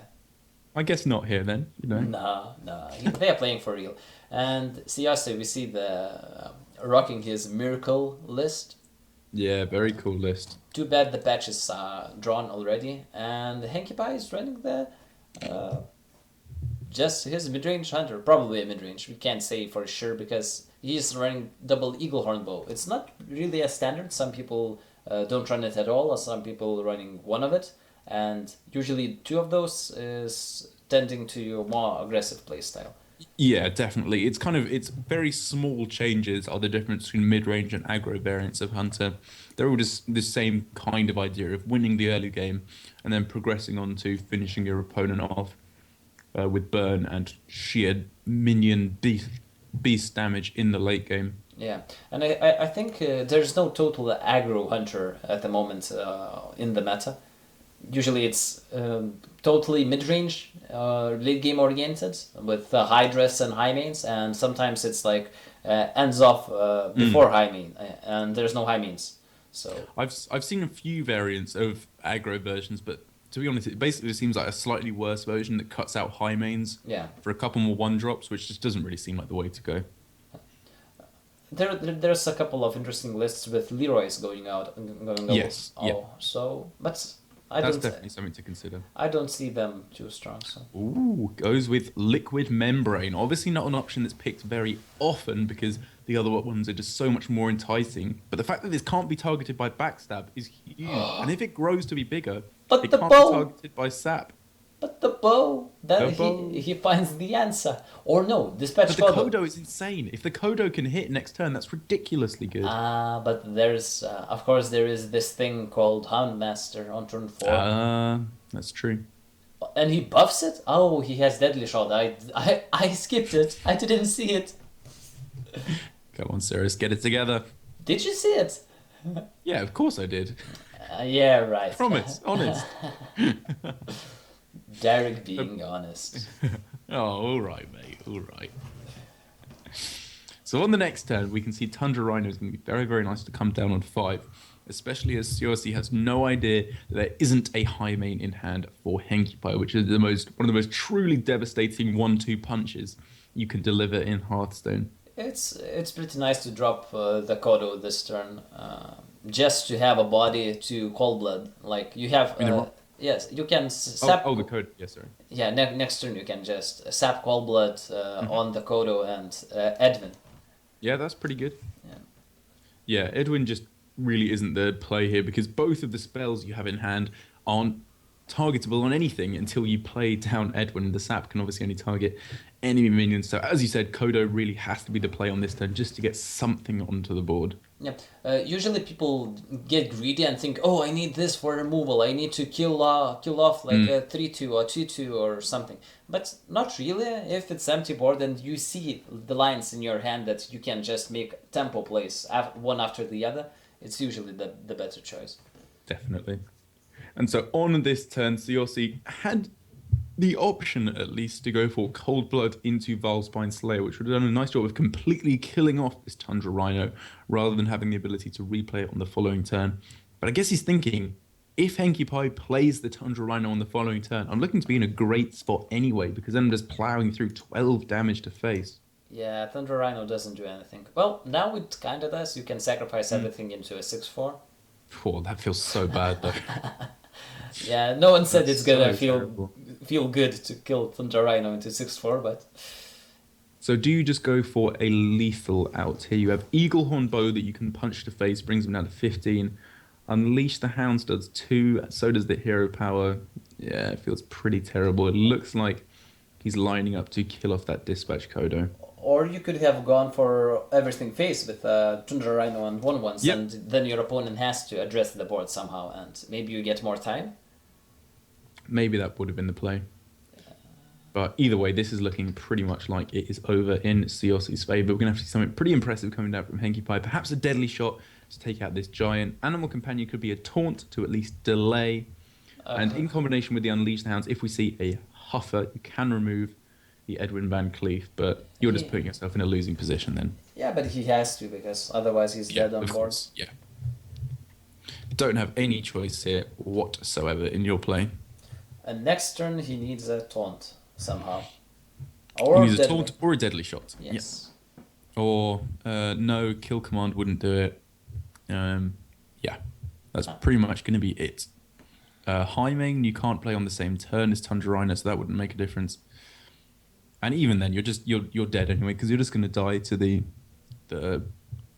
weapon and the razor petals. Maybe if you get Houndmaster doesn't even say you save you because you can't play with Jeweled Macaw. Okay. Okay. Let's get Mastodon. Okay. too expensive. Yeah, that does absolutely nothing. This is game 1 in CLC's favour. This Miracle Rogue deck is doing fantastic so far. Yeah, so far for him it works wonders, it seems. Edition. Yeah, a very cool deck. Personally, I don't like the Quest Rogues. Not the Quest Rogues, oh sorry, I don't like the Miracle Rogues. Yeah, I was going to say, you love Quest Rogue. What are you talking about? Yeah, Quest Rogue is awesome. Well, I haven't played it for a while now, but... Okay. But I think Miracle Rogue is just the worst Quest Rogue. Why would you play Miracle when there's Quest? Well, because Quest auto loses to aggro, but Quest Rogue doesn't. And because you are an honourable gentleman who doesn't play Quest Rogue. Yeah, but I don't see how Miracle is more gentlemanish, more good manners or something, because it's even more random and more toxic some of the times, like most of the time, because you go for those Swash Burglar routes and for those hallucinations, hoping to get all the Okay, synergies. we'll agree to disagree then. Yeah, but yeah. So the Knife Juggler is a very interesting addition into this Hunter deck. That's not something I've seen too much of recently. Do you think that's a good addition, or should you go for some of the more stable 1 and 2 drops? There's a lot of good 2-drops nowadays in Hunter. You can even run Golakka Crawlers if you're gonna face like druids with token druids or even the Pirate Warriors. Yeah. And even if you don't face them, a 2/3 body is not that bad. It's okay for Houndmaster and for Razor, yeah. Yeah. But Knife Juggler indicates that it's more aggressive deck, probably. Maybe, as we said, they don't. He doesn't run high mains. Yeah, okay. So having more early game is, of course, valuable if you want to be aggressive. So here we can see Henky Pie had the opportunity to play an incredibly aggressive start with going Alley Cat, Coin Jeweled Macaw. Wants to play it a little bit safer here. Obviously with the Razormaw, still got some pretty nice options here with the plus damage or the poison being very, very nice outcomes. But even if you can't hit that, something like Divine Shield or plus health doesn't feel too bad at all, just to make your minions a little bit more sticky, and then you can follow up in later turns. Now, if you get Leok, that's fantastic to buff the attack of that cute cat. Or if you get Huffer, you can fight back on the board against that Murloc War Leader that's very likely to come down here. So very good possibilities on the next coming turns. Yeah. Coining the macaw on turn 1 is really not good. Basically, Okay. If it was like another alley cat, yeah, I would like it. Because it would be like a plover minion, basically. And a macaw Yeah. is more like a value card. Oh, the hungry crab! It hurts. It That is hurts. so juicy. Oh my god. Does he even have the foresight to protect the Divine Shield cat? No, okay, doesn't quite see that one. But even so, Consecration really isn't that bad for Henky Pie here at all. You don't have to protect your minions from Consecrate when Consecrate is really bad. Consecrate actually adds damage to the board here, Yeah. sadly, for CRC. You're right. So just has to go with this line of play instead. Perhaps Henky Pie will, in this situation, go for killing the first half of the Kindly Grandmother and leave the second half able to be killed off by the Consecration. But whoa, I wouldn't be surprised to just trade off the Huffer here and then smack everything else to face. Oh, really? Okay. If you sense a Consecrate, that's definitely the play. So if you sense the Consecrate, yeah. So that's the play. Or he just goes space. Me hunter, me no trade. Yeah. We can see almost a complete board clear from the Paladin, and this was definitely not a play around Consecration, because as the double negative of killing the Huffer with the Consecration and allowing the Paladin to kill off the big bad wolf as well. You can go for the Tundra Rhino here, which does a very nice job of killing off the Aldor Peacekeeper and setting up for a charging Anaconda on the following turn. Oh, Or but charging baby cats here. okay. He can even trade the cats into 3/2, but after seeing the Consecration just now, I think I wouldn't do it. I would agree. You're leaving yourself open to True Silver taking it out, but I think overall you want to have as much damage on board as possible. If you had Jaime, now, yeah, I understand this play. If you have Jaime. Yeah. Because then you have to protect the Tundra Rhino. Yes, and now you don't have it. Right, but if he could get High, obviously you'd play High Main here, but the potential for going Anaconda into High Main is so ridiculous if you could pull that off. Yeah, it's pretty strong. On itself, it's really weak, the Anaconda. Yeah, obviously it's insanely weak. So just imagine, Henky Pie goes, draws High Main into High Main. Ooh. If he has it, of course. Well, just imagine, that would be ridiculous. Yeah. I don't know what you want me to say. Yeah, I just want you to imagine ridiculous things. Here's the first one. Oh, Oh, into High Main. Maybe he can get something that the Anaconda can pull. That's not it, but it's a fantastic minion to play here. And getting the Repentance out on the Jeweled Macaw is really good. Does nothing. This is all of a sudden looking very nice indeed. If he doesn't want to face a Spike Ridge Steed, he has to kill that off. But Siossi made the fantastic play of going for the Shield Bearer here so that you can put the Spike Ridge Steed on it 100%. You don't really care that it's a very low attack minion because it's going to have 10 health in this situation. Oh my god, 10 HP. So basically, this combo of 7 mana gave him 16 HP basically. That's pretty powerful indeed. But Well, Deadly Shot yeah. is going to remove 10 of that right off the bat. He's not gonna do it? Really? What are you saving Deadly Shot for? If not 10 HP? So you're saving it for Tyrion, obviously. Yeah, but it's 3 mana, deal 10 to face, basically. That's pretty good, I guess. And you can even keep all of your minions, apart from one of the 1/1s, alive here. Which was absolutely fantastic. We're going to have to see some very powerful healing options for Siossi, which thankfully he does have access to. We could see the Rag Light Lord coming down here. Could go for the straight up 50-50 on the Stampede Encoder and follow up with the Aldor Peacekeeper onto the Direhorn Hatchling. But it's a bit of a risk to take. And if a couple of charging beasts come down, you're very scared indeed. So just going for the guaranteed heal on the face here means you're very, very unlikely to die. A slight misplay from Henky Pie. He decided to trade off the crab. He was injured, the crab, so it was a 1/1 also just like as Macaw. But if in some kind of situation it gets bounced, of course crab is better, but you have to consider like if you Hound Master and it gets silenced, so it gets a bigger minion. I don't think that's worth considering, mate. It is. Come on, if you're playing in a tournament in this stage, it's I guess. quarterfinals. If you want to make to the prelims, you have to consider those Fair things. enough. Fair enough. And so here, Ragnaros Lightlord is one of those really annoying minions where obviously it doesn't have taunt, but it's just so much healing that it feels like you kind of have to remove it if you want to represent any kind of scary amount of damage. And still, that Stampeding Kodo is just trampling away. Does now have, the ability to go for True Silver to take out the Macaw and then follow up with the Stampeding Kodo to take out that Rhino. I think it's pretty good. Yeah, it's too scary because eventually your opponent is going to top deck that high main, which just completely locks you out of the game. Well, I suppose it's the Aldor, but it's incredibly devastating for you.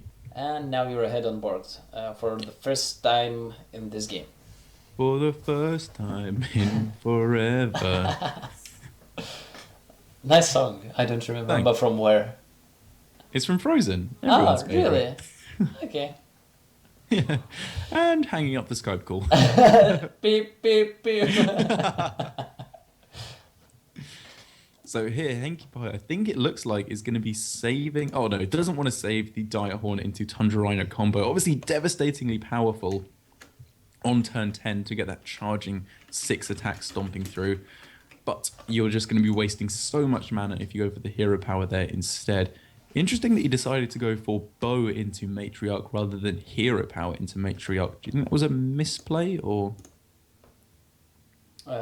Sorry, I was reading the chat. It's alright, mate, don't worry. So someone said, "See ya, guys." So see ya. So you asked what? Every time you ask a question, I space out. I space off for like a second during all match, and you ask the question. Makes you look like such an idiot, let me tell you. Yeah, thank you. I'm trying my best. So what I asked was it a mistake to use... So we used 8 mana there by going bow to face and Matriarch instead of hero power and Matriarch. If you're going for the most aggressive line of play and want to maximize damage, probably just Meteor Hero Power instead of weapon, because you will maximize the weapon damage nonetheless. Exactly. Like on this turn, you would have the mana to use the weapon on this turn, and it's exactly the same, and you've just missed out on 2 damage. Unless you draw the second bow? Yeah, I suppose you're hedging against the second bow, but that's very, very unlikely. But here we can see full out all aggression coming down. This is going to be 8 health left for Siossi. Oh, but that Spike Ridge Steed is insanely powerful. We're going to have to see some kind of a crazy kill command situation here if Henki Pie wants to take this game. So if he wouldn't have equipped the weapon, and he did it now, he would have 1 stack and he couldn't hit face because there's Spike Ridge Steed. Oh, yep. So okay. So yep. misplaying and not counting ahead. So he would have ended up missing 1 damage then if he'd gone with my line of play. He would have ended up getting in 2 damage with the hero power, but losing 3 damage because he wouldn't have been able to attack him with the second bow charge. So Henki Pie, one of the great geniuses of our time, it turns out. Did 1 damage more. What a visionary. So you obviously kill off the Rhino here, surely. Maybe. So if you get the high main, you attack it, and then you can kill off the Kodo completely with just the high main and two little hyena boys. But then you're still not getting through, so it doesn't really matter, does it? Yeah, and the kill command doesn't even do it. So there's nothing. Deadly? Nah, deadly. Nah, nothing. Well, do you have lethal on? You do have lethal on the following turn if you attack face, don't you? Yeah. So kill command wouldn't make any difference. Yeah, you're correct. It's definitely right to go face there. Yes, and it's quite nice decision, to be honest. If he decides to kill the 2/5 instead of going face, maybe he doesn't set lethal, and maybe you give 1 more turn for Henki Pie to set up lethal with kill command to face. Yeah, sure. So that is going to be game numero 2 going to Siossi there. He has just got 1 more game left to take. We haven't been given the picks and bans for this one, so I can't remember what his final deck is. He's now won with his what is Paladin and his Rogue. So it's going to be either a Druid or a Warrior left for him, I don't know or a definitely. Priest. Is he running a Priest? I can't remember. I don't remember too.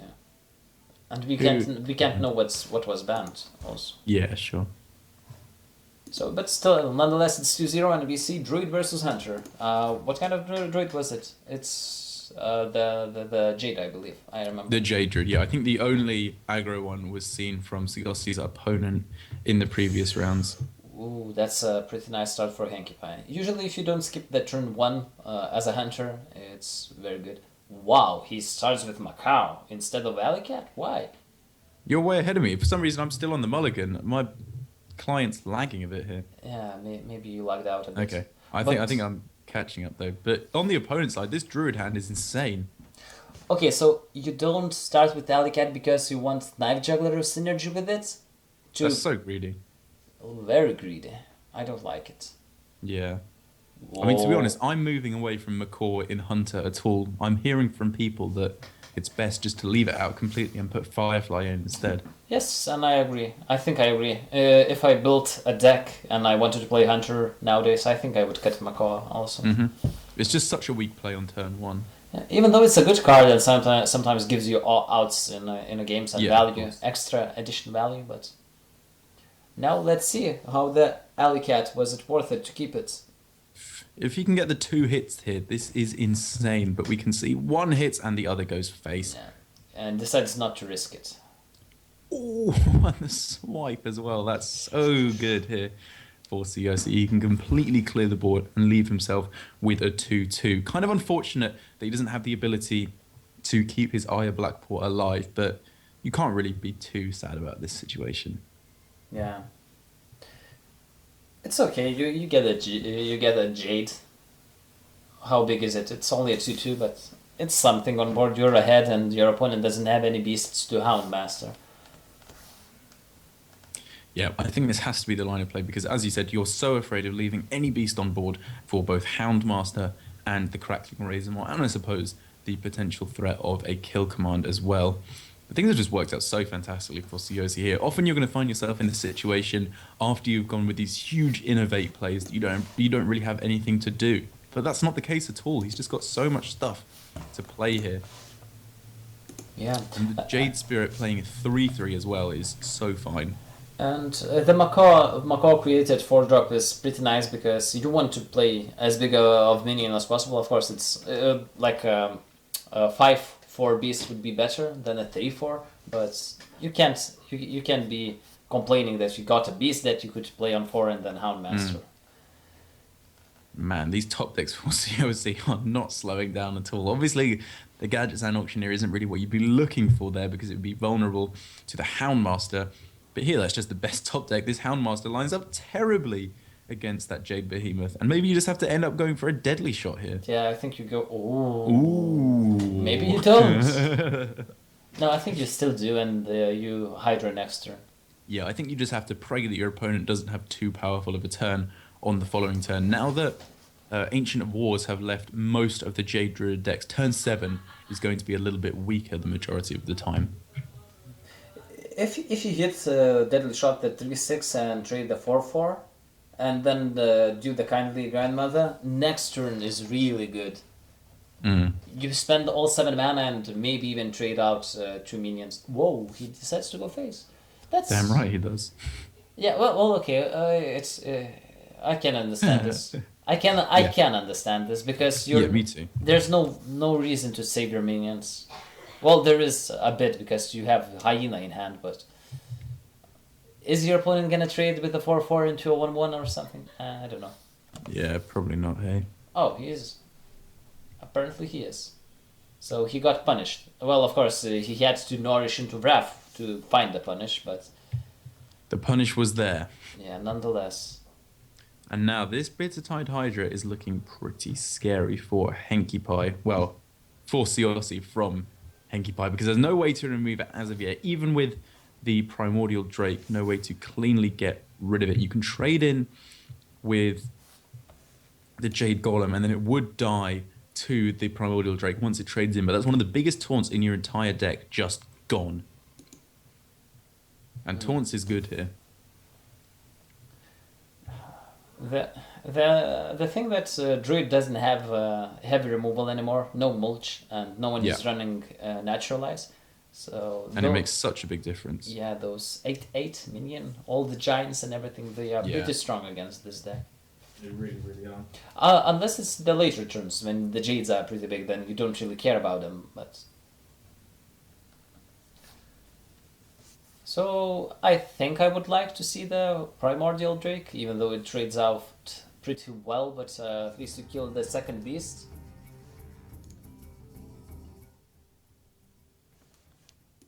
Okay, my friend just dropped again for a while. Um, yeah, I would have gone for the same play as Siyose did, and of course, Yossi doesn't have a second Wrath or anything to kill off the Hydra, and the board is looking pretty scary at the moment. He can still go fishing for the Wrath. Will he find it? And he doesn't. He can go for Wild Growth into Innervate into Wrath. That's a thing that can happen. And it doesn't. And it's still not lethal unless you get a Vinifura plus attack. Plus attack and Vinifura I think is the only one. I think I would have attacks with 6/2 first.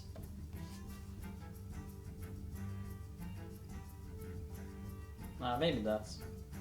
I was thinking that maybe stealth would be an option too, but it doesn't really matter at this point and at this stage of the game. Stealth wouldn't matter because there's Death Raffles and too much to deal with. To be honest, the second Drake would be insanely good here, but then you have to go for Feral into Armor, into Innervate, into a Drake. That's the line he has to go. He can still do it with Jade Idol, into Innervate, into Drake. No Innervate, feels bad, man. I don't think there is anything. Can you go for mana into double Innervate? Yeah, I think you can. You go for mana, draw Innervate into Innervate. Wait, how many mana is that? But he has to go for mana, not draw. Too bad. But still, he wouldn't have gotten it. The Drake was there, but Innervates was not. Were not.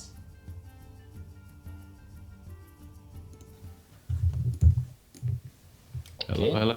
Welcome back. I apologize once again. Don't mind. Everything's fine.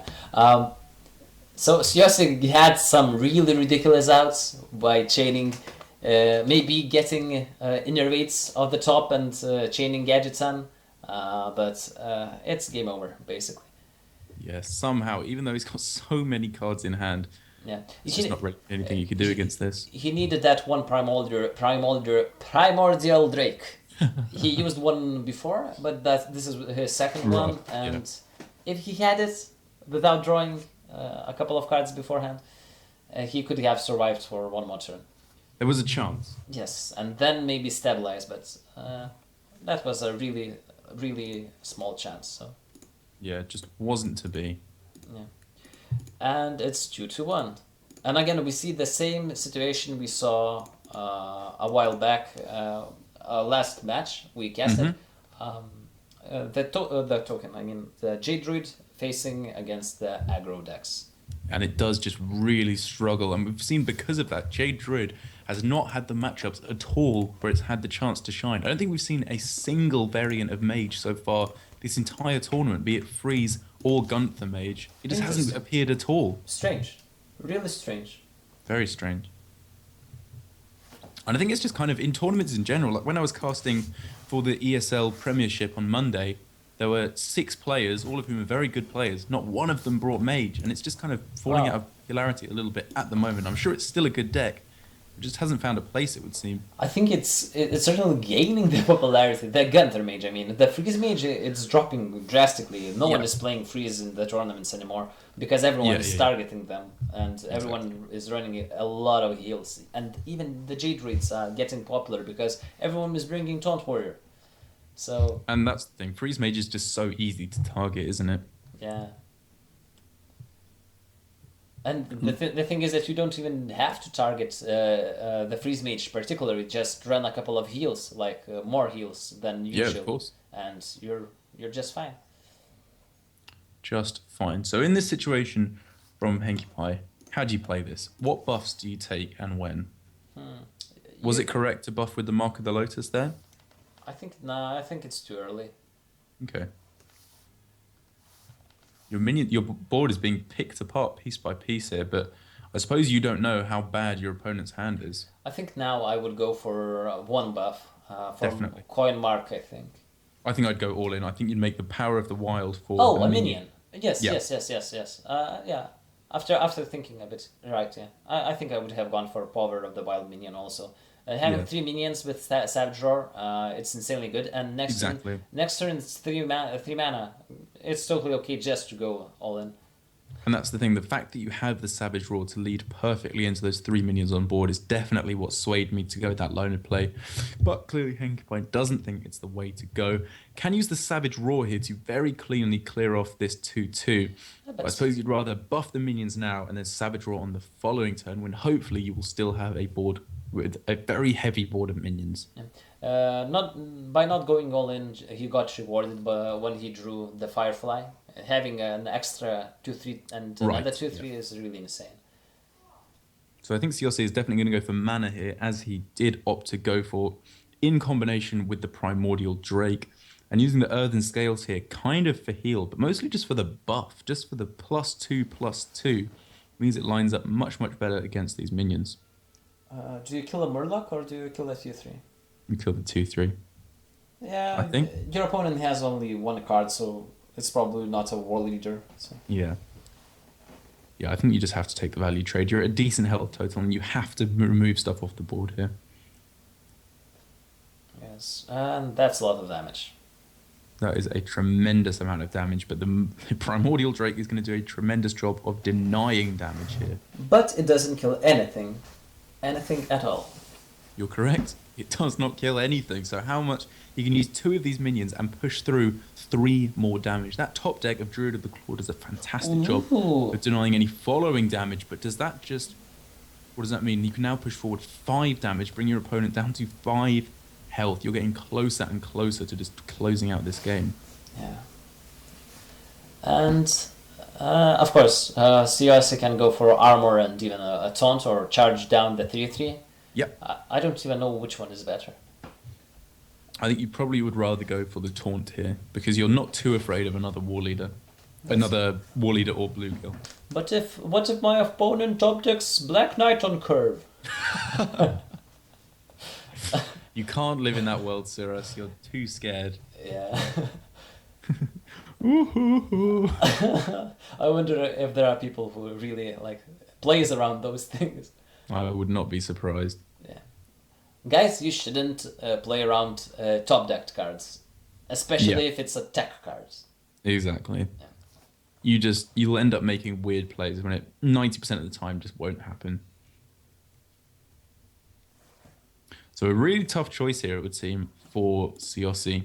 You're probably going to want to use that Feral Rage for armor, because any minion that you take out with the damage means you're open to swipe, and any kind of board buff means you're just getting so close to being just absolutely locked out of this game. But that Mark of Yasharaj is a fantastic card to top deck. Yeah, it would be better if you had a beast, of course, but... It would be better if you had a beast, and there were other better top decks, I suppose, Yes. but it lines up pretty nice here. So CRC is not in a terrible spot. He can still go for hero powering down one minion and surviving still one turn more, but not having a swipe or any kind of removal now is a bit. Wait, was he dead? Exact lethal, I think, right?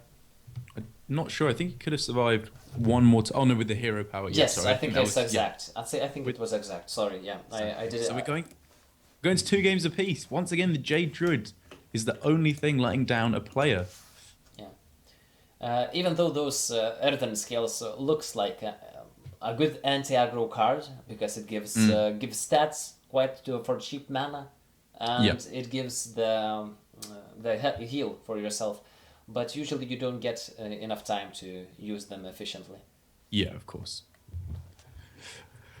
So now the last decks available for both of these players. I don't think we know for Henkipai because we haven't given the picks and bans, but this is going to be the Jade Druid once again. And I wouldn't be very unsurprised if we see yet another aggressive deck from Henkipai. Maybe a rogue? No, you ban a rogue. If you're... He banned the rogue, yeah. Or, well, we don't know that he banned the rogue, but you would definitely ban the rogue with this lineup. Yes. A warrior, maybe? Did we see a warrior? If you ban a rogue? I'm not sure. I don't think we saw one. A warrior. Oh, Yes, did we see a pirate warrior? Oh, no, here it is. No, it's a taunt warrior. Oh, It's interesting. a taunt warrior, which means it's much, much better for Siossi.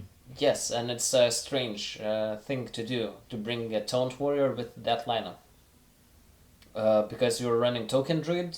It's true, yeah. Yeah, and it's kind of a hunter, token druid, and pirate, and a quest warrior.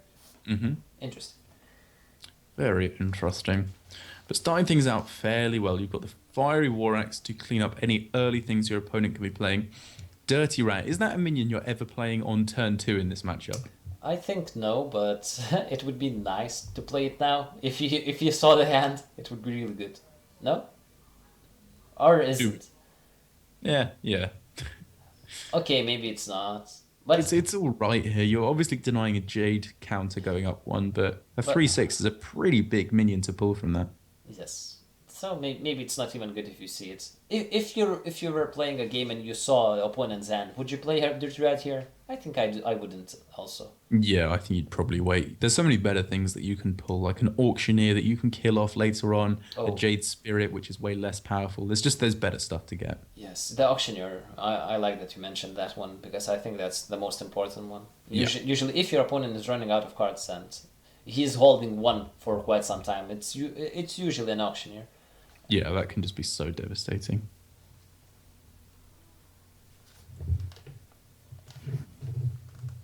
So I find this matchup almost unwinnable for Taunt Warrior.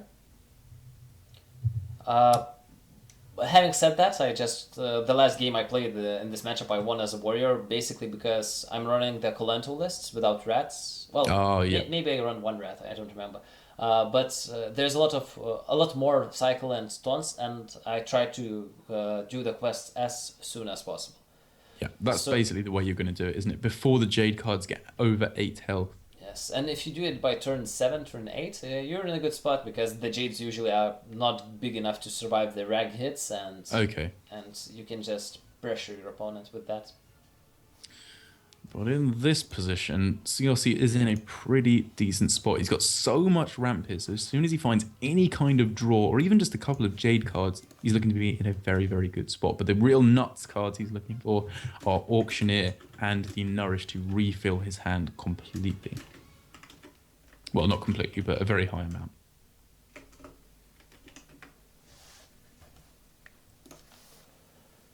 Okay. And so now fighting back against the board very, very nicely. The shield block could do a decent job of clearing off this this Jade Behemoth in combination with the shield slam, of course, which probably you're going to go for because you're not going to see any big minions for a fair while. But I suppose you can just fight back against with minions instead. Yeah, the armor count will get even bigger after the 2/7 dies. So fair enough. Maybe he wants to kill the bigger Jades after that, but the Jade count is really not big at the moment. So I liked killing the 4/5 myself too. Because you could clear the 2/2 also with your weapon. But Henkipai's list is a bit old one. Because it's running the Shield Block and Shield Slam package. Usually it's one Shield Slam. Some people like two. Yeah. I think I saw Xixo lineups and he used both Shield Blocks, both Shield Slams. Oh, okay. But nowadays, I think I prefer the Battle Reach package and double. So do I. Double Armor Smith. Yep, I definitely agree with you on that one. Oh, because it feels like even though this gives you extra ways to kill Jade Golems, you need to be in a position where you can complete the quest quicker because that's how you're going to win this matchup. Because no matter how many Jade Golems you remove, there's always going to be more following up behind. Yes, definitely.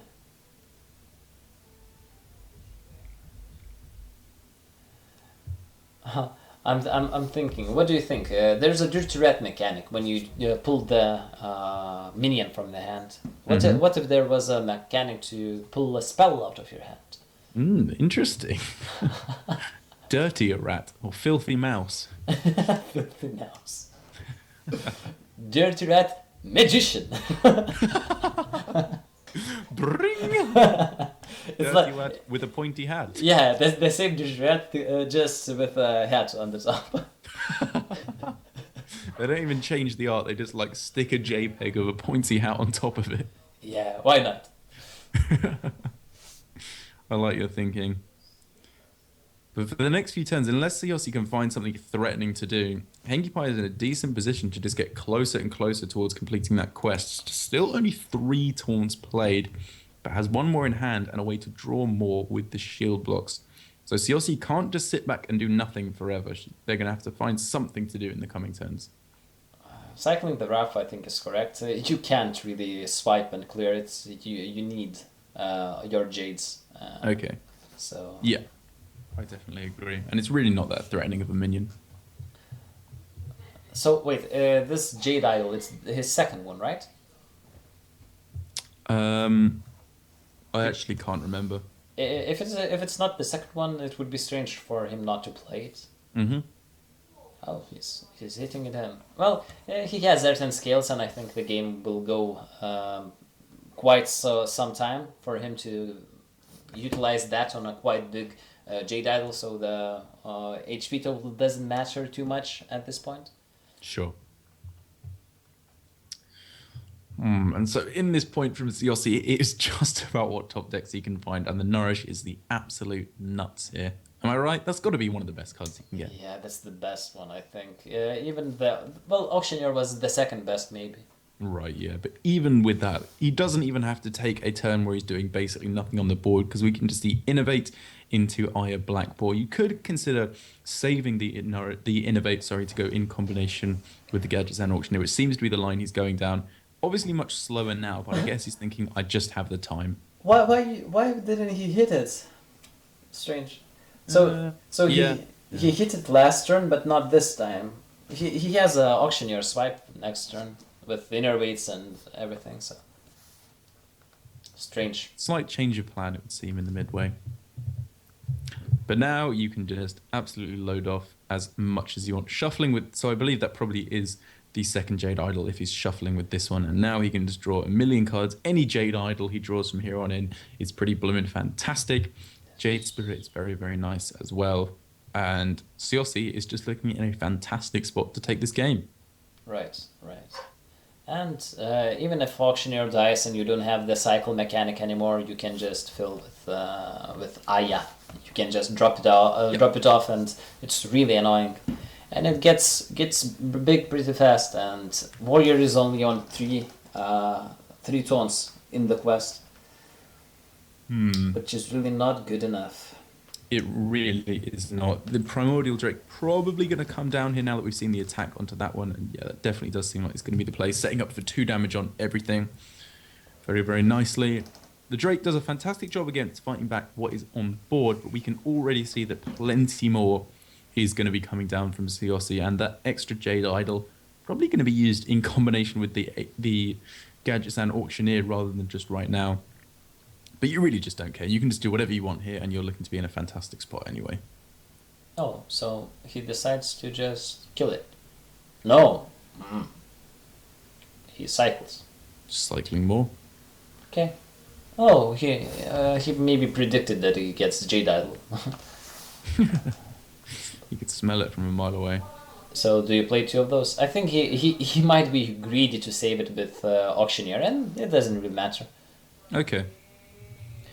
The only thing that might postpone your winning is dirty ratting the Auctioneer at this point. Oh yeah, very good point. And I don't remember how many dirty rats he played already, but even if he played his rats, there is also the 1/4 discovered 3 mana, and he can discover rats. Yeah, and that feels like it's going to be one of the ways that he is going to be taking this game, because that Auctioneer is just going to be so devastating, refilling over and over again Siossi's hand. So And in the this situation, nothing you can do just really feels too good. Brawl doesn't get the job done. Fiery War Axe doesn't get the job done. Acolyte into Ghoul, probably, most likely. Yeah, that probably Maybe. has to be the play. And then are you using your execute on just a 5/5? You know that significantly more threatening things are going to come forward. It's only a matter of time. He could have killed the 6/6 Jade from the Aya if he wanted by war axing the 5/3 beforehand, Mm-hmm. and he would have a full clear, I think. Yeah, it would be a full clear. I think it was worth it. Worth considering. Of course, the saving execute for later stages of the idols Right. is okay. Yeah. But now you're losing the board nonetheless, and we see this is the double shell slam version, which is Okay. Yeah, which it's not good. I think even if you can kill the Jade Idol, Jade Golem as big as 20 HP with 1 mana, it's still not good enough. It's still not good enough. That's exactly it, because these extra shield slams just really don't help that much. They can delay a little bit, but as we've said, you have to complete your hero power, and you have to complete it quickly. We're still out on only 4 out of 7 quests completed, and it's now past turn 10. It's just not quick enough. It's nowhere near quick enough, because all of a sudden these Jades are going to be bigger than 8 health, and then your hero power doesn't even take them out. So he's at 4. And there's no way to draw. Doesn't look good. Doesn't look good. What do you do now? So you can finish off the Aya and then Brawl, but you're going to need a Brawl later on in the game, and maybe he's only running... Oh no, he's not going for the Kalento version, so he probably is running 2 Brawls, but even so... Okay, so he decides to full clear this turn and have a 5/5 on board, which is not that bad. No, so he decides not to kill it. I think I like saving the 5/5. Yeah, me too. You need your minions on board, don't you, to fight back at the moment. Yeah. But there's just no real chance of it getting anywhere near enough damage to finish off your opponent. And here with the Jade Behemoth coming down, even if you Brawl, so what? You can finish off what's left, but then the Auctioneer into the Jade Idol is just going to mean that this game is almost definitely going in CLC's favour. A Gromash. Your opponent's at 36 health, it doesn't matter. Yeah, but it's a nice inclusion, interesting inclusion. Yeah. I wonder what's the activators in the deck for him. Like, okay, you can sometimes use it with the Shield Slam. Whirlwind, Slam, Shield Slam. Oh, yeah. the Slam. So probably he's running double Slam. Yeah, probably. It's an interesting inclusion. I haven't really seen that at all. The Grom? Yeah. I saw it in one of the tournament lineups, but I haven't tried it. Right, okay. I don't think it adds up quite well with the idea of the quest and everything. So. Mm-hmm. Because you have 2 mana deal 8 damage every turn, why would you need like situational 10 mana deal 10? You just wouldn't. Yeah, you just wouldn't, yeah. Cirrus. Yeah, you just need more taunts. More taunts. More taunt. Taunt. Taunt And is good. Down. Taunt. Yeah, and even that's just not going to help. I suppose there was a chance for your opponent to get completely dead draws here, but it's just so unlikely, and that Nourish is just the opposite of a dead draw. Yeah, and your Grom has to hit opponent's face like 4 times. So I think Siyosi could have passed like turn, at least 1 or 2 turns even, and did the and same still thing. win. Yeah. So here we can see we've got Lethal represented on board already for Henki Pie, or for Siyosi, and that Sleep with the Fishes is not going to make any difference at all. Has to find a Brawl here. Wow. It Wow. might change things. Okay. Now it's interesting, at least. Okay. So what you do is you make your... Oh, Is it lethal? what's that? That's 33. And 6. Yeah, that's lethal. No. Oh, no, sorry, that's an 8. Yeah, no, it's not lethal, is it? No. It's a little ways off. Right, okay, this is interesting.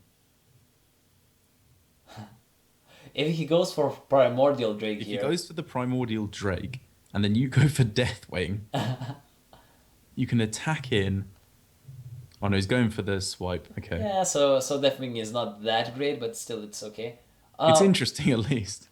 well, Maybe it's it does something. it can still win the game if I don't. Maybe your opponent played all the Jades. I didn't count how many is there. Oh, obviously can't go Dirty Rat. Deathwing would be a sick combo, but isn't Yeah. going to work out that way. Nourish is a terrible top. Innovate is a terrible top deck, but the Jade Idol into Primordial Drake is, I believe, going to still lock out the game in Siossi's favor. Yeah, but you have to play Drake first. I think. Yes. I Yeah. think. I'm not sure. I'm sure he'll realize it. He's a clever boy. The sequencing is important, guys. Really. 13-13. Even Deathwing doesn't kill it, so. Yeah. Bigger than Deathwing. That's pretty blooming impressive. If we had Whirlwind and an Execute, he could clear off, but then he'd be dead anyway because he'd just be clearing off and more Jade Idols would come to close out this game. Throws out the Whirlwind and throws out a Concede, I would imagine, as well. And throws out a well played. Easy, well played. And that does mean that Siossi is going to be our fourth and final semi-finalist. He's going to be going up against Zeno in the first semi-final. And we already have, I should say, our first finalist of the night. Tidscript has made it all the way through to the finals. That match took so long. So the next series is going to be Zeno against Siossi to decide who is going to be facing Tidscript in the finals. Yeah, okay. So you're gonna be waiting? Oh no, right. We're gonna be no. We are not gonna be waiting. We're gonna be casting this one. Yep. So okay, so we're gonna be casting the Xeno versus Yosse. I like his name. I think we are not pronouncing it correctly, by the way. I think we are definitely pronouncing it incorrectly. So okay, once the players are will start to get ready for the match. We're gonna be jumping right back in. It's gonna be happening in like 5 minutes, 4 minutes, who knows? So stay tuned, guys, and thank you for watching.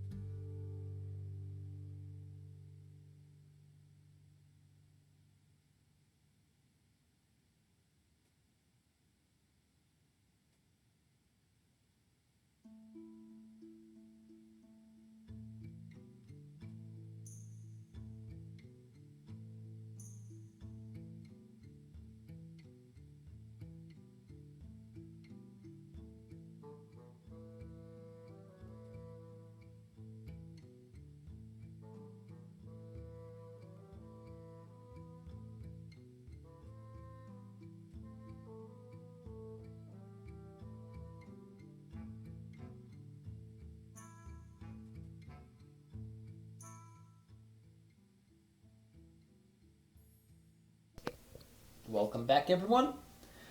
This is me, Suris, and direct next to me. In Welcome. heart, I am next to you. Yeah, I know it. I can feel it. Oh. Okay, well, welcome back to the Amazon Coins European Hearthstone Tournament number 10. It's a HCT points tournament, open qualifiers, open cups. Anyone can participate. It happens every Saturday, right? Every Saturday. Yeah. So feel free to join us every Saturday and play, compete, win some games, HCT points, and even Amazon coins. Exactly. And the prices are not so bad, to be honest. Yeah, for an open cup, they're fantastic. You can get a very decent amount of Hearthstone packs. Yeah. So it's like first place is 10,000 Amazon coins. Can you believe it? 10,000. It's like 100 packs. That's 10. insane. Yes, it's 10,000 monies for the first place. Can you imagine? 10,000 monies. Wow. That's a lot of monies. Yes. I haven't seen that much monies. That much monies? Is it many or much if it's monies? I think well, monies is incorrect in the first place, so it doesn't matter if you say much or many. No, you are incorrect. All right, mate. Let's kick it back a notch. Yeah, okay. Why don't you introduce the players we have for this match? Okay, so today's semi-finalists, the last semi-finalists we have today is Xeno, and he's versing the Suyose, the guy. Suyose, the one we casted for a couple of games. Yes, and I believe they've already started. Yes, they just started. I was watching on the side. So we don't know anything about Xeno, but his name looks familiar. I don't know why. Definitely. I think we've probably seen him floating around in the open tournaments a little bit. And he's got Golden Warrior, so colour me impressed. Yeah, but no golden deck, so not a role player. Not. I'm even more impressed now. No time of day for role players. But he's playing the aggro warrior, the pirate warrior. He is. I imagine this is probably going to be another very fast series compared to what we've seen in the past, especially as he gets the turn 1 N'Zoth's first mate, and it looks like he's very possibly going to get the activation of the Blood Sail cultist onto this Rusty Hook as well. Spectate client bugged out for me. I can't see half of the cards. Well, there was no weapon. I'm like, okay, he has N'Zoth mate, but no weapon. Yeah, that's a mistake. I'll tell you that for free. Yes. So here for Siossi, now that the Radiant Elemental is picked up, he could potentially play every single one of the spells in his hand on this turn with the Radiant Elemental, but they really wouldn't do all too much. So saving them definitely seems like the way to go, because pretty much any 3-drop that can be played here is fantastic to Shadow Ed Pain, whether you hit the South Sea Captain or the Frothing Berserkers as the main targets you want to hit with Shadow Ed Pain is fantastic, or even if you hit the Bloodsail Cultist, you're still pretty happy indeed. Yes, Here we could even... Oh, sorry, go ahead. The captain is really strong here. Of course, the Pain just counters it instantly, but to think about that even the 1/1s, yes, they are 2/2s, you can even steal it with the potion, but you can't even trade them into anything because you get only a 1/1. Yep. So that's a very, very good point. Oh, the green skin. That's pretty strong. That's very, very strong on the next turn. So if you're Siossi here, what's your line of play? How do you play this? Do you just play the Radiant Elemental knowing it's going to die? Yeah, it kind of feels like you have to take it a little bit slower. You can get a really nice Lyra the Sunshard on the following turn with the coin. Heal up for 5. But there was a possibility. Maybe you have to... this is really a bad matchup for a priest. I have to say that. Well, from back in the day, any kind of priest loses to a pirate warrior. Some people think that priest is anti-aggro. It can heal. It has pains, deaths, and it can deal with everything. Okay. But usually it's not.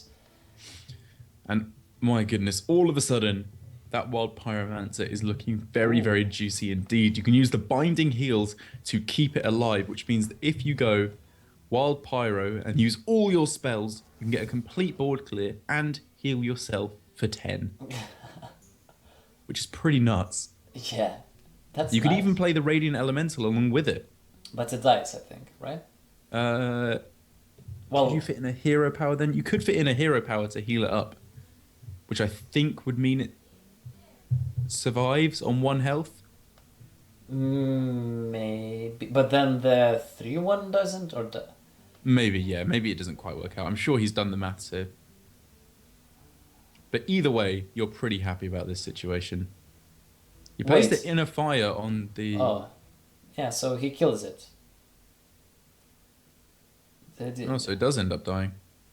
Yeah, so if he played the Radiant Elemental, maybe he could have saved 1 minion? Yeah, that's what it feels like to me. Because he used more mana. The hero power was not... he couldn't hero power now. So. Yeah, exactly. Intriguing. Yeah. But he nonetheless, one of the minions dies. I think you can't save Radiant Okay. and the Pyro. So it would be 2-1 or 3-1. I think, yeah, that's the case. So I think you would sacrifice 2-3 to have a 3-1 on board, which dies to the Rusty Hook. Maybe he thought it's not worth it. Yeah, that's a good point. And the potential for the Radiant Elemental to be so powerful with Lyra Sunshine, especially if you pick up a Shadow Visions that we see now, goes with the Power Word Shield, just wants to dig further and further into his deck. And that's really not what he was looking for. Something like a Shadow Word Pain would be fantastic to take care of this Berserker. Or even a Potion of Madness would actually have been even better, because then you're Oh. taking out the Berserker and damaging the Raider. Yeah, the Madness would be really, really, really good there. So maybe that was the thing he was digging with both Shadow Visions. I think it probably was, because you're definitely going to be running 2 of them in this deck. Maybe not definitely, but Really? most likely. Yeah, I saw most of the lists running one of it. Oh, really? Okay, sorry, my mistake. Well, it's okay, definitely at least 1. Please tell me I'm right in that assumption. Yes. I would run 2 of those every time. Yeah. But I don't know how people cut it for some reason. Fair enough. I guess some people somehow find a way to make the room. So now we are looking down at 2015 exact lethal. Yeah, it happens quite a lot. Over lethal, actually.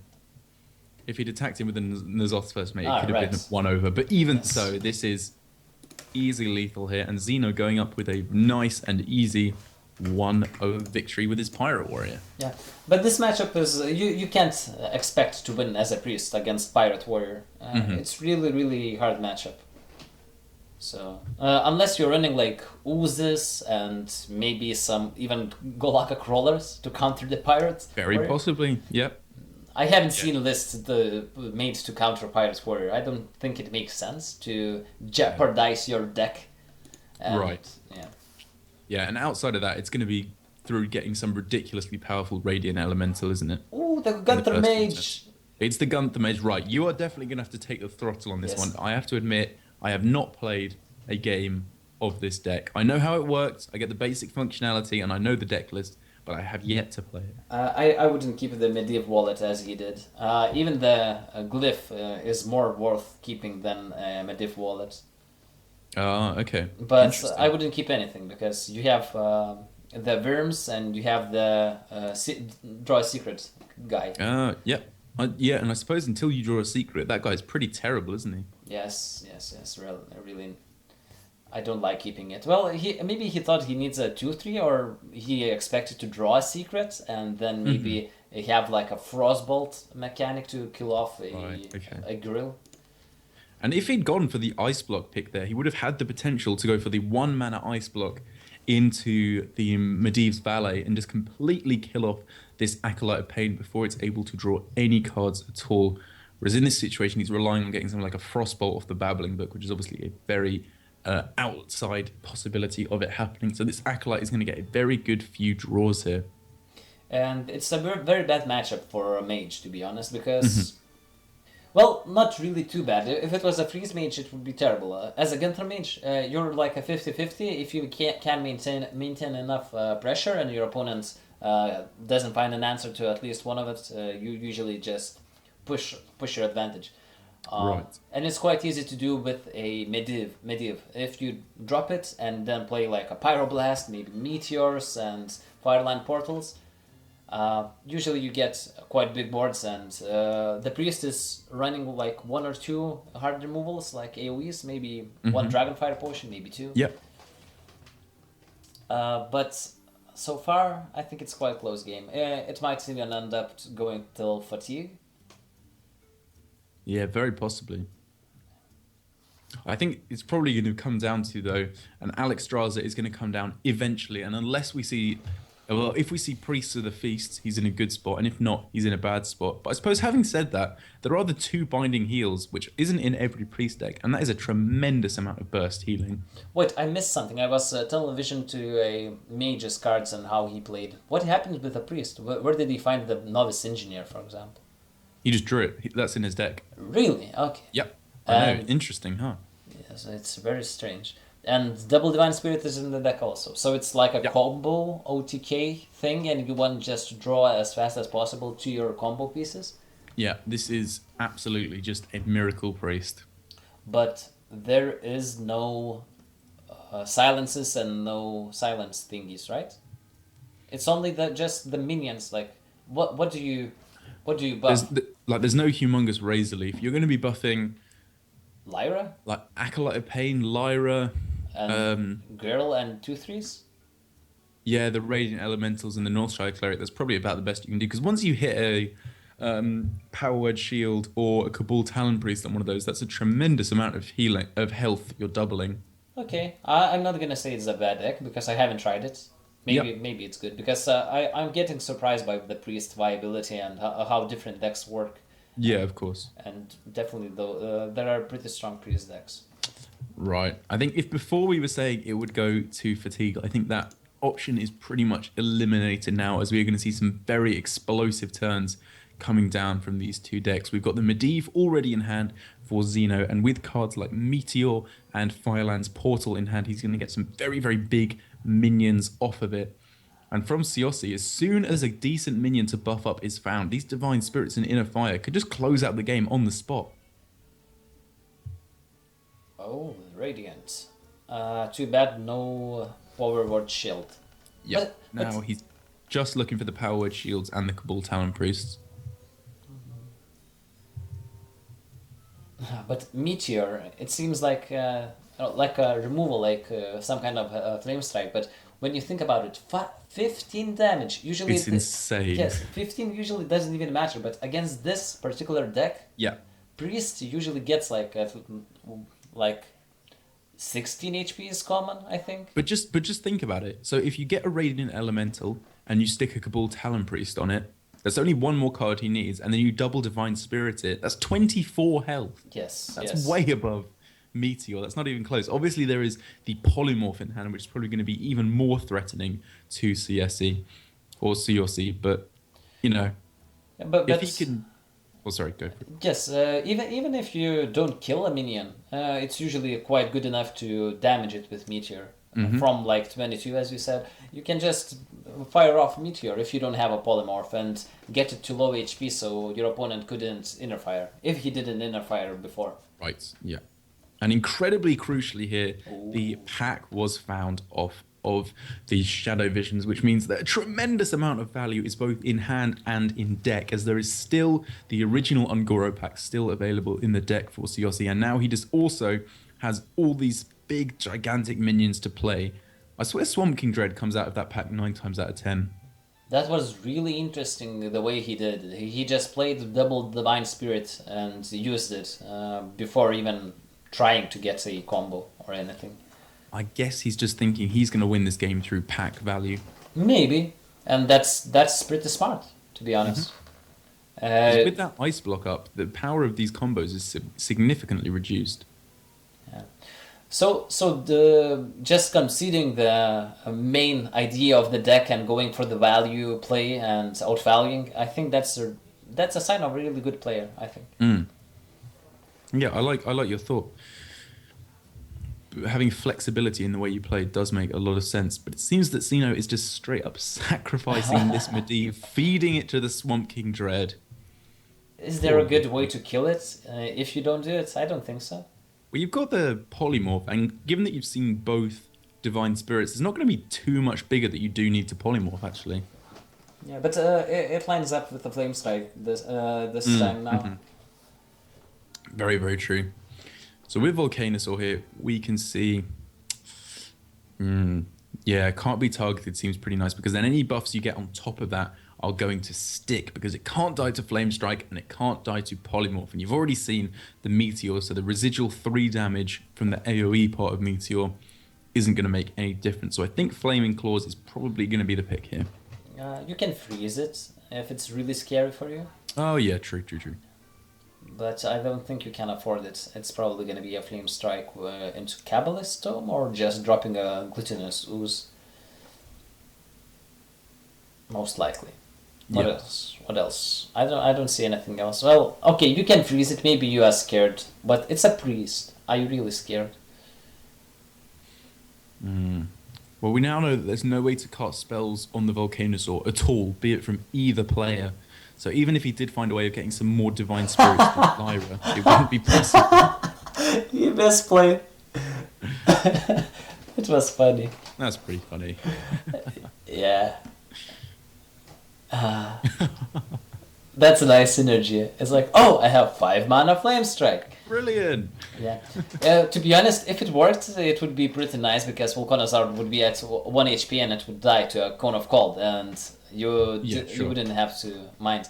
But if he didn't misplay and play just a Flame Strike, for example, the next turn you could go for Thalnos into the Cone of Cold to kill the 8-2. Yeah, sure. Okay. And now you can't. You don't have a way to deal with the 8-1. Oh, so. But he doesn't have a way to save it also, so it doesn't matter. Oh, a taunt. Doesn't matter. He had a taunt, so maybe a taunt was better and not kill that minion. Yeah, maybe, but you can be fairly sure that something's going to come down like a Firelance Portal or a Fireball to get rid of it. Yeah, probably. And it's kind of sad now that we've seen, or for Siosi's sake, that we've seen both of the Divine Spirits come down, because on this Bittertide Hydra, that would be insanely good until obviously the Polymorph comes down. But before that fact, it would be crazily powerful. Polymorph is not that good used on a Ateish weapon stack, Oh yeah, true. but you don't have anything else better. So I think you use Polymorph and just ping, and next turn try to Fireland Portal with your last stack of Ateish. I think it's worth it. Okay. You can Polymorph and Glutinous Ooze because unless you predict your opponent is running the Medivh himself, but I don't think this deck runs it. Yeah, no, I don't think there's room for it in this kind of version that runs Novice Engineers and Binding Heals as well. Yeah. I saw a couple of Medivh priests, and they Yes. look pretty strong with the Me too. the Amber cards. Yeah. Obviously, an insanely powerful combo, and you have the ability to get it off quite frequently, given that there's the potential to go for the Shadow Visions into free from Amber. Right. But in this situation, things are starting to look a little bit worse for the Priest. We're definitely going to have to see a Lyra Sunshard in the next few turns to make these spells more valuable, because at the moment they are doing absolutely nothing for Siossi. The Binding Heals are totally useless. Inner Fires also. He doesn't have any HP buffs, I think. Yeah. Yeah. Using both of those Divine Spirits earlier on might have just been a mistake, basically, because you buffed up those little small minions and you made room in your hand for the Ungoro pack. But even then, there's such valuable cards in this deck. Your whole deck seems to be built around that combo. Well, if opponent didn't have a Polymorph, which he got from Babbling Book, that's a random card he got, so you can't play around that. So there was a possibility that one of the minions would stick, and then it would be quite okay. But it didn't stick. Simply did not stick. Xeno getting closer and closer to that all-important Alex Straza to just bring his opponent down to 15 and then start to kill him with the burn spells. Only has 10 cards left in the deck, so he's going to be getting pretty close to that now. But the second Ungoro pack has now been found for Siossi, which is absolutely the card he needed outside of Lyra in order to close out this, in order to, have a chance in this game, because things are not looking great for him here. Or maybe I'm wrong. Maybe things are looking good for him. Ah, the Angoro pack. I wonder what do you need from the pack? Tyrantus. Tyrantus. That's a card. That's a pretty powerful card. Can't be targeted by spells at all. Right. What about the... What would be nice? Like a 10 mana card with giant tusks? No? It's 9 mana, you dum dum. 9 mana? I said what it is. I didn't say 9? You said 10. Oh, sorry. you've always said I meant 10 HP. Sorry, okay. Oh, Wild Spin. Not bad. Parswine is very nice indeed and gets another Bittertide Hydra. Does he have any elementals to activate the Calamos? You have Lyra in your deck, which is an elemental. You've already played both Radiant elementals, so it's going to be a little while yet before that's activated. Yes, and then there's no random discovers or something that can get you an elemental, I think. Yeah. It would be really, really nice for Calamos to get activated. So apparently Yosei is not scared, or not scared of fatigue, or he just thinks that he has to win beforehand, so he draws cards. With Northshire Cleric still alive, he could still suicide it easily, but... Yeah, I think you're pretty happy to draw here because as soon as that Alexstrasza comes down, you just need to finish off your opponent quick. So you need more resources to apply more pressure now. Usually you win this, well, I personally, as a priest, if I play any kind of priest against a mage, any kind of mage, again, you usually play till fatigue and you just burst to heal yourself with either it be Lyra and some healing effects, or just a the Priest of 3/6. Peace. Yeah. So of course this deck is not running Priest of the Feast, I guess, but Lyra can potentially be a really nice healer. Exactly, and I suppose you're running the Binding Heals in replacement of the Priest of the Feast, which are in the deck, which is going to make a massive difference here. Yeah, well, it's not anymore, I think, because he drew too many cards. You're ahead in fatigue. Okay.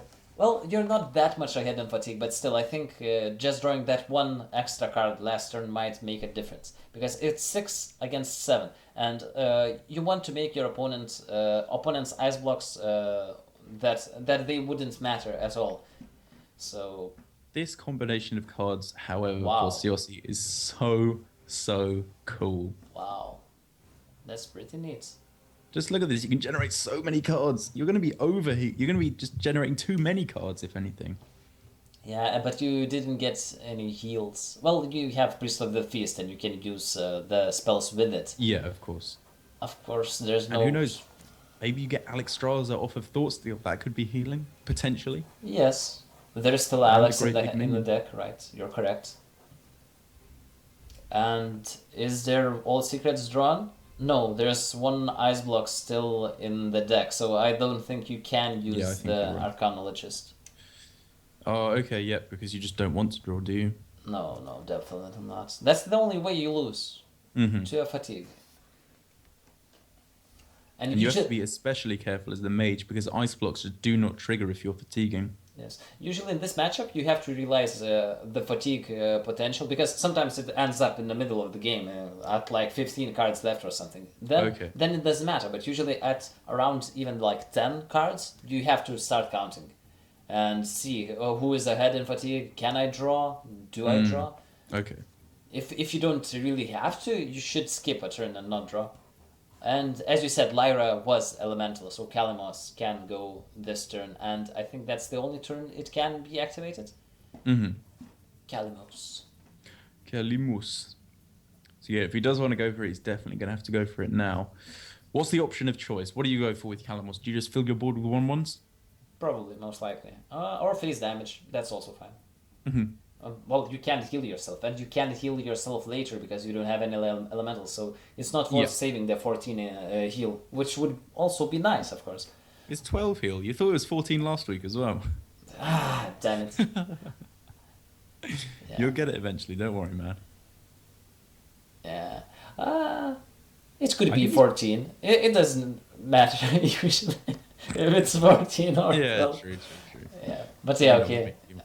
Yeah, I always make a mistake counting the numbers, reading the numbers. This is pretty unfortunate though for Zeno having Alexstrasza so far down in his deck because it means that this is getting pretty close for Siossi just to pop that ice block, and he's got a lot of pretty scary minions left in his deck. And that Mind Games, I don't know if it has a 100% chance of getting Alexstrasza, but it has an extremely high chance of summoning Alexstrasza from your opponent's deck. Or copying. And that's not a good thing to do, dropping a Arcanologist when you're 4 cards. Yeah. Maybe he thinks he needs it, but why? He could have just dropped the Ice Barrier into Faceless Summoner, for example. It does get you closer to Alexstrasza just going for this play. And if Alexstrasza is the bottom card in your deck, you just need to draw a bit here, I think. You're not winning by Alexing your opponent's face. You're winning by, I don't know how. Yeah, okay, you need something to stick on board and your opponent not having an answer. That's how you win at this point. I guess so. If Xeno decided not to draw like 5 turns ago, it would be a different situation. How does Spellbender work here? Which player draws a card? The first one, of course. course. The priest does, yeah, okay. I wasn't sure if because it was your minion, then the mage would draw, but yeah, okay, that makes sense. Yeah, like if you Shadow Step, then your opponent gets a Shadow Step minion. Yeah. So it's a little bit inconsistent, but... Yeah, I think it's the wording of the card. Draw a card, return a minion to its owner's hand. Yeah, okay, yeah, I guess it does make sense.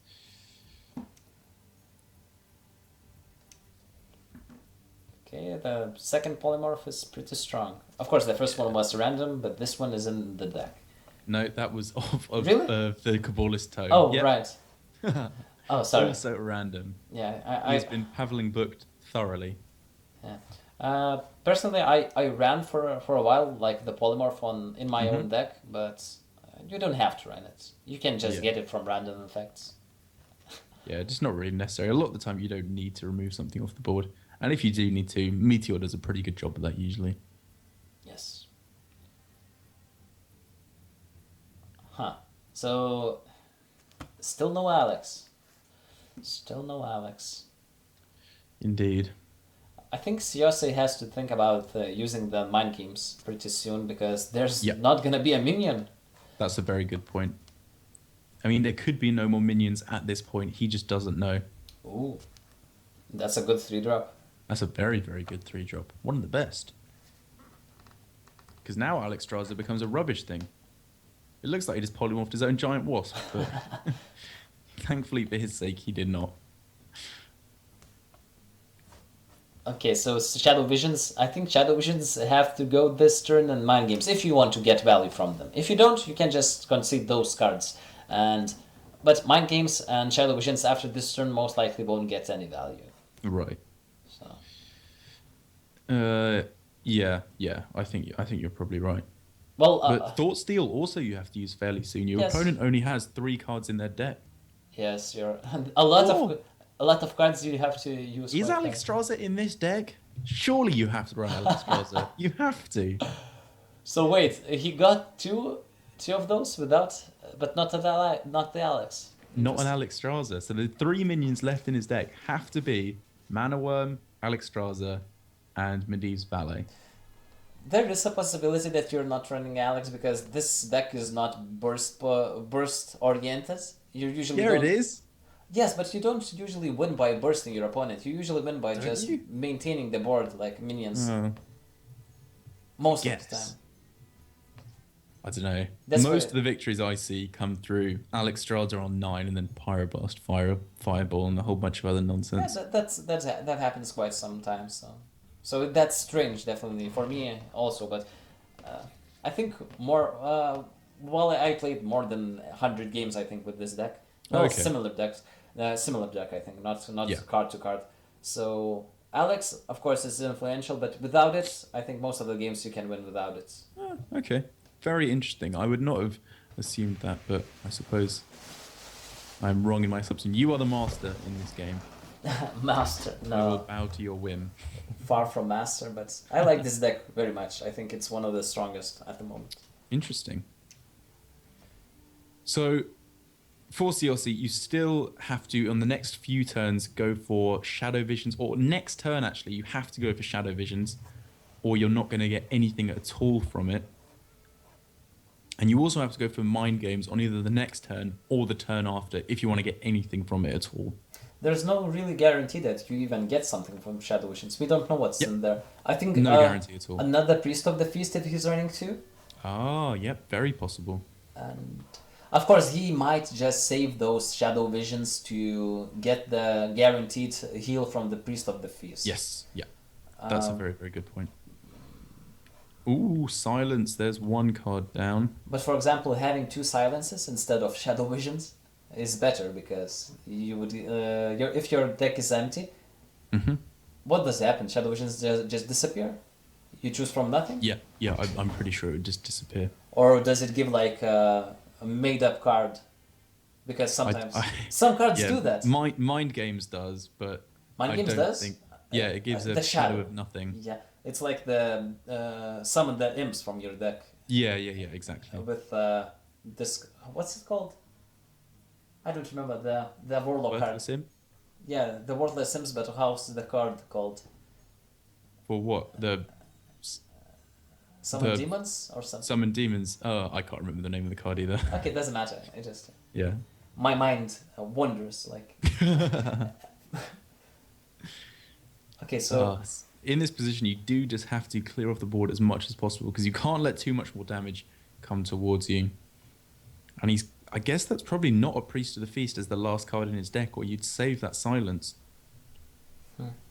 Or maybe you just need the damage buff now. I think so. I think you need that. But this is pretty close. It's getting pretty close. I thought it would be more one-sided. Of course, if Priest can't maintain the board, so that means that he can't get his opponent to 11 HP, for example, for next turn to get the fatigue kill. Oh boy, that's not good. That is a terrible, terrible final card. You can't play that. No, definitely can't. And there's no good way to deal with all the boards. I think this is pretty much going in Xeno's favor. It got all the way to fatigue, as you anticipated. But I think it's probably just going to end up going in Xeno's favor. And there's no Alex, right? Or... Oh! There is. The last card. Final card. I suppose... In Xeno's favor, he's at a higher health total at the moment. Yeah, you just go face. It's... Or he's at a lower... Xeno's... Oh, now he's at a higher health total, but in Siosi's favor, he was at a higher health total. But now, with no way to heal outside of Binding Heal and the Hero Power, that Pyroblast feels like it's going to close out the game in the coming turns. Yeah, and you have a barrier, ice barrier up, so it doesn't really matter. Doesn't want to attack in with the Wasp. Yeah, I think you should attack with it, but... Yeah, I agree. It doesn't really matter. If your opponent had a way to deal with it, he would have already. So is this just a mistake to attack face here? Yeah. Yes. Well, if your opponent doesn't have barrier... Maybe you have a chance. No, I think you wouldn't either way, but... Yeah. I think is going to mean that is... Sorry, go for it. Yeah, I just want to repeat myself again. Just card draw, and card draw. In those fatigue matchups, you have to realize that sometimes it gets to that point, and you have to count your cards and how many you draw. And a lot of people make it, and a lot of people even in high legend, well, semi-high legend, like 500s or something. Even in higher legends, legend ranks, some people make that mistake and don't count draw too late, maybe at turn 8 or something. Not turn 8. When they have like 10 cards left in a deck, they just use Arcane Intellect when they don't really have to. Maybe they have some cards they can use. Maybe they can just pass and ping. So there's a possibility. Okay, Derek disconnected a bit again. Doesn't really matter. I think it's 2-0 if I'm correct. My Skype is acting up with the sound, so I'm gonna disable it for a minute.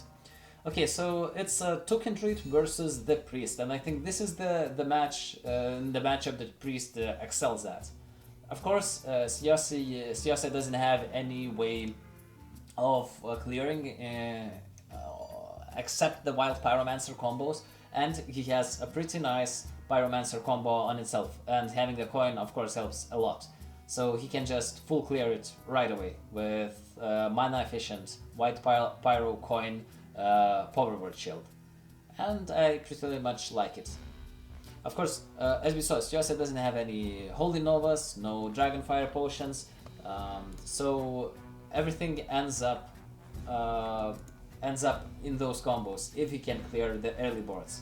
And apparently he did, and I think that's pretty much game, most likely. Of course, it's too early to decide on the game ending, on game ending based on the first turn, because anything can happen. For example, Living Mana is a card, or what else? Bittertide Hydras might carry this game, and of course the infamous Finja. Hello.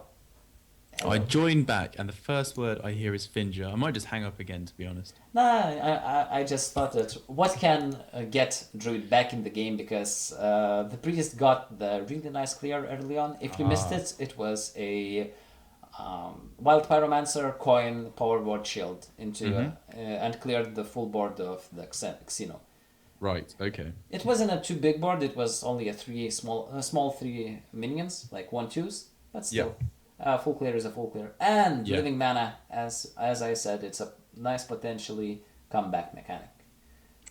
Yeah, sorry, still jumping back into spectator mode, so you carry on for the moment. Yes. So Mark of the Lotus, it's like the only card that you can play on the Living Mana board after you just casted it without using innervates or coins, because you end up with 1 mana, unless it's the late game when you have more than 7 mana and you play it and you get like 2 mana, 3 mana, depending on how much you have. But usually at turn 5 through 6, if you use full board mana, Living Mana, you can just pray to get the Mark of the Lotus to make it the 3/3s instead of 2/2s, which make quite a big difference, to be honest. Wow. Okay, so I'm finally back in, and I can see that. The fact that Siossi is not running Holy Nova in his deck is severely punishing him, because, as you said, that Mark of the Lotus means that they are now just able to smack into face. And is there really anything that Siossi can do here? I think not anymore, unless he can draw his second Pyromancer and just chain 3 spells, which is a possibility if he trades a 1/5. Even he can survive. I think if he gets. Wait, silence. Okay, did we see? I think we saw all the deck of Siose almost, and there was no potions, right? No Dragonfire potions. Yeah, no Potions of Madness. No Holy Novas. What an insane deck. Yeah, well, no Holy Novas, so kind of makes sense with this combo version of the deck, but not having the potions, I think it's not that good. It's like you're running this Divine Spirit combo shenanigans, but you're not running the Silence package. I think it's not strong enough just to rely on the default minions to get at that high HP and finish off the game. I agree. I definitely agree. And that's it. Yeah, that's game. That means that Xeno is going to be our second finalist, going up against Tidscript in the finals. Commiserations to Siossi. They got so far in this tournament, and we loved watching them along the way. Yes, and very, very convincing 3-0 sweep. Yes. Too bad Siose fell down short a bit and got eliminated in semifinals, but nonetheless, it's 2 HCT points and some amount of Amazon coins. I don't remember how many. It's like 1.5 or more, or maybe 3,000. I don't remember. It's on the site. You can check it out, and even if you want to get to know more about Amazon coins and what they are, how to get some, you can just type !coins in the chat. So, and Now we have the finalist Xeno and another finalist, which name I can't even pronounce it. We're gonna be casting their game in just a minute. I think players might want to take like a minute break and prepare their decks, maybe make their bands and everything. So we'll be back just shortly in a couple of minutes and see you guys soon. Right? Cool. Right. See you then. Yeah. See.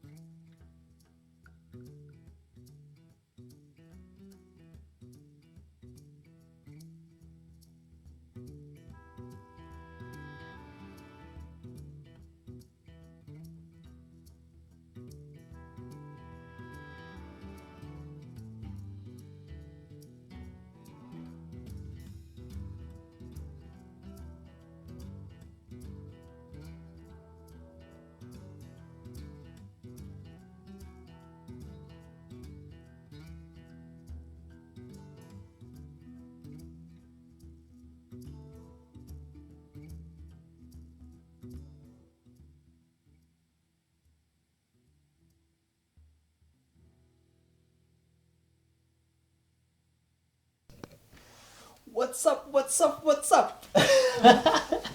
Yo, yo, yo, yo. Yo, yo, yo. Hype, hype, hype, hype.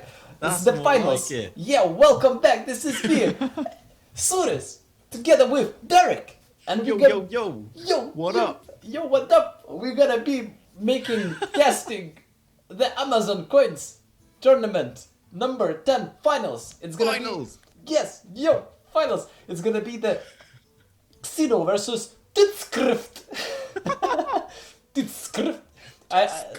Sorry, you will see the name of the other player shortly when we start the game, because I can't pronounce it. Tidskrift.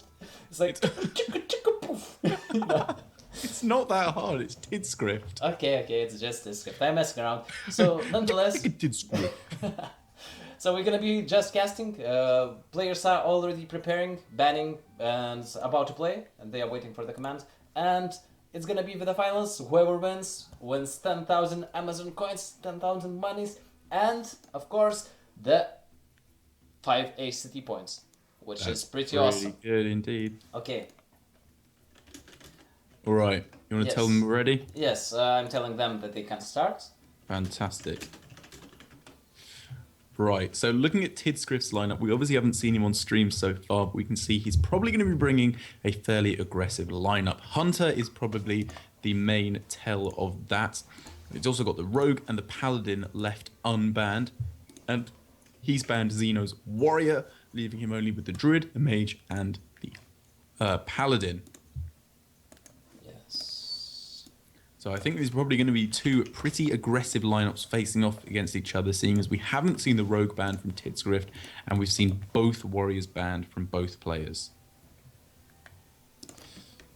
Right. Are they... Okay, Tid is disabled the spectate mode, so yeah, let's ask for invite. Oh, cool, I've got an invite. I didn't yet. Feels bad, man. Sucks to be you, mate. Oh, come on, no one sees it. Okay, I got it. Nice. Only me. Nice. Okay. This course is 0-0. It's the first game of the series. It's best of 5 conquest format, yo. This is already a pretty cool Hunter deck from Tidscript. That Cloaked Huntress is not something I've seen a whole lot of. Really? I mean, not a quest, a secret hunter in the finals. Interesting. It's like... Did you mean to say Secret Hunter in 2017? Almost. I had to hold myself. Yeah, of course. Be professional about it. Yes. It's just a secret hunter. Wow. That's pretty cool, though. It's going to be very interesting to see. Obviously, no secrets available at the moment, but if he's able to pull something like an explosive trap or a snake trap, those could be fantastic against fighting back against Tidscrift's board. Against Xeno's board, sorry. Xeno decides not to go for micro recharge and go for more wide approach to the board than just capitalizing on 1 minion. And it's quite smart because you have beasts. Even when the Agnapper dies, you have beasts. It's really not a lot of chance that opponent just clears every beast on your board. Like, he has to use Unleash, like trade Unleash, and still it's not enough. So. Right. And all of a sudden, by trading into the Agnapper here, you are giving your opponent a much more powerful Savage Roar, which we could very well see on this turn. You can trade off one of the Raptors and then finish off the Big Bad Wolf with your hero power, and then you're pushing quite a lot of damage to face. I like it. I think I like the Savage Roar too. And most of the people and lower ranks especially don't realize that you can use Savage Roar as removal. Exactly. Yeah, and it's really nice. Early game, turn 3, and it's like Abusive Sergeant, pushing a lot of damage face, and then killing a 2 HP minion. It's really nice. Of course. Wow. Very interesting line of play there. I thought we were very likely to see the Knife Juggler into the Scavenging Hyena on that turn, and then you can follow up with the Knife Juggler into Unleash the Hounds, but I suppose just thinks that the 3/4 body is the most valuable thing here. I think that script's mind is on Unleash into Hyena combo. Oh, yeah, okay. Because if the Hyena lives and gets quite big, Druid doesn't have a single way to remove it. That's very true. Yeah. We would just have to out aggro Oh, and taking the value trades here. and he Do you can think do that's it right? now. Uh, Probably yes, yes, Ooh. because there's Houndmaster potential and such, and it's the explosive trap. How long have I not seen it? That's been such a long time since that card, and these juggles, second one misses and third one manages to take out a minion. You cannot be too sad about that, and all of a sudden, this is just looking so much better for Tidscript, especially because even after that living mana comes down, you have the explosive trap. That's so good here. Yeah, well, explosive trap doesn't help too much if you buff the tutus, That's true. but you can't buff them this turn. You can't. And also, the other thing is you get empty mana crystals. So if you kill off all your treants on your turn, you can do nothing. Yes, yes. At first, when I started playing this deck, I was like, "Oh, here I can trade. I gain mana." It's like it's like innervates, innervates on This is board. ridiculously broken. No, but apparently you don't get the mana back. Too bad. Sadly. And by the way, the Tidscript decided not to go with Hyena and gone with Knife Juggler Unleash instead of Savage Scavenging Hyena Unleash. And it's pretty smart because you can juggle first and then just trade those hounds that are alive on the Yes. next turn, which is he gonna do just now. Yeah, this Whoa, has such whoa. a high chance of being good for you. There's a tiny possibility that it just ends up where a whole bunch of the knives go face. But playing the odds here, you're in such a good position to end up in a massively favorable spot. And now for Zeno, he's going to have to find some pretty impressive buffs on his board. And he's going to have to do it quickly because that hyena is going to be attacking him for so much damage each and every turn. He even traded the 1/1 into a 2/1 to make the hyena more resilient. He can't just buff it once, the 2/1, and or buff or just hero power it down. Now he has to use something more, maybe double buff or a buff and hero power, which would take his whole turn. So it's definitely interesting. It's tough to buff. Like Mark of Yashar seems okay, but maybe you're not even scared about Hyena because there's no more beasts. You can just trade a Yeah. Juggler and maybe create a big beast with Power of the Wild plus Yashar. That's a good point. You kind of have to remove the juggler, don't you? Because even though you could go for something like Crab into the Bloodsail Corsair and then buff everything up with Power of the Wild, you really don't want to leave that knife juggler alive and take the value trade because those knives could just be so devastating if something like another Unleash the Hounds comes down, or even just something like an Alley Cat. But this lines up pretty well indeed. Yeah, he found a better play. Interesting. Some people don't like the Argus in the deck. I really like the addition of Argus. I played two of those. I can't. Two of them? Yeah, I can't even cut them. It's really Wow. really nice. In a mirror, it's really good, and I don't know. A lot of matchups gets really good with the Fedden of Argus. You can get minions out of Flame Strike range and such. I can see your reasoning indeed. Okay, that's a decent sized body given what you could have drawn. There's a whole bunch of 1-drops you could get. Obviously, you'd much rather get Finger or the living mana as well. Hungry Crab, you're not going to be getting any Murloc value from your opponent's side, so playing it before you're forced to eat up the War Leader feels good, and you can get the draw in addition to that. I wonder if that explosive trap will be good enough.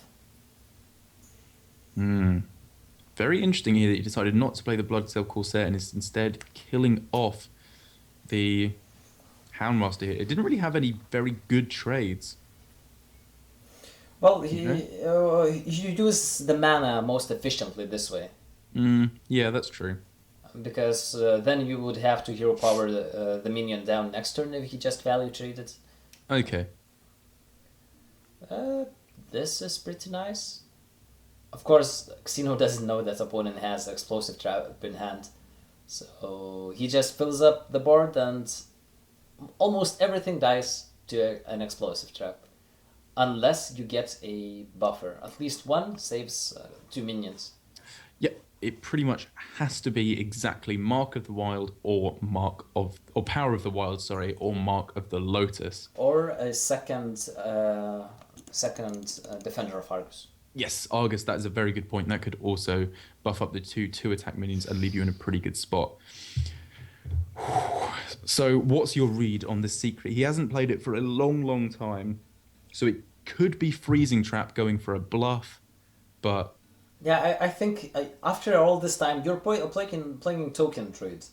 I think I wouldn't trace back the trends before, but I would think, okay, I'm token. I played a lot of small minions. That's true. That's very true. Yeah, so I think there was a possibility that Explosive Trap would have played and he kept it. So maybe it's freezing. So maybe even risk the bluegill, but I think it's too greedy to risk the bluegill here. If it's freezing, it's the best to get back the bluegill. So of course. If you don't want to risk it, just go for hit with the 1/2. So. Whoa. And if he reads that it's Explosive Trap, he has to wait for. I think he's guessing it's explosive. Yeah, that's just a straight up pass. Ooh. Oh, that draw. This is getting very, very interesting indeed. Because that explosive trap could be very, very impactful later on down the line. But it's nothing right now. Yes, and it's a waiting game. Speaking of dead draws. Oh my god, how is this game still going?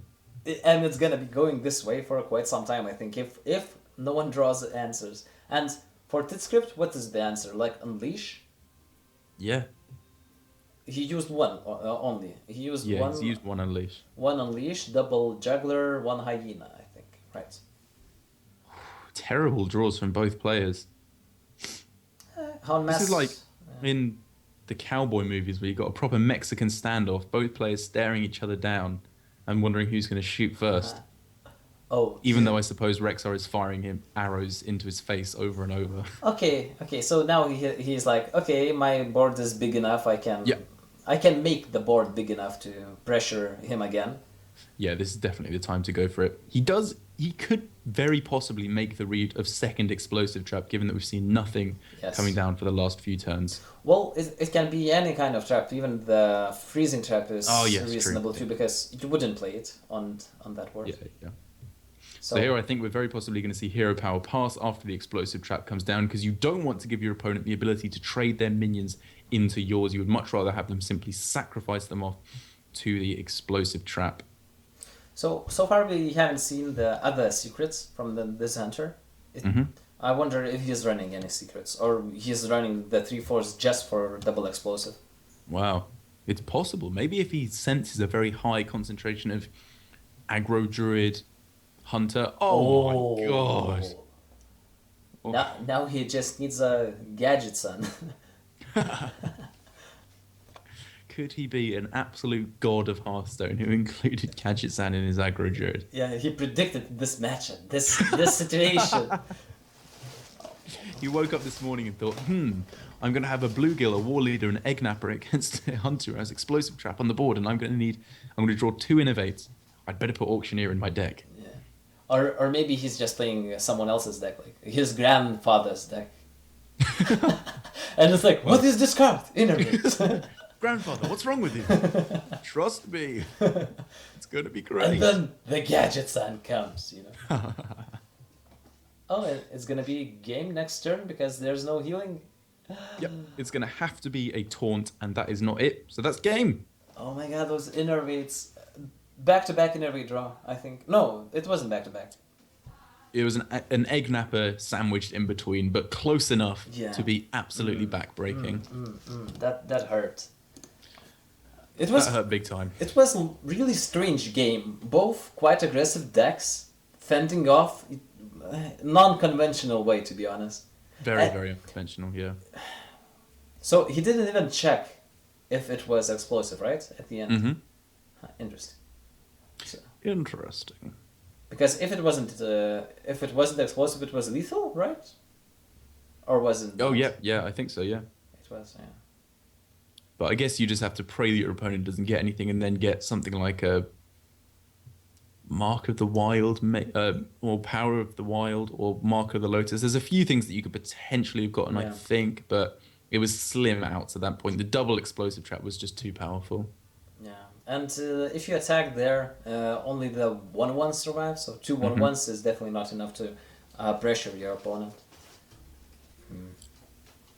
Okay, so it's 0-1 for the Tidskrift.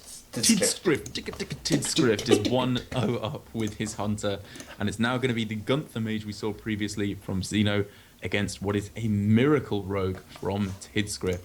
Oh, PogChamp, the my favorite deck.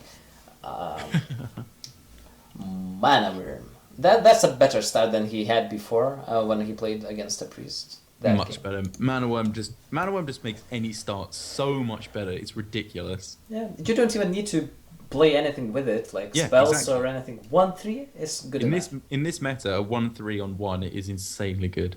Yeah. It's great against Hunter, it's great against Pirate Warrior, it's great against Paladin, it's great against Druid. Yeah.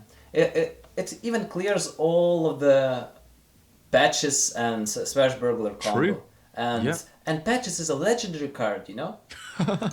But it dies to a Mana Worm. A simple 1/3. Maybe they should buff up Patches a bit. Is that what you're saying? Maybe make it like a Tyrantus that comes out instead. Oh, what if it was like if it was only a 1/1 but untargetable? I love how I give you these stupid ideas, obviously as jokes, and you're like, "Oh, what a good idea, Derek." Yes.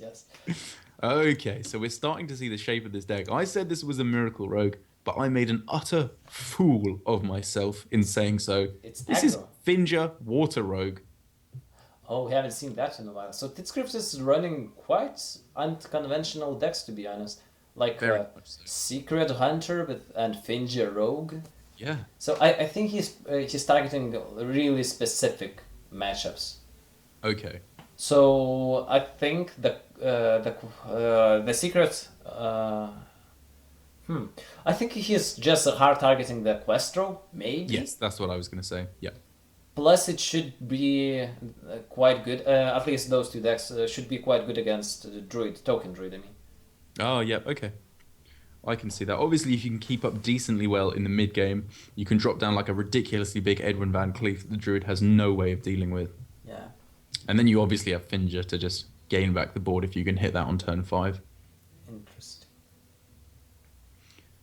So this is a really tough spot because the Lokari Fellhound is obviously a fantastic defensive option, but so was the Volcanic Potion. But I guess Xeno's thinking, if I'm going to win this game, I'm going to stay at least equal on board. So the Volcanic Potion is just not going to be good enough for me. Primordial Glyph is a pretty nice card to get here. Yeah, the Glyph is insane. It's very good. You could get another Eviscerate. You could get a Sprint that only costs 5 mana. So many things that you could do here as a rogue. Yeah, and it costs 2 less. 2 less, exactly. Is there any spells that is not usable? Is there any spells that's not usable that might be quite good in this matchup? I don't know. Like or what you don't run. Assassinate some or something. Yeah, assassinate. Yeah, something like that. Yeah, yeah. That's a good one. Yeah, Assassinate, Sprint later on down the line could be good. Maybe Betrayal, something like that. Oh. A whole bunch of situational cards that could be really good. Yeah, Betrayals are really insane. No one is playing around them. Yeah, no one does. Because why would you? Nowadays, you have to play around the Meteor. Yeah, yeah. And usually I just play minions and I'm like, oh, no. Oh, whoops. I play it, and after I play it, I realized, no, yeah. I've done it again. Oh, Saurus. Yeah. So this now you couldn't play around Meteor, but it's the script should get it. Oh, the Betrayal. There's the Betrayal. The Blade Flurry would be interesting, but it doesn't hit face. Probably pretty bad, yeah. Oh, he listened to me. Good boy, Tidskrift. I'm liking this kid more and more. He's doing it already. Yeah, you can use it to activate the Finger. Very nicely done. And he can eviscerate what's left. You can eviscerate what's left, but maybe you just end up playing the Murloc War Leader. Yeah, if you get 2 bluegills. Yeah. Okay. And you can even Shadow Step. Could Shadow Step, but I think you probably want to save that for Edwin. Oh, okay. Okay. Because you can get the same benefit, because there's a good chance that this War Leader doesn't die, or the Bluegill doesn't die anyway. Blizzard's very nice. Yeah, it kills 2 Morlocks and Yeah. only the War Leader survives.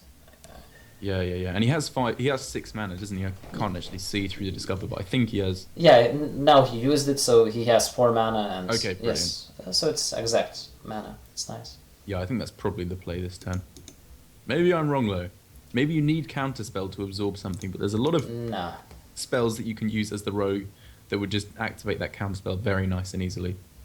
Okay, if you're not blizzarding this turn, so what do? You frostbolt the 3/3 and ping the 2/1, which is not too bad. You leave the Finge alive and You can finish it off next. yes, but it's a bit pricey. Yeah.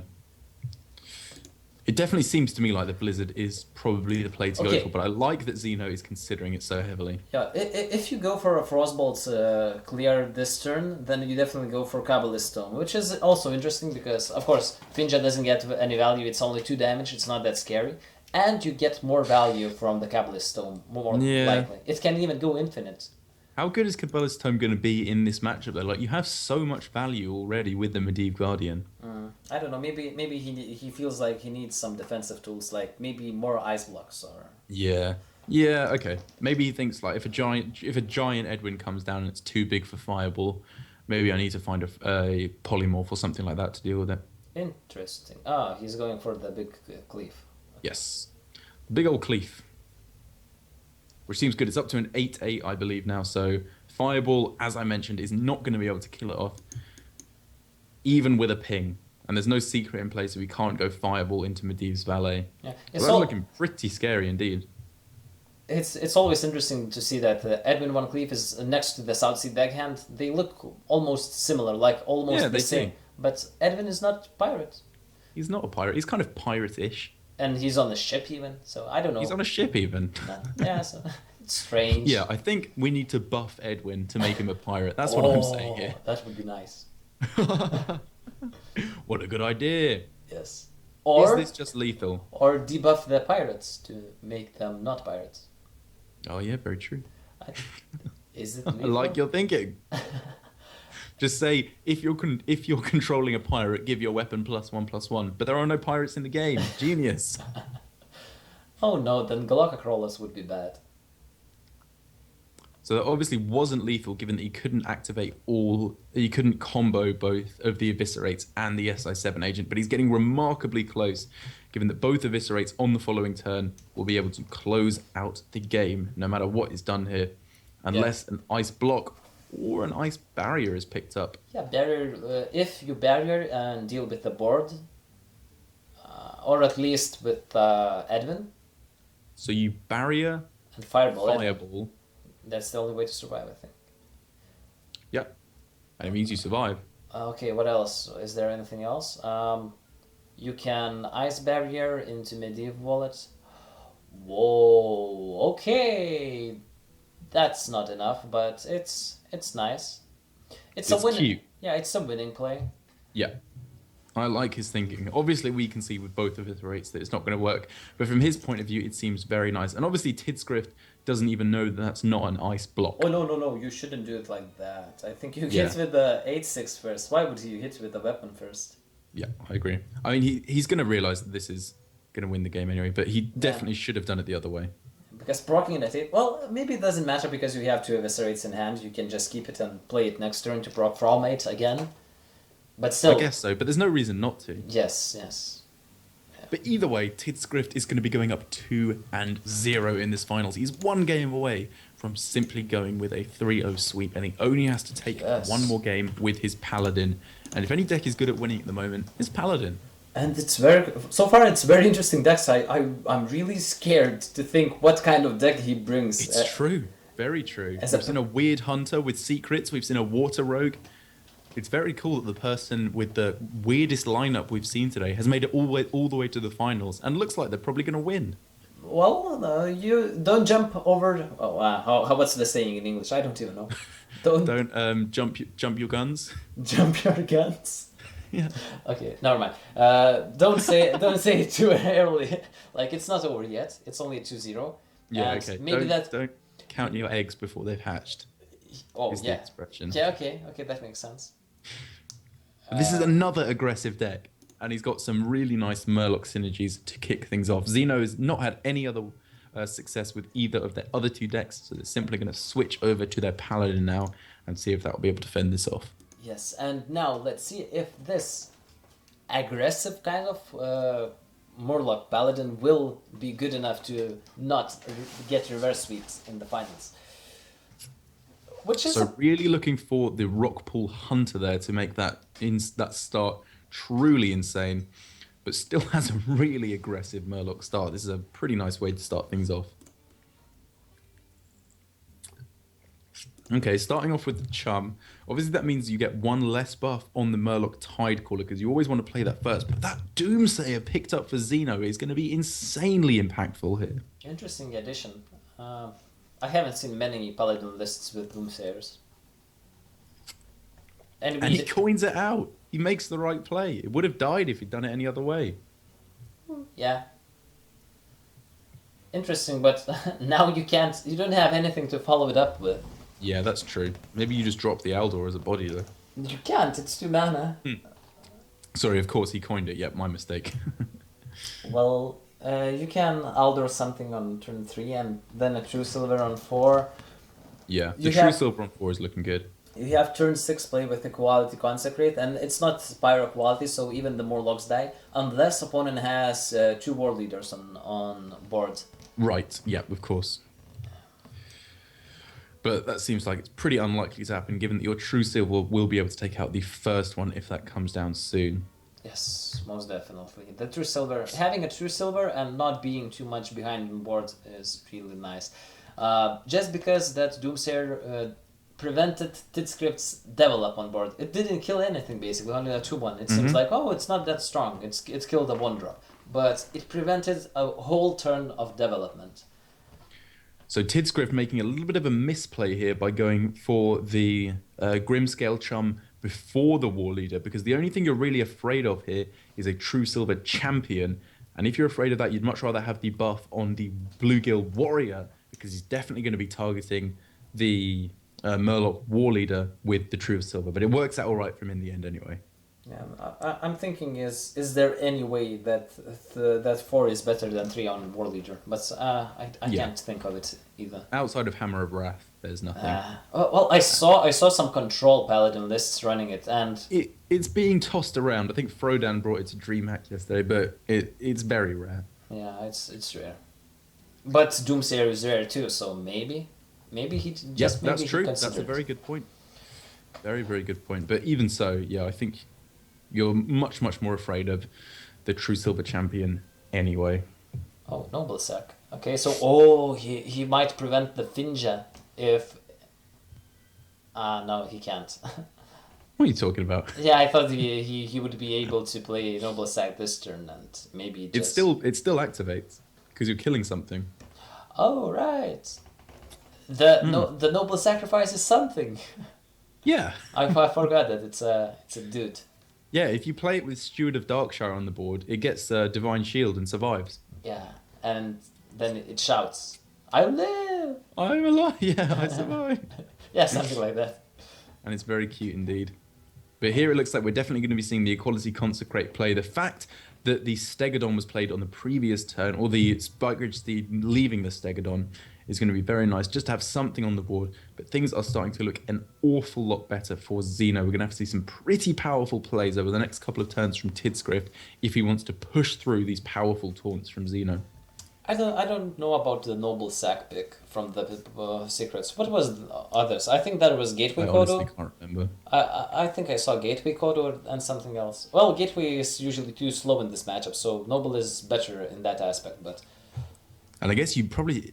Maybe he called it right. He has so much value in his hand. He just doesn't need the Getaway Kodo at all. Yeah, you're correct. So... Okay. So the Wicker Flame is going to give you 4 health, bringing you up to 19. And then you can push through 8 damage, bringing your opponent down to 11. But then they're going to play Tyrion or the Ragnaros or Hero Power into Spikeridge Steed. This is just looking so rough for Tidscript. It's still not over. There's a lot of cards that can just win the game on the spot. Like, Yeah, okay. for example, just a what's it called, the beast that adapts, the gentle Megasaur. Gentle Megasaur. Yeah. Yeah. Oh, Gentle Megasaur could be insane here. Yes. That could be so good because if you play Tyrion and you get poisonous, that Yes, just wins the game, or doesn't it? even plus attack is, I think, is almost. Oh yeah, lethal. even better potentially. Yeah. Pyro into the steed. It kills only one minion. Not that great. Healing yourself with Ragnaros.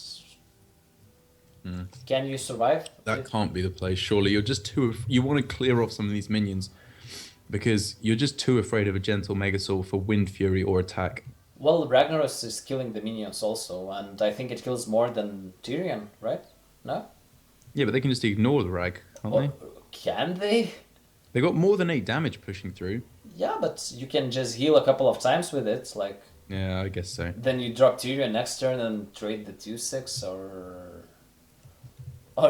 just spike steed on the 8/8. All right, yeah, okay, fair enough. That's a very, very good point.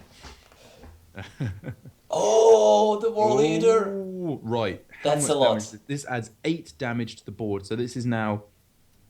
Oh my god, that's 12, 17... That's game.